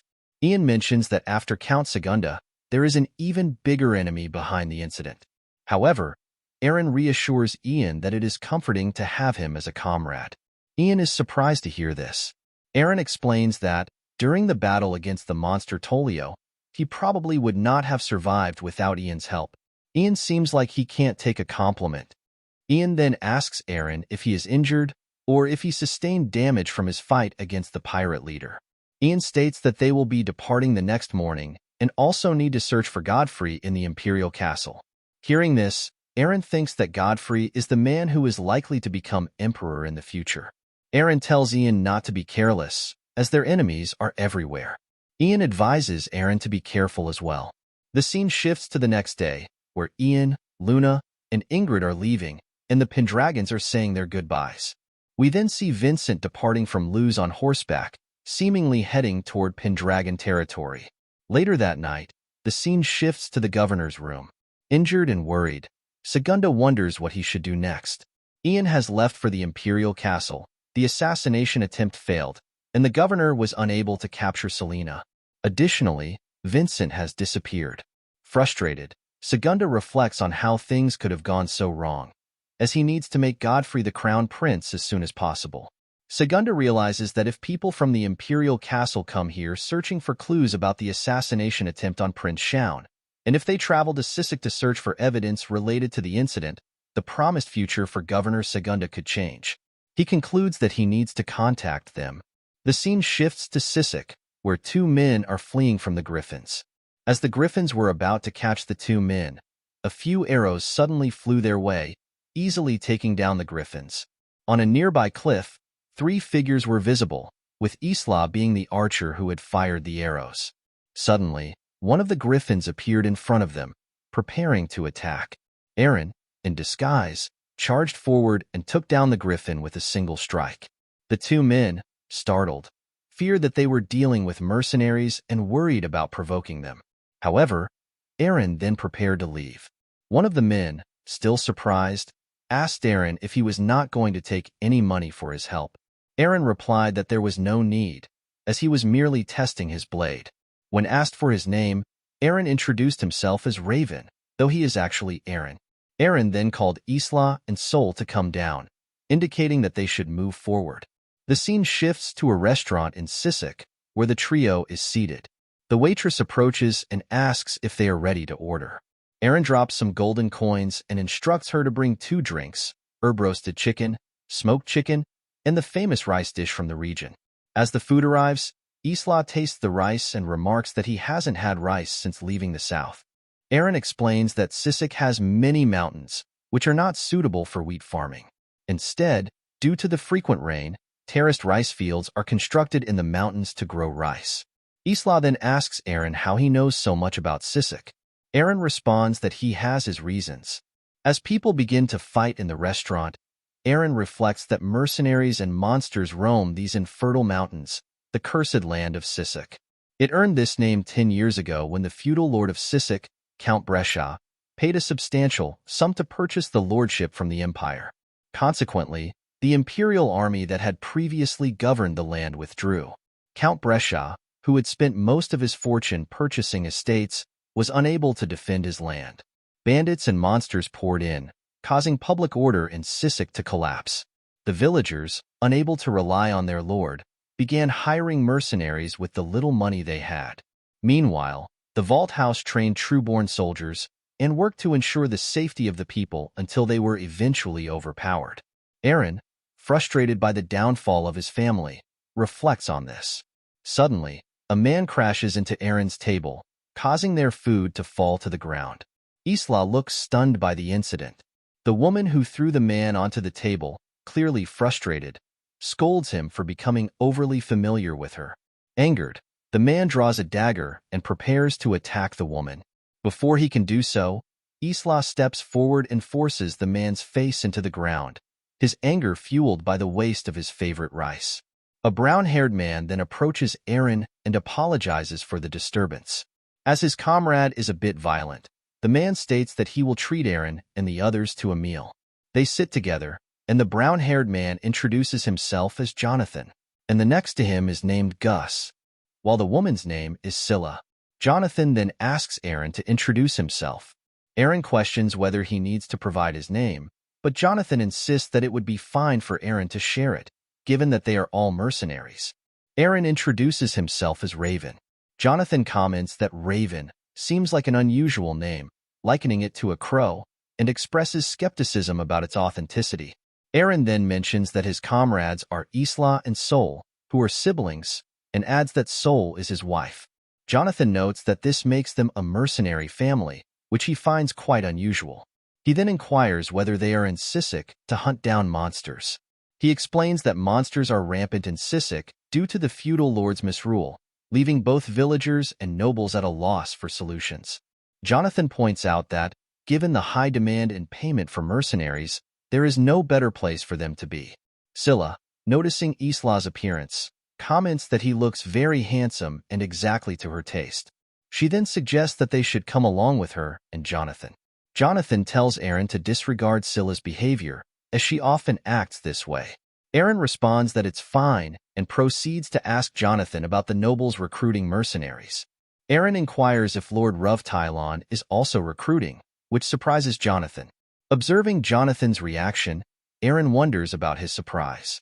Jonathan confirms that indeed, he and his comrades were actually planning to go to Tylon's mansion, as Tylon is known to offer good pay.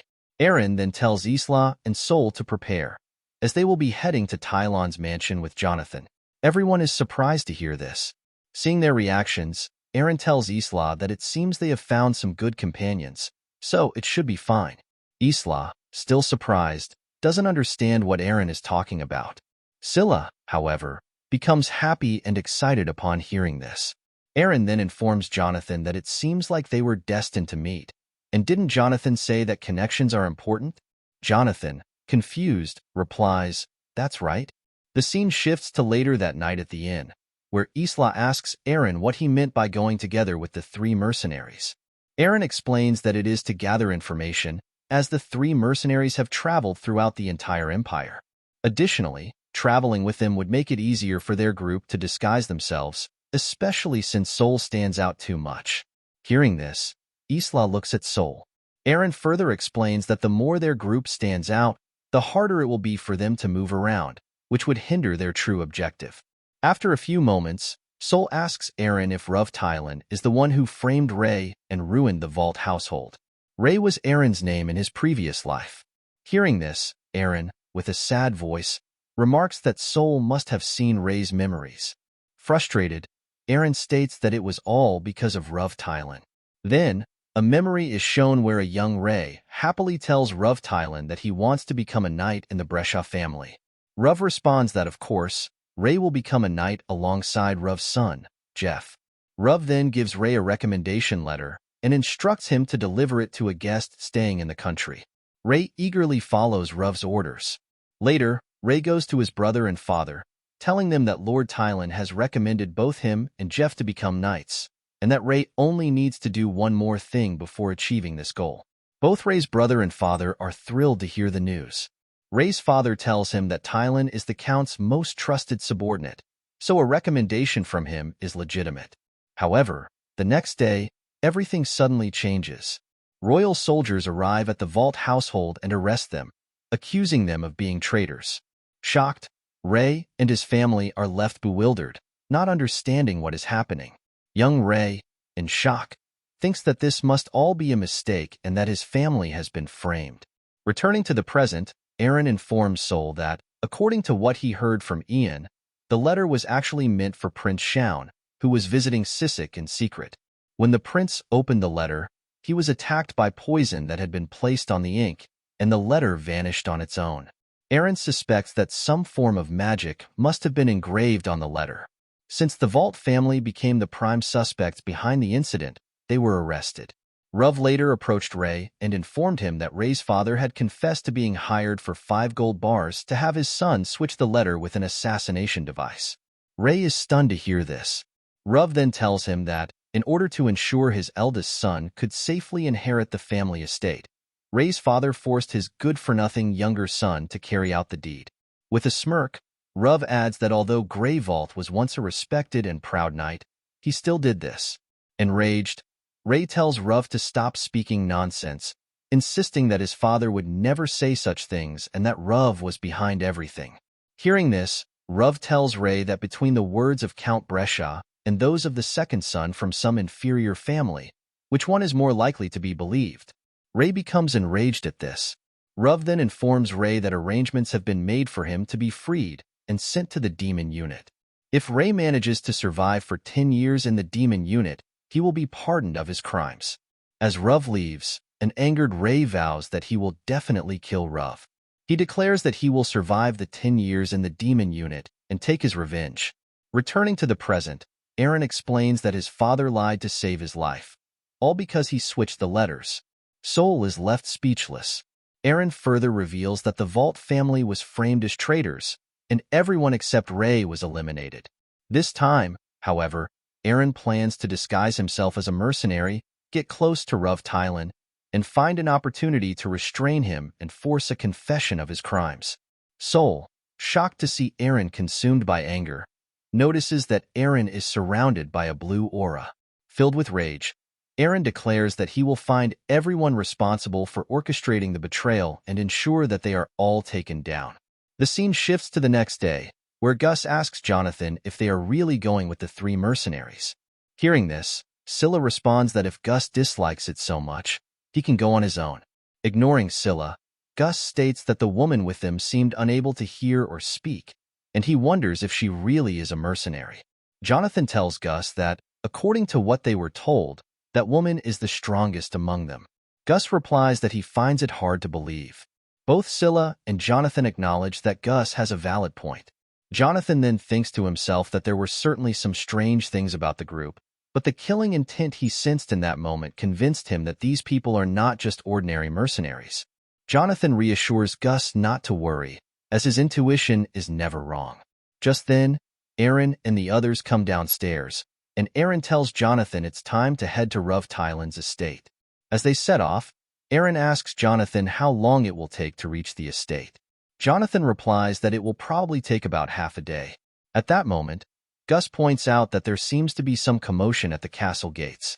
A carriage is seen arriving with guards, and one of them commands everyone to bow as the young lady of the Brescia family approaches. As they move forward, Gus remarks that he has heard rumors about the Count's daughter having an unpleasant personality, but he never expected it to be true. Jonathan, being the leader, says they should avoid these troublesome people and instructs everyone to move away. However, to their surprise, Eren is already standing in front of the carriage. Shocked, Jonathan tells Eren to stop and come back, but Eren, upon seeing the Brescia family flag, is consumed with rage, as it was the Brescia family who framed the Valt family. Eren begins to emit his dragon aura, preparing to attack the carriage. At that moment, Sol steps forward and stops Eren, calming him down.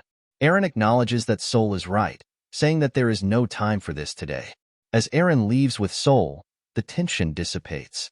Sophia calls out to Eren, demanding that he stop, displeased by the way he was glaring at her. She orders Eren to bow down immediately. Seeing this, Gus remarks that they weren't fast enough to avoid trouble. The knight captain cautions Sophia not to act recklessly, but she ignores him and commands the knights to capture Eren and force him to bow. As the soldiers charge at Eren, Isla swiftly steps in and takes down all 3 soldiers with a single strike. Everyone is shocked by how easily Isla defeated them. Isla then states that if the knights want to lay a hand on Eren, they will have to get past him first. As he prepares to confront the knights, a shocked and frightened Sophia asks what Isla means, reminding her that she is the daughter of the Count. With a calm demeanor, Isla replies that he couldn't care less about Sophia's lineage. Frustrated, Sophia glares at Isla. Eren tries to stop Isla, but it's too late. Isla charges forward and attempts to strike Sophia's carriage. Just then, the knight captain intervenes, blocking Isla's attack with his sword. Eren and Sol are both surprised to witness this. The knight captain apologizes to Isla and acknowledges him as a Valva's cavalier. Sophia, confused, doesn't understand what is happening. The knight captain explains that Valva's knights hail from the far south, from a land of chaos called Valvas. These knights possess incredible strength and will take down anyone who threatens their masters, whether they are nobles or royalty. Shocked, Sophia listens as the knight captain tells her that she has much to learn about the world and should not be overly conceited about her lineage. The knight captain then turns to Isla, remarking that his skills are impressive, and asks for his name. Isla replies that he has no intention of revealing his name. Hearing this, the knight captain can't help but smile. As the carriage departs, Sophia angrily shouts that she will inform her father about the incident. Meanwhile, Eren recognizes the knight captain, Fillmore. Eren recalls Fillmore as a fierce warrior and remembers, as a child, wanting to be just like him. Eren is surprised that Fillmore was able to block Isla's strike. Eren reflects that it's a shame Commander Fillmore has to serve under Count Brescia. As Eren and the others continue their journey, Jonathan and Scylla are both pleased and surprised to learn that Isla is a knight from Valvas. Scylla excitedly asks Isla to teach her the throwing technique Isla had just used. Meanwhile, Gus thinks to himself that since Isla is a Valvas knight, it means he wouldn't follow someone weaker than himself, implying that Eren is even stronger than Isla. With a smile, Gus tells Jonathan that it seems his intuition was right after all. Jonathan replies confidently that he knew it. Just then, Scylla points ahead and says she can now see Ruvtylan's estate. The scene transitions to Ruvtylan's palace, where Eren and his companions meet with Ruvtylan. Ruv inquires if they all intend to work as mercenaries under his command. Jonathan responds affirmatively, adding that they are skilled in the art of combat. Scylla interjects, stating that as long as they are paid for defeating their enemies, that's all that matters. Gus further clarifies that their loyalty does not lie with Ruv. Hearing this, Ruv comments on their apparent confidence, acknowledging their skills based on the way they speak. He also notes the presence of the 3 individuals standing behind Jonathan.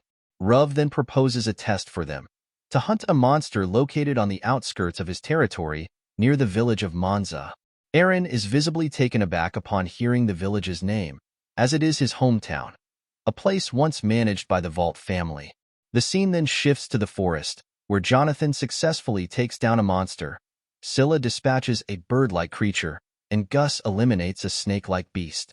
Their remarkable strength leaves the soldiers observing them in awe. Meanwhile, Isla faces a massive monster and effortlessly takes it down with a single strike of his spear. Suddenly, a bear-like monster attacks Isla from behind, but before it can land a blow, Eren intervenes and swiftly slays the creature. The soldiers accompanying them are left stunned by this display of skill. Elsewhere, Sol single-handedly defeats a dozen monsters. Later, the group gathers to eat, and Scylla remarks on the astonished expressions of the soldiers, who were left speechless by the group's strength. Jonathan adds that Sol, Isla, and Eren did most of the heavy lifting and notes how surprising it is to see Sol's incredible power. Gus chimes in, confidently stating that their performance will undoubtedly secure them a position. Jonathan then tells Eren that he's glad they joined his group, but Eren appears unusually quiet and doesn't respond. Concerned, Jonathan asks what's on Eren's mind. Eren replies that it's nothing but mentions noticing something peculiar about the villagers. He wonders aloud if the farmers in the village were truly as impoverished as they seemed. Jonathan informs Eren that those people aren't actually farmers. Both Eren and Isla are confused by his statement, prompting Jonathan to explain further. He reveals that these farmers have neither wealth nor freedom. They are essentially slaves. Eren and Isla are shocked to hear this. Gus adds that much of Sisek operates this way. When the nobles of the Brescia household purchased the territory, they squandered half of their fortune. To recover their losses, they imposed heavy taxes, but when that failed, they resorted to implementing a slave-based class system. Everything beyond what these farmers consume for survival is taken from them. Gus laments that the greedy nobles, blinded by their avarice, caused this injustice. Scylla cautions Gus to lower his voice, warning that soldiers might overhear their conversation. Gus, however, assures her that they're out of earshot. Both Eren and Isla grow visibly angry upon hearing about this system. Eren reflects that it wasn't like this before, not when his father and the Valt household were in charge. At that moment, it begins to rain. Eren suddenly stands and starts walking into the downpour. Surprised, Jonathan asks where Eren is going in this weather. Eren tells the group to leave him alone for a while. Hearing this, both Isla and Sol grow concerned. Eren walks off and eventually reaches the Valt household, now in ruins. As he gazes at the broken-down structure, Sol suddenly appears and remarks that this is the Valt household, the place where Eren was raised. Startled by her voice, Eren turns and asks why she followed him, reminding her that he wanted to be alone. Sol replies that she was worried about him and notes that ever since they arrived in Sisek, Eren has been acting strangely. She adds that they are bound by a soul contract, or is she mistaken? Eren remains silent and walks toward the graves in front of the Valt household. Sol cautiously asks if those are the graves of his family members.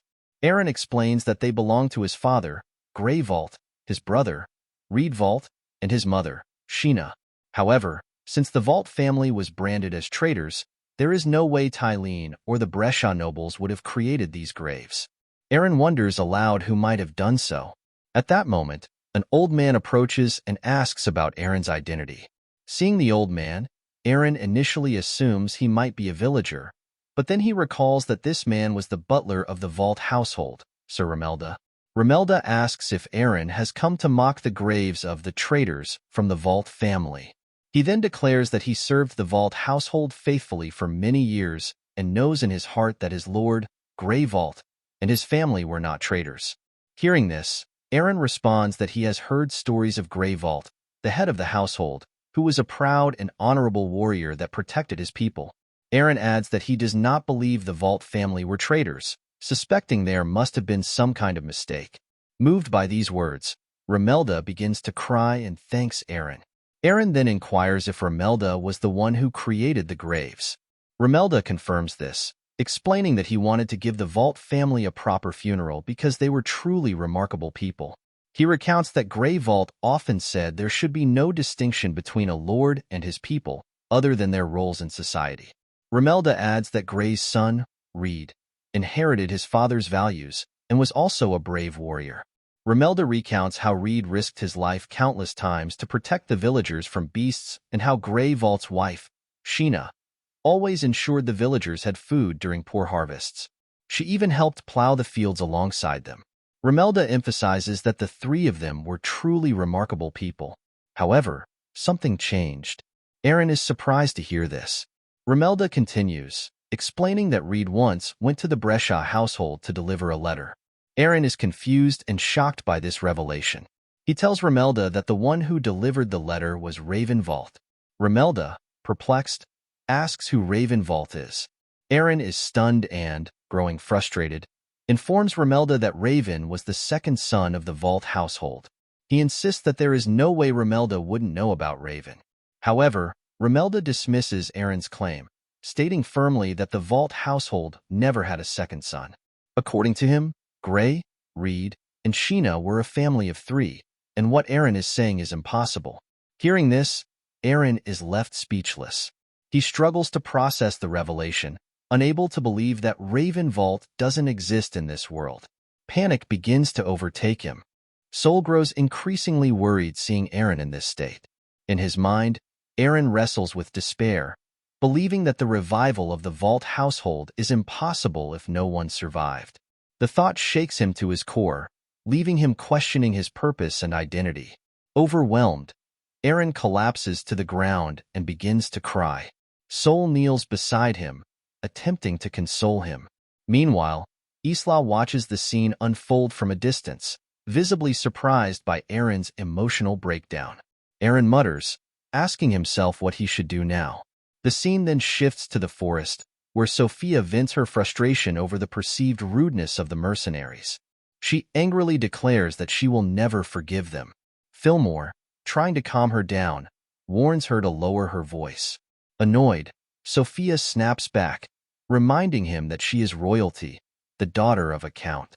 At that moment, Balti, observing from a nearby cliff, smugly remarks that he has found the stupid noble.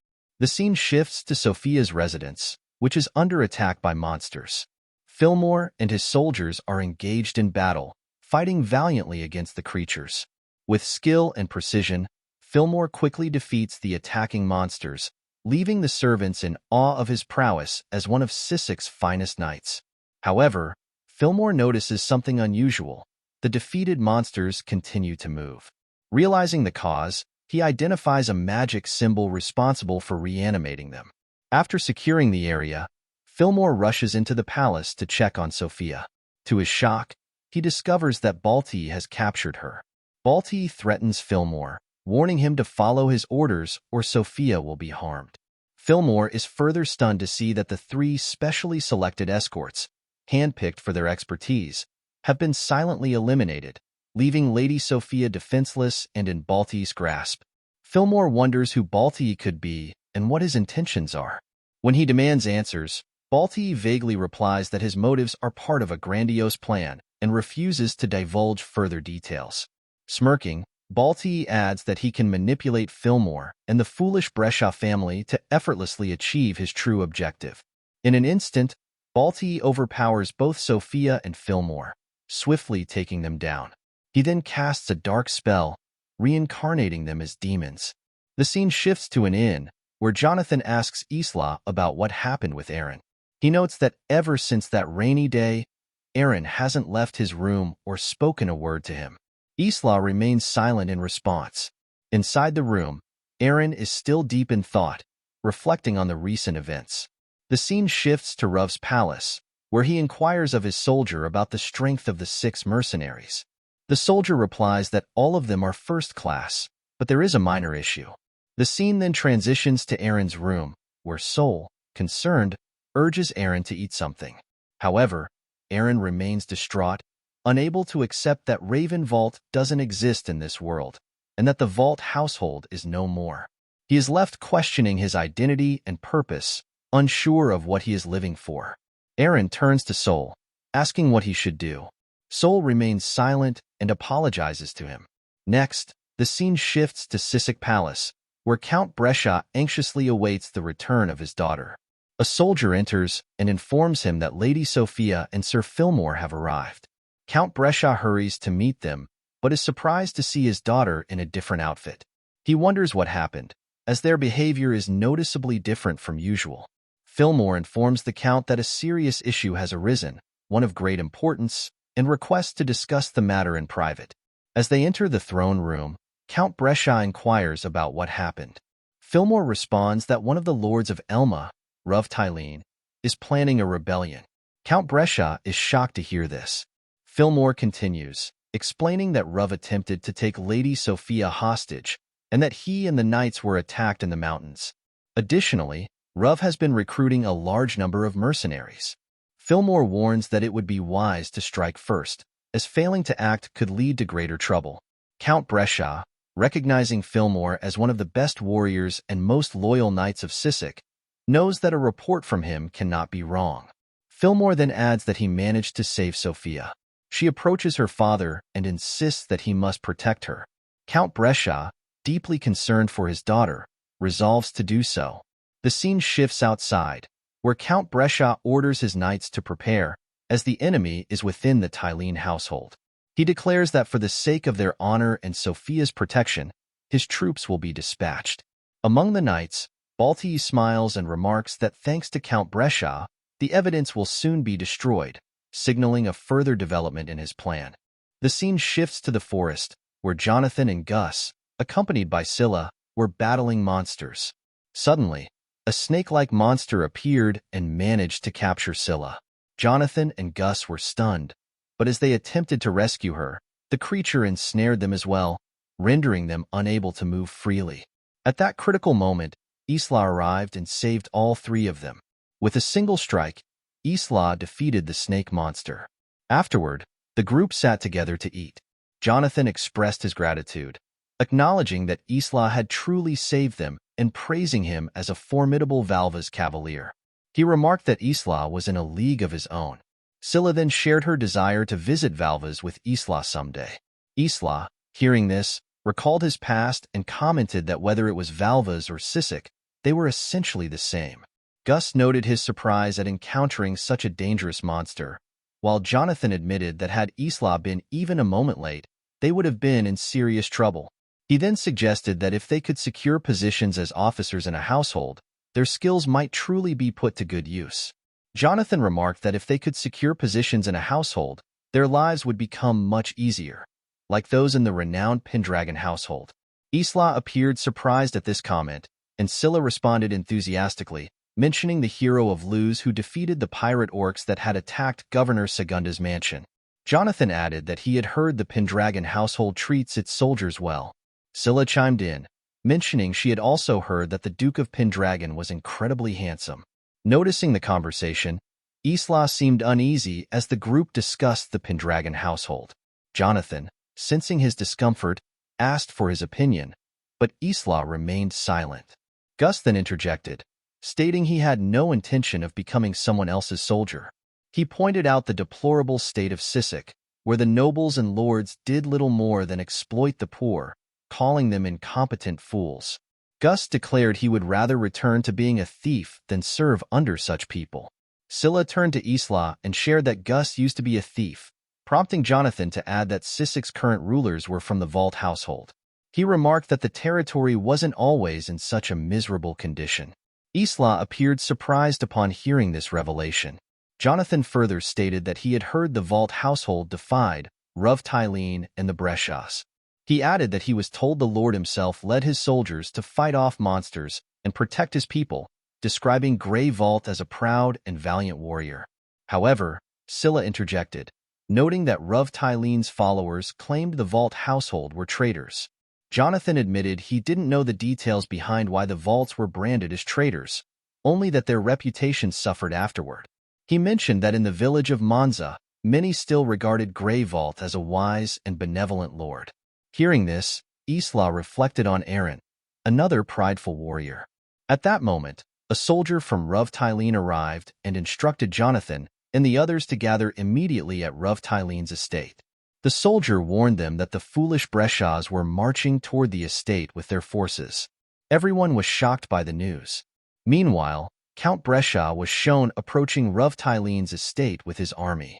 Isla rushed to Eren's room and informed him it was time to depart. Eren calmly asked, "Is this Ruv Tylene's order?" Isla informed Eren that Ruv's soldiers had just delivered the news and that if they didn't act, Ruv might be killed. Eren responded that if Ruv were to die, their leads on the assassination attempt against Prince Shaun would become useless. Isla urged Eren to move quickly, but Eren questioned, why? Isla was taken aback by his response. Eren continued, stating that he was neither Pendragon nor Raven and questioned why any of this should matter to him. He declared that he had no reason to fight. At that moment, Isla punched Eren, causing him to fall to the ground. Grabbing Eren by the collar, Isla said firmly, "I chose to serve Eren Pendragon. Is this all there is to you? Are you really this weak of a man?" Eren was left in shock by Isla's outburst. Isla remarked that Eren had been acting differently from his usual self, a change Isla had noticed ever since they arrived in Sisek. Isla admitted that something had been on his mind since their arrival, something he had been reflecting on deeply. He observed that Sisek and his hometown, Valvas, were strikingly similar. Isla explained that Valvas was a territory made up of fragmented lands, resulting in endless wars. The insatiable greed and stubbornness of its territorial lords had led to countless sacrifices, both soldiers and civilians, much like what was happening in Sisek now. Eren was left speechless by Isla's words. Isla continued, confessing that the more he killed his enemies, one after another, the more he lost his purpose for fighting. Eventually, he abandoned his will to live as a Valva's knight, until he met Eren Pendragon. Eren looked at Isla, surprised by his confession. Isla then reminded him of his own words after their fight, that Isla was Eren's sword and Eren was his lord. However, Isla clarified, "This doesn't mean we aren't equals. It simply means we have different roles." After defeating Isla so decisively and saying such a thing afterward, Eren was the first to leave such an impact on him. That's why Elkan Isla swore to become Eren's sword. Eren, however, responded, "Even so, it's fine already. The Valt household and Raven Vault no longer exist." Isla called out to Eren, but he remained silent. Then, Isla called him Raven, leaving Eren visibly shocked.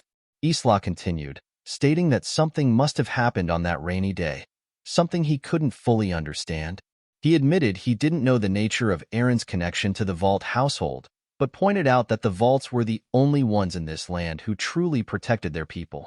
Isla also mentioned that he had heard the Valts were proud warriors. Recalling the time when Eren chose to fight the Centaur army alone, Isla admitted he felt the same resolve then. He then prayed to Sol, asking to ride the griffin granted to him once more. Turning back to Eren, Isla declared, "Eren Pendragon, you have the power to change the world.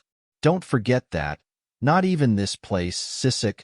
Hearing Isla's words, Eren reflected to himself, "That's it. Even though the Valt household is gone, there will still lives on within me." Isla asked Eren how long he planned to let his sword be tarnished. Frustrated, Isla moved to punch Eren, declaring that he wouldn't forgive him. However, to everyone's surprise, Eren blocked the punch and began to smile. "You're not speaking like your usual self today," Eren remarked. Isla, smiling in return, replied, "And your face isn't as dull as usual either." Eren, still smiling, told Isla, "I don't want to hear that from you." Seeing them share a moment of laughter, everyone was caught off guard. Eren then sat down to eat, thanking Sol for her blessings and asking her for the armor. Sol, delighted by the request, agreed. The scene shifted to outside, where Jonathan, Scylla, and Gus were waiting for Isla. Gus turned to Jonathan and said he was planning to quit, noting that Eren probably felt the same. After all, Gus added, "There's nothing to gain from siding with Tylene." Jonathan agreed, pointing out that Ruv had made the lord of the territory his enemy. Just then, Eren appeared, clad in black armor. The trio was stunned at the sight of him. Jonathan, surprised, thought to himself that the aura around Eren seemed far nobler than before. Scylla blushed as she looked at Eren, while Gus, recalling his past as a bandit, reflected that he had seen countless high-quality items, but he had never encountered armor of such extraordinary craftsmanship. Gus couldn't help but wonder if Eren was truly a mercenary. Eren then instructed the group to prepare the horses, saying it was time to head to the Tylene estate. Stunned, Jonathan asked if Eren truly intended to ally with Tylene. Scylla interjected, reminding him that Tylene had made an enemy of the territory lord. Gus added that even if they joined forces with Tylene, there would be nothing to gain. Eren calmly replied that it would be troublesome if Ruv Tylene were to die right now. Mounting his horse, he stated firmly, "This is my battle, and I have no intention of dragging you into it." Turning to them, he added, "Take care," and rode off. Isla and Sol quickly followed after Eren. Jonathan, watching them leave, asked Isla if he was truly going with Eren. Isla replied simply, "I am Eren's sword." With that, Isla and Sol departed as well, leaving the others behind. Suddenly, Scylla jumped onto her horse and called out to Isla to wait for her. Gus, shocked, wondered if Scylla had lost her mind. Jonathan remarked that they owed Isla for saving them during the monster subjugation accident. Without hesitation, Jonathan mounted his horse, adding, "I have a feeling that if we part ways with Eren and the others now, we'll definitely regret it." He then rode off. Left behind, Gus felt a wave of frustration. After a brief pause, he too jumped onto his horse and rushed after them. Meanwhile, Eren had reached the Rove estate, only to find that the battle had already begun. He clenched his fists in frustration at the sight. Isla turned to Eren and asked how he viewed the situation. Eren replied, "It's not like the Breshas to declare war so suddenly. Tylene's soldiers also seem disorganized, which suggests a high likelihood that someone is meddling in this conflict. It feels as though someone wants to eliminate Tylene." In his mind, Eren speculated further. Could it be the same person behind the assassination attempt on Prince Shaun, Segunda? Or perhaps someone even higher in rank? As Isla prepared for action, Eren warned him not to recklessly kill the soldiers, as they were ultimately just following orders from their lord. Isla smiled upon hearing this and replied, "Of course."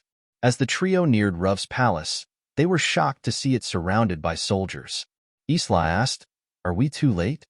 Eren responded, "No, the soldiers are still attacking. Besides, the Tylene I know isn't the type to harm himself out of pride. Rove may still be alive." Eren then suggested that the three of them split up and search for him. At that moment, Jonathan, Scylla, and Gus appeared from behind, calling out to Eren and urging him to wait. Upon seeing them, Eren remarked, "Our numbers just increased." As expected of a Valva's knight, Isla really earned Jonathan, Scylla, and Gus's trust quickly. Isla couldn't help but smile as they charged together toward the palace. Count Brescia laughed, declaring that he was protecting his daughter, Sophia, who thanked her father in return. Inside the palace, 3 soldiers attempted to strike at Eren, but he swiftly and effortlessly took them down. Eren quickly rushed forward, thinking to himself that he had no time to deal with these idiots and needed to find Tylene as soon as possible. Meanwhile, Isla was also knocking down soldiers, though he was careful not to harm them too severely. At that moment, Fillmore appeared from behind and remarked that Isla wasn't killing the soldiers. He added that Isla was being too gentle to be a Valva's knight. Isla recognized Fillmore as the knight commander, but sensed something different about him. Without hesitation, Isla unsheathed his sword and inquired about Fillmore's true identity. Elsewhere, Sol was busy defeating the monsters as well. Meanwhile, Jonathan, Scylla, and Gus were also engaged in combat with the monsters they encountered. Scylla, shocked, wondered how monsters had managed to infiltrate the estate. Jonathan told Scylla to forget about the monsters and focus on finding Rove Tylene as quickly as possible. Meanwhile, Eren noticed the magic circle on the wolf monster's head and wondered about the sudden attack from the Breshas. As expected, someone was orchestrating this from behind the scenes. At that moment, Valt stepped forward and commented that Eren was quite strong for a mercenary. He added that the Balti demons had not caused any damage to Eren. Upon hearing the voice, Eren instantly recognized it as Balti's. Looking up, he saw Balti approaching. Balti declared that he would have to deal with Eren himself for the sake of their grand plan. Angered, Eren prepared to face Balti. The scene shifts to the battle between Isla and Fillmore. Fillmore strikes at Isla, but Isla successfully blocks the blow and pins him down. However, Fillmore swings his sword again, nearly hitting Isla. Isla barely manages to dodge the strike and attempts a counter, but the blow lacks power. Seeing an opening, Fillmore lunges, thinking he has Isla, but to his surprise, Isla dodges the strike as well. Without wasting any time, Isla charges at Fillmore head-on, striking with his sword. Fillmore blocks the attack, but Isla quickly spots another opening and strikes from multiple directions, ultimately knocking Fillmore down. Isla thought he had defeated Fillmore, but to his surprise, Fillmore swiftly strikes Isla's arm with his sword. Isla quickly retreats, feeling the injury. To his astonishment, he watches as Fillmore recovers quickly.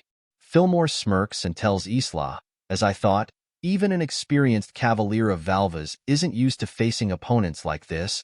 Isla is stunned, unable to believe what he is witnessing. Fillmore tells Isla that he has surpassed humanity for the sake of a grand plan and the mighty god. He has embraced this immortal body to strike down his enemies. Isla, on the other hand, wonders what grand plan Fillmore is referring to. Fillmore further explains that common people, including Isla, do not need to know. Hearing this, Isla retorts that Fillmore is no longer human, but merely a puppet. Enraged, Fillmore and Isla charge toward each other. Meanwhile, the scene shifts to Eren and Balti clashing swords. Balti steps back and swings his spear to strike Eren, but Eren blocks the attack with his sword. Balti inquires how Eren knows his name, asking if they've met before or if Balti is simply that famous. Eren replies that he doesn't need to answer Balti, as he will defeat him right here and now. Just as Eren prepares to land a clean strike, Balti unexpectedly dodges, leaving Eren briefly open. Seeing the opening, Balti wastes no time and strikes at Eren with his spear. To Balti's surprise, Eren manages to block the strike with his sword using just one hand. Balti is taken aback, noticing that Eren's dragon aura now surrounds him, but this time, the aura is red instead of blue. With a smirk on his face, Eren strikes at Balti, landing a powerful blow that sends him crashing to the ground. Balti is stunned by Eren's red dragon aura, finding the situation unexpectedly interesting. He then declares that he, Balti, will defeat Eren right now. Excited by the challenge, Balti looks forward to facing such a powerful opponent. Eren wastes no time and charges at Balti. However, before he can reach him, Balti whistles, and the wolves block Eren's path, attacking him. Frustrated, Eren unleashes his aura and takes down the wolves. But as he turns his attention back to Balti, he sees that Balti is attempting to escape.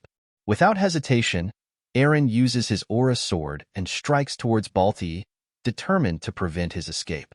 Filled with rage, Eren vows to take down Balti right here and now. A few more wolves position themselves beside Balti, facing Eren. Balti, with a smile, remarks that things are going well, encouraging Eren to get angrier. The scene then shifts to Jonathan, Scylla, and Gus, who are running from the monsters. Scylla looks back and comments that it seems Eren has managed to hold off the wolves. Jonathan responds that it's fortunate those wolves aren't following them anymore. This is convenient, as now they can focus on finding Tylene while they have the opportunity. Jonathan spots Ruv Tylene and hears the soldiers declaring that Tylene is a traitor, and that, following the orders of the great Lord Count Brescia, they will now take him down. Ruv tells the soldiers that these accusations are completely unfounded. That foolish Brescia is out of his mind, Ruv mutters, inquiring how the soldiers could believe such an idiot's words. The soldier replies that the matter was reported by Fillmore, the fiercest knight commander of Sisek, and that there's no way Fillmore would make a mistake in his judgment. As the soldier is about to strike Ruv, Jonathan intervenes, blocking the strike with his sword. Wasting no time, Gus and Scylla come from behind, quickly taking care of the other two soldiers. Jonathan also takes down the soldier who attacked him with a single strike. Seeing this, Ruv becomes enraged and demands to know where they had been, and where the other 3 mercenaries who were with them are. Frustrated, Gus tells Ruv to stop talking nonsense, explaining that they didn't come to save him out of desire. Scylla, equally angered, warns Ruv to stop being a nuisance, or she'll teach him a lesson. Jonathan, however, tells Scylla and Gus that there's no time for joking around, as more soldiers are approaching. Seeing them, Scylla comments on the large force, and Jonathan orders everyone to run. The scene shifts to Eren, who is still facing the wolves. As one of the wolves manages to pin him down, Balti begins to laugh and remarks that Eren seems intent on continuing to fight the monsters, as Balti is starting to feel lonely. In response, Eren delivers a single punch, knocking the wolf off him.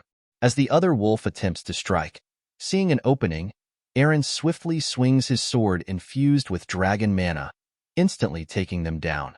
Balti, watching this, comments on the impressive power, noting that it is to be expected from one who bears the dragon aura. He admits that he can't tell which one is the true monster. Smiling, Balti muses that this isn't a battle, but a hunt. He wants Eren to grow enraged until he exhausts himself. With a grin, Balti declares that hunting a dragon is truly enjoyable. The scene shifts to Isla, who is struggling against Fillmore. Despite Fillmore's ability to heal instantly, Isla manages to block a strike, though barely, using his sword. Fillmore, filled with confidence, praises Isla for enduring this much with just one arm but states that he will defeat him. Unfortunately, this seems to be the end for Isla. At that moment, soldiers approach Fillmore, announcing that they will support him. Seeing the soldiers, Fillmore tells Isla that if they join the battle, Isla will have no chance of winning. Isla grows frustrated at the sight of the soldiers. Fillmore continues, giving Isla two options: either run and be hunted as a deserter, or stay and be defeated. Fillmore pushes Isla with his sword, but Isla barely manages to withstand the force. Then, in a sudden move, Isla releases his sword and employs the same technique he used earlier. He drops to the ground and flips Fillmore upside down, causing Fillmore to crash into the fence. Shocked, the soldiers shout and rush toward Fillmore. Isla, observing this, remarks that it seems Fillmore is truly respected by his soldiers.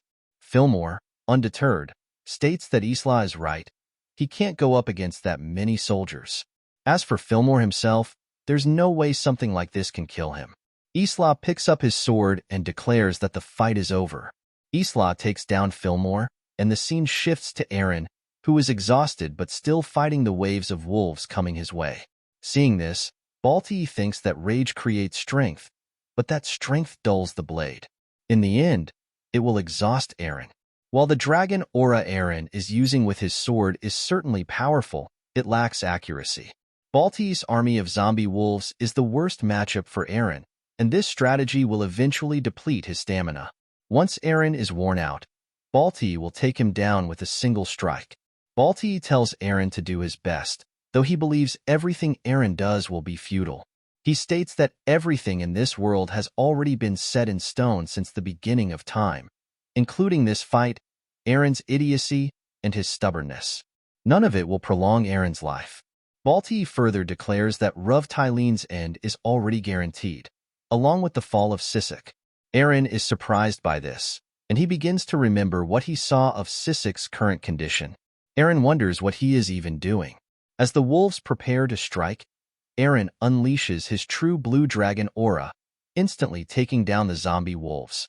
Valt is stunned by this, thinking that Eren managed to precisely neutralize the mobility of his zombie army, ensuring they will no longer be able to attack him. Eren, now fully calm, has conjured his true aura and is ready to face Valt. Valt is shocked to see Eren surrounded by the blue aura of a dragon. He realizes that Eren is no longer throwing pointless punches. His demeanor and aura have completely transformed. Meanwhile, Eren reflects that this is no time to be consumed by anger toward Valt. As the successor to the Valt house's will, he resolves to fulfill his duty. The scene then shifts to Jonathan and his group, who are cornered by Brescia soldiers. With no choice but to face their enemies, the Brescia soldiers smirk and declare that there is no way the mercenaries can escape now. Frustrated, Ruv exclaims, questioning why the mercenaries came here only to end up trapped. Scylla replies curtly, pointing out that they didn't have a choice. Angered, she warns Ruv to stop complaining, threatening to hand him over to the Brescia soldiers if he doesn't. Hearing this, Jonathan remarks, half-jokingly, that sacrificing Ruv might actually be their only way out alive. Just as the Brescia soldiers charge forward to strike, a burst of blue aura erupts out of nowhere, shattering the ground beneath the soldiers. The soldiers were caught off guard. Jonathan, Gus, and Scylla were equally shocked. Suddenly, Sol appeared in the air, and Scylla was surprised to see that Sol had wings. The sight left both the Brescia soldiers and Jonathan's group stunned. Without hesitation, Sol rushed toward Jonathan and the others, grabbing all four of them effortlessly and flying away from the soldiers and the mansion. The Brescia soldiers were bewildered, unable to comprehend what had just happened or who the winged woman was.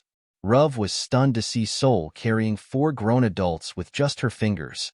Scylla, noticing his reaction, sarcastically remarked that this was what surprised him. The scene then shifts to the interior of the mansion, where the soldiers have reached Isla. Fillmore commended the soldiers, praising them for their efforts and stating that this was the level of excellence he expected from the Sisic order of chivalry. He then commanded the Brescia soldiers to take down Isla immediately. However, the soldiers froze in shock, stunned to see that Captain Fillmore was able to speak. One of the soldiers hesitantly remarked that this wasn't their commander. It was an imposter. Another soldier added that Fillmore was the one who had spoken to Count Brescia earlier. As a result of Count Brescia's actions, Rovtylene was attacked. One of the soldiers remarked that perhaps they had been deceived. Wasting no time, the soldiers charged at Fillmore to take him down, while Isla quietly slipped away unnoticed. The scene then shifts to Sol and the others. Jonathan observes the Brescia soldiers gathered outside Rov's castle and notices something unusual. The soldiers have stopped attacking. Meanwhile, Sol is worried about how Eren is faring in his battle. Inside the castle, Eren continues to face Balti. Eren tells Balti that it seems reinforcements will no longer arrive, and it's time to finish things. Hearing this, Balti realizes that Eren's wounds have already healed. He wonders if Eren possesses the same immortal body as the zombies. However, Balti soon concludes that this power is more akin to that of the Orc Lord. Balti then demands to know how Eren knows his name and what his true identity is. In response, Eren reveals that he is Raven Valt. Releasing his dragon aura, Eren unveils his true identity as the contractor of the White Dragon, Eren Pendragon. Balti is stunned by this revelation. Frustrated and desperate, he charges forward and strikes at Eren blindly. However, Eren, now fully composed, easily defeats Balti with a single, decisive strike. Eren is stunned to see that Balti is still alive. Balti smirks and states that Eren Pendragon is truly remarkable. However, he reveals that what Eren has been fighting is nothing more than a mere puppet. Frustrated by this revelation, Eren clenches his fists in anger. Balti then inquires how Eren acquired his seemingly immortal body and how he knows Balti's name. With a mocking tone, Balti continues, calling Eren the boy from the Pendragon household, once ridiculed for being a coward. He then adds that Eren has become a serious nuisance to their plans. Balti vows to hunt Eren down relentlessly, swearing on the name of the Empire Demon Unit Commander, Mad Dog Tovan Balti. It is then revealed that this version of Balti was merely a clone. Upon seeing this, Eren states that nothing has truly changed, as this is only the beginning. With resolve, he declares his intention to start with Rovtylene. The scene shifts to a grand palace, where the real Balti becomes aware of what happened to his clone. Overcome with rage, he is stunned to discover that he has somehow received the wounds inflicted on his duplicate. The wounds inflicted on the clone somehow reached Balti's real body. Stunned, Balti mutters that he must report this to that person immediately. The scene shifts back to Rovtylene's palace, where Eren now stands face to face with Rov. Eren remarks that, in the past, their roles were reversed. Annoyed, Rov snaps at Eren to stop talking nonsense. However, Eren, angered, points his sword directly at Rov's face and declares that 3 years ago, Rov sent a letter to the Valt household. Rovtylene is visibly shocked by this revelation. Eren continues, stating that the letter Rov sent was intended to orchestrate the assassination of Prince Shaun. He reveals that the letter was laced with poison. Stunned, Rov struggles to understand how Eren could possibly know about this. Fuming with rage, Eren releases his dragon aura, which shocks Jonathan, Gus, and Scylla. Jonathan, in particular, is taken aback, thinking to himself that this aura is something only fierce warriors who have survived countless battles possess. However, it is Jonathan's first time witnessing an aura of such immense magnitude. Eren then accuses Rov of conspiring to brand the Valt household as traitors. Overwhelmed and terrified, Rovtylene is left speechless. With a serious expression, Eren demands that Rov answer his questions. Trembling, Rov admits, yes, and explains that the Valt household opposed the policy he was pushing. However, he quickly adds that he didn't know the poison would end up being used on the Crown Prince. Rov, overwhelmed by the sheer intensity of Eren's aura, which defies common sense, begins to shake with fear. Eren presses further, demanding to know who ordered Ruv to carry out such a heinous act. Ruv hesitates before revealing that it was an orc. Eren is visibly surprised by this revelation. Ruv continues, explaining that the orc was a hybrid, a cross between an orc and a human, and a fearsome pirate boss. That orc delivered the poison letter to Ruv, ordering him to eliminate the Count's guests. Ruv admits he was wary of the orc, but claims he couldn't resist the command. He finally divulges the orc's name, Tolio Orangus. Hearing this, Eren is stunned, realizing that the Orangus dukedom is involved. Tolio Orangus, the absolute ruler of the Southern Territory and head of the Orangus dukedom, was known as the Sea Dragon King. It becomes clear that this fearsome pirate, whom Eren encountered at Segunda's residence, is connected to everything. Jonathan, surprised, wonders what Eren and Ruv are talking about. At that moment, Isla approaches Eren, who informs him that they have likely identified the mastermind behind the incident. Meanwhile, Count Brescia, seething with anger, demands answers about what happened to his daughter. He realizes that when Eren defeated Balti's clone, those who were under Balti's spell were freed as well. Frustrated, Count Brescia blames Ruv Tylene and orders his soldiers to kill him. However, not a single soldier obeys his command. Confused and frustrated, Gus questions what Count Brescia is talking about. Eren calmly explains to Count Brescia that Captain Fillmore had been manipulated by someone, and it's possible that his daughter, Sophia, had also been under the same influence.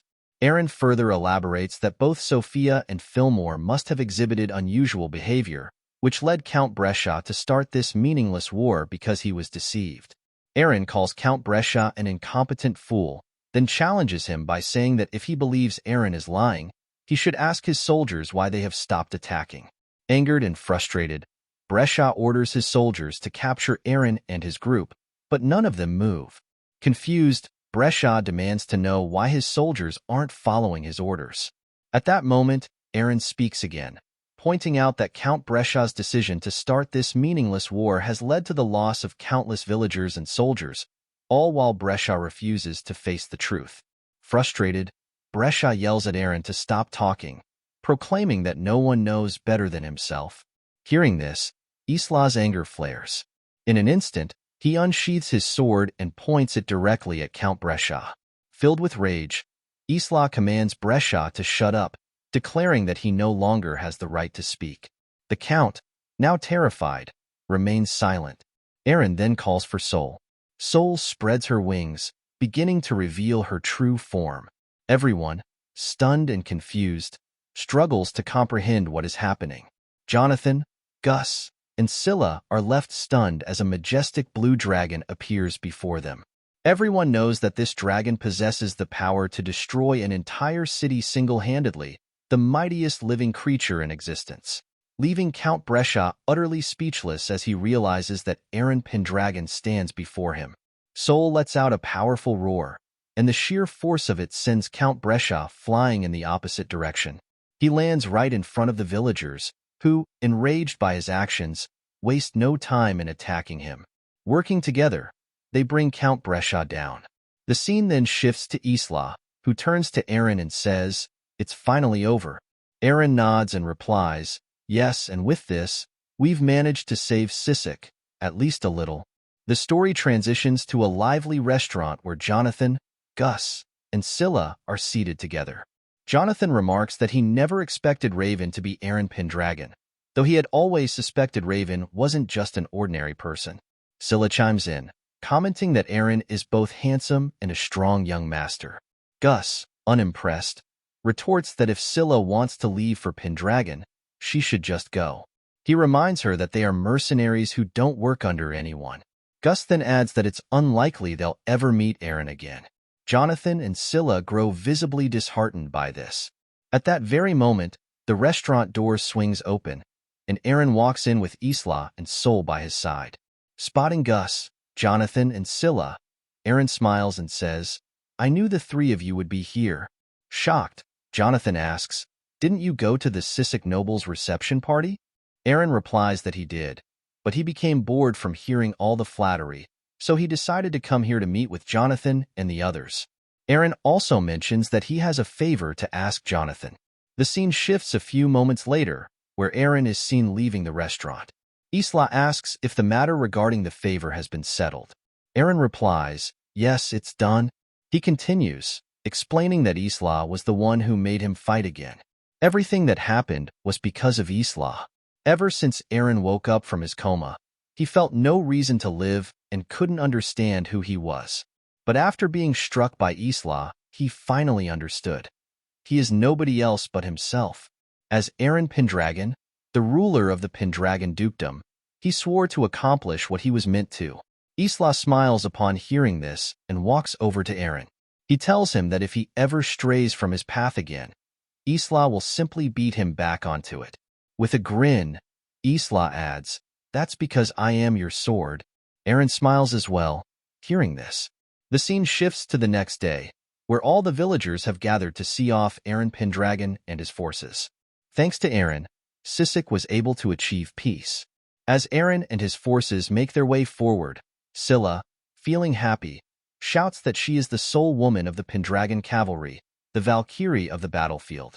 Seeing this, Jonathan tells Scylla to calm down, remarking that she's acting a bit too much. Eren, however, tells Jonathan that he doesn't mind, as it has made things livelier.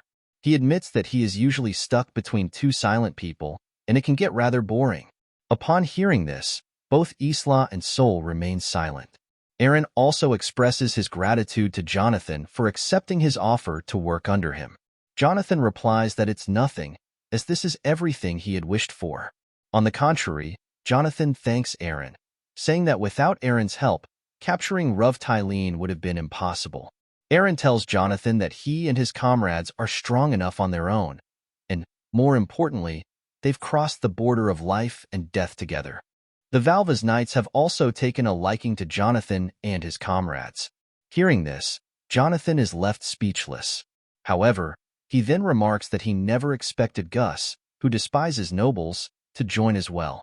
Gus replies that it's because he has ties with the stupid Jonathan and Scylla. Moreover, when Eren lowered his head and asked them to join him, Gus felt that Eren was different from the other trash nobles out there. That's what Gus thought. Meanwhile, an old man sees Eren and realizes he has encountered him before. The old man reflects that Eren looks just like Grey Valt, and moved by the memory, he begins to cry. Back with Eren, he tells his subordinates, "Let's go back to the Pendragon territory." The scene shifts to Orange's territory, where Duke Oranges remarks that even after his son was defeated, and now Balti has also failed, Balti acknowledges this and states that he will accept whatever punishment is deemed necessary. However, Duke Oranges reassures him, saying it's fine. To deal with such a strong opponent, they will need a proper fighter. However, Duke Oranges states that they have already planned their next move. Hearing this, Balti smiles and remarks that he is pleased to hear it. Duke Oranges, the Sea Dragon King, then continues, saying that the name of the White Dragon Duke, Eren Pendragon, has been bothering him a lot recently. The scene shifts to Pendragon territory, at Conrad Castle, where a goblin reads a letter from Eren to the Pendragon family. In the letter, Eren states that he has accomplished his mission in Sisek and will be returning home soon.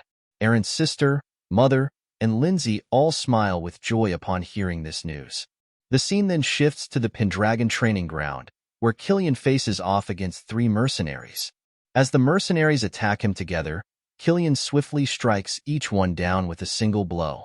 The soldiers watching, including the goblins, are shocked by this display. One of the mercenaries comments that Killian has become stronger than before. Killian responds confidently, saying, "Of course, I've become stronger. After all, I was the one who took down all those pirate orcs at the Battle of Silval Coast." He then adds that it seems the mercenaries have finally recognized his true strength after serving under young Master Eren for so many years. With confidence, Killian states that his current self could even match Isla. The other soldiers cheer for Killian's display of strength. The orcs, however, know that Killian is simply spouting nonsense. At that moment, Vincent enters, clapping, and states that he failed to recognize someone of Killian's importance. He cannot believe that Killian was able to defeat 3 soldiers by himself.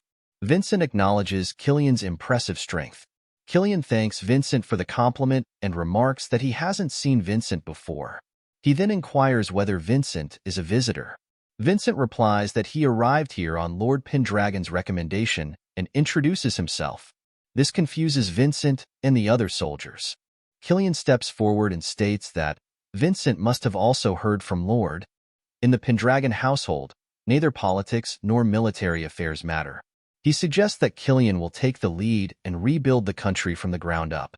Pointing his sword at Vincent, Killian responds that Vincent is the one boasting about Lord Pendragon choosing him.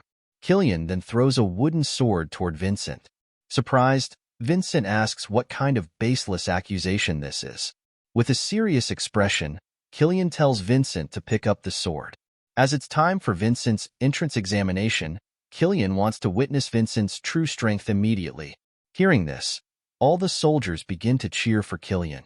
Confused, Vincent thinks about Eren and wonders if he is really the fly fox here. Vincent picks up the sword and states that, fine, he humbly agrees. The scene then shifts to Count Sirod's territory. At the market, we see Eren with his companions. Scylla happily shows Gus and the others the gems she just bought. Seeing the gems, Gus tells Scylla that about half of them are fake. Shocked, Scylla asks why Gus didn't tell her that earlier, when she was buying them. Meanwhile, Jonathan notices Eren's long face and inquires about it. Jonathan further states that, for Eren, a big city like this should be a common sight. Eren replies that it's not like that. Jonathan then asks why they came all the way here. Eren responds that they came to greet Count Sirod. The scene shifts to the Sirod Palace, where Count Sirod and Luna are surprised to see Eren. Eren greets both Count Sirod and Luna. Seeing Eren, Count Sirod thinks to himself that he has heard the rumors, but he never expected Eren Pendragon to have changed this much. Luna also reflects on the change in Eren, noticing that after Luz, he underwent yet another transformation. As they sit down, Count Sirod tells Eren that he has heard about his activities in Sisek. He is surprised to learn that Eren caught the person behind the assassination attempt on the first prince. Eren replies that the person he caught wasn't the main culprit, and that there is someone far more significant behind them. Eren explains that he cannot reveal much at this moment, but he will soon make his way to the imperial capital to present the matter to the emperor, at which point everything may become clearer. Count Sirod nods, understanding Eren's explanation. He then inquires if everything will be fine, considering Count Brescia's death in connection with this matter. After all, Eren Pendragon himself is also not free from suspicion. Eren responds that a foolish ruler deserves to die. Luna and Count Sirod are shocked upon hearing this. Count Sirod, surprised, asks if Eren was the one who took down Count Brescia. If Eren's actions were to go against the laws of the Empire, Eren tells Count Sirod that Brescia was a tyrant and an oppressor, and that he was dealt with by the hands of his own people. Eren warns that if the Empire were to attack those people, the Empire would have to face his wrath, as Eren would fight against the Empire. Count Sirod is completely stunned upon hearing this. The scene then shifts to a few moments later, where Luna and Eren are standing on the balcony. Eren remarks that her territory is thriving even more than the Pendragon territory at present. Luna is left speechless. Eren then apologizes to Luna regarding Luz, expressing regret for not listening to her back then. Luna replies that it's fine. Eren tells Luna that, at that time, he didn't understand his life or what it meant, or even why he was alive. But now, Eren is certain that he will live as Eren Pendragon. As a Pendragon, he vows that his territory will be one where the people live plentiful, happy lives. This is the resolve Eren found in Sisek, and his answer. Luna listens attentively to Eren, and Eren continues, addressing what Luna had said. Luna responds that she understands, and now is the time for Eren to become infatuated with a woman. Then, Luna suggests that she could become Eren's secretary. Eren is surprised to hear this. Luna further explains that if she studies, she will be able to support Eren from the side. Eren, still surprised, tells Luna that's not what he meant, but Luna clarifies that Eren's words startled her. She, too, wants to live her own life. Not one where she waits for a prince, but one where she can stand on her own strength. Luna assures Eren that he doesn't need to look back, as it doesn't matter since today is not the day. Eren is left speechless by her words. The scene then shifts to the Pendragon territory, where Eren has returned home. His sister greets him joyfully, and Eren is reunited with his wife, Lindsay. Meanwhile, Eren's mother reflects to herself that Eren's aura has changed once again. As Eren looks at his mother, Eren's mother is startled, but Eren walks up to her and hugs her, saying that he is back. Upon hearing this, Eren's mother begins to cry and welcomes her son home. Later, Eren heads to the Pendragon training grounds, where he meets the Pendragon soldiers. Killian informs Eren that, during his absence, he led and protected the Pendragon forces flawlessly. Killian also mentions that lively new recruits have joined their ranks. He tells Eren that, as the Lord Eren Pendragon said, Vincent may be overconfident, but his skills are impressive, though not quite as good as Killian's. Isla, hearing this, is surprised. Killian continues, saying that his duel with Vincent was a great fight, but Vincent surrendered midway, which highlights the difference between those who train their stamina and those who do not. Vincent, modestly, claims that he is just a mere civilian, so there is no way he would be a match for the captain. As Vincent speaks, Isla prepares for action, recognizing Vincent's true identity. Seeing this, Eren can't help but smile. The scene shifts to a room where Eren comments that Vincent is truly a sly old fox, as he deliberately hid his true strength until the very end. In response, Vincent remarks that isn't Eren the actual sly fox, since Vincent knew all along that Eren wanted to test him. Hearing this, Eren can't help but smile. Vincent explains that if a newcomer of dubious and unknown origins had defeated the Knight Captain, the other squads would certainly have reacted. To avoid damaging the captain's reputation, Vincent purposely concealed his abilities just enough to surprise Killian. He further adds that Eren really has an impressive Knight squad. Eren then asks Vincent if he likes the Pendragons. Vincent replies that it would depend on Eren. Surprised, Eren listens as Vincent shares that there is a special flavor in the beer made in Pendragon, though for him, it's not quite enough. Vincent then inquires, "Why do you think that is?" At this, Eren realizes that the test of the Twilight Tower Master, Vincent Ron, has begun. Eren then replies, asking if Vincent is inquiring about what is missing in this territory.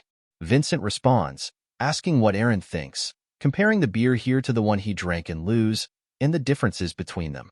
In his mind, Eren feels as though Vincent could strike him down with his sword at any moment. This question makes Eren feel as though he's crossing swords with Vincent, and that a single mistake would cost him dearly, meaning he would lose Vincent as one of his allies. Eren begins to reflect on what Vincent said, the difference between the beer made in Pendragon and the beer produced in Luz, which symbolizes the distinction between Pendragon and Luz. Eren wonders what exactly is missing here. Finally, Eren tells Vincent that above all, it's the people. The difference lies in the population. Vincent is impressed by Eren's answer. Eren continues, explaining that despite Pendragon's vast territory, its population is far too small. The land could easily accommodate more than 100,000 people, yet the current population is only around 30,000. Due to Luz having a port, the influx of people entering the city is substantial, in stark contrast to Pendragon. The difference is like night and day. Eren further explains that without a large influx of people, there will be neither technological advancement nor an increase in fighting power. As a result, the taste of the beer won't change, since the number of people in a territory is also considered a measure of its strength, a quality that Pendragon currently lacks. Upon hearing this, Vincent tells Eren that a place's local culture is indeed crucial. In simple terms, the strength of a territory is measured by the amount of products it can distribute. Eren sighs, and Vincent continues that, according to his investigation, Pendragon territory has been making rapid progress under Eren's leadership. Immigration is also gradually increasing. However, many of these immigrants are living in poverty. Eren responds that first, he must support them in order to develop the territory. Vincent inquires how Eren plans to do this. Eren replies that by creating fertile land and granting people the right to make use of it, he aims to help lift them out of poverty. This way, Pendragon can naturally grant citizenship to those immigrants while simultaneously increasing the food supply within the territory. It's a win-win strategy. Vincent is speechless for a moment, and then Eren continues, explaining that there is a problem with this approach. Vincent asks Eren to elaborate. Eren explains that the issue is safety. If thousands of people come to Pendragon to utilize the land, the number of villages will increase exponentially. However, Pendragon doesn't have enough soldiers to protect all those people from bandits and monsters. Vincent suggests that Eren could send the griffins. Eren responds that, no matter how domesticated the griffins are, they are still beasts. If Eren truly wants to make these immigrants citizens of Pendragon, the territory must provide them with people they can trust, such as knights and mercenaries. Without this, the immigrants will not feel like they are being treated as citizens but rather as serfs. Vincent is stunned by this, and Eren continues, explaining that these immigrants came to Pendragon to escape poverty, dreaming of the wealth that awaits them. If Eren were to treat those immigrants as serfs, the influx of people coming here with their ambitions and dreams would stop. Eren further states that he has seen Sisek and other places where nobles believe that suppressing people with force is the right way. However, if Eren were to adopt such a method, Pendragon territory would not prosper, the people would eventually grow weary, and in the end, the Lord would be overthrown by his own people. The real Lord, Eren explains, is the people living in that territory. Hearing this, Vincent is stunned.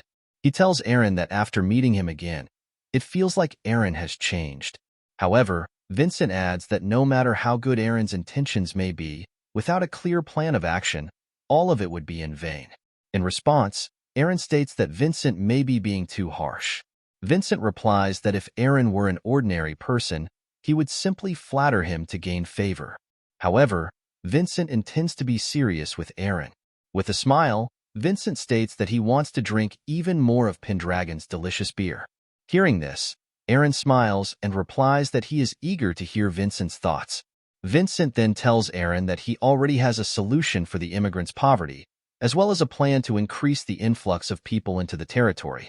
This solution, he says, is contained in what Eren just mentioned.